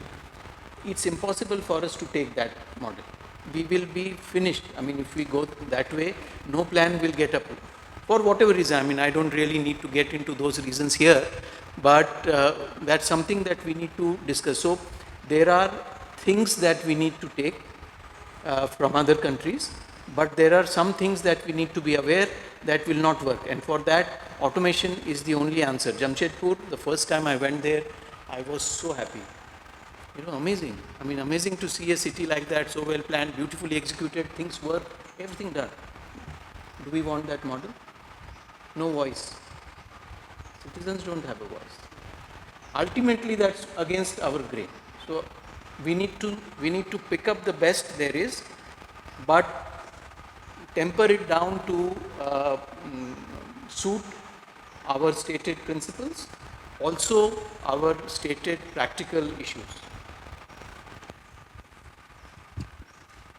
Well, if there are no other comments, I'll request Abhay to respond what has he heard. And then Well, I'm not going to summarize or respond what was said. Uh, all I can say is it has been rich getting from you all the different ideas for research. And I have at least 40 different ideas that I have here. Oh, well, you're.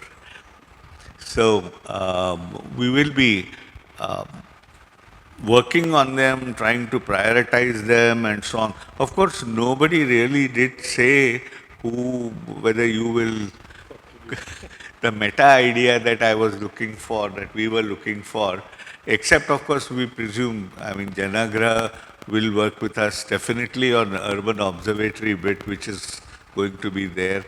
Jagan we will work with on data exchange again and so on.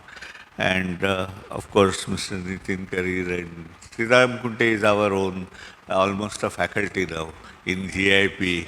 He comes and teaches Kokle, so we can catch him anytime. And of course, VK Phatak we know. Yashoda director, I think we are new to him because we worked with Yashoda in capacity building, and I happened to chair the Center for Urban Management there, which was suddenly stopped in between for whatever reason. We need to work, but there is a lot of other things that we are going to be doing with Yashoda, I think. And but others, I think Anirudh is years working with Pune sir, and he's got Carnegie with that. So we will be trying to work with each one of you and your organizations and your strengths to build up this particular multi-level governance structure. And just two final points. One is to what Jyotika was talking about. There is a student of mine called Prakhar Mishra, who is working on actually the same thing at different, he's working with Devesh Kapoor at Johns Hopkins. Nobody in India that I know of, but somebody who's working on these vacancies that are there. It bothers me every month for about 2 hours online to discuss what he's doing and what they are talking about. Very interesting data that is emerging and reasons that are emerging for this. So the second thing is, the final thing is really something that was mentioned, but I think we all need to, even in PIC, sir, read carefully a report that Mr. Suktankar and I were involved in advising, a report that was written by Sharad Kale and Ramanath Jha and Chatterjee, Gautam Chatterjee. It's, I think, a brilliant report. For whatever reason, it didn't see the light of the day. And but I think it talks about all these things about mayor and council, about area sabha and how to operationalize it, etc. But I think that's more educative. The research program that we will need to draw up upon will require some distancing, at least till tomorrow or day after, when we will sit down and get everything together. And if any one of you can communicate with us any other ideas or whatever, we would be very happy. Hello. Well, on my behalf and on behalf of all my colleagues who are responsible for this attempt, I want to thank you all. I think it was very, very enriching, at least for me personally, very enriching experience. I think we got a lot of ideas. And our tentative thought is probably in the month of December. We'll come and have always to take stock. We have to periodically meet this till we start the actual program where funding is also organized. And so December probably is the time we'll meet again. One, if for, as they say, for hammer, everything problem looks like a nail. I mean, that's what I say. So for me, for every problem, solution is GST. But I genuinely believe that for third-tier financing, sharing of GST is a very powerful tool. It has two reasons. One is that it improves incentive for demand for better governance and so supply for better governance. Because now everybody becomes a taxpayer. Today most of us don't think, associate that I'm spending money for this. But when, and everybody's a consumer. Income tax, 90%, 60% of the population pay income tax. So there's no vested interest. Consumption tax, everybody pays. So everybody is invested. So it will certainly improve the demand for better governance. Because we have to find ways of improving demand for better governance. Supply, of course, supply also will come because everybody wants larger city, larger economy. So I think that will give you additional advantage because with that steady stream, you can go to money market raise funds for the corporations. Because lending, if you want to even float a bond, they want how we're going to finance it. If there's a known stream of income projected, you're likely to get better response from the market also. So because both debt and equity will probably increase rapidly the supply of infrastructure. So there are a lot of advantages. And I'm circulating for you people's information. Thanks to Vidhi, they helped me to identify where to actualize this, what reforms are required in terms of which article of the Constitution. So I send you a circulated paper for what it is worth. But I think that's one area in which financing problem will be mitigated. And you know, I don't know, you know who's the highest paid manager in the world? City manager Shanghai. He is highest paid. So then people get best talent to manage cities. They get the best managers. The whole things will improve once we have resources. But as I said, I've been saying this and I will continue to say it. At the most they will say no, but they can't. There's no penalty against dreaming. So I think one can also think. So thank you very much, and we'll meet again certainly in December or May early. Yeah, exactly, all of them. Exactly. So we'll may meet again. And thank you all.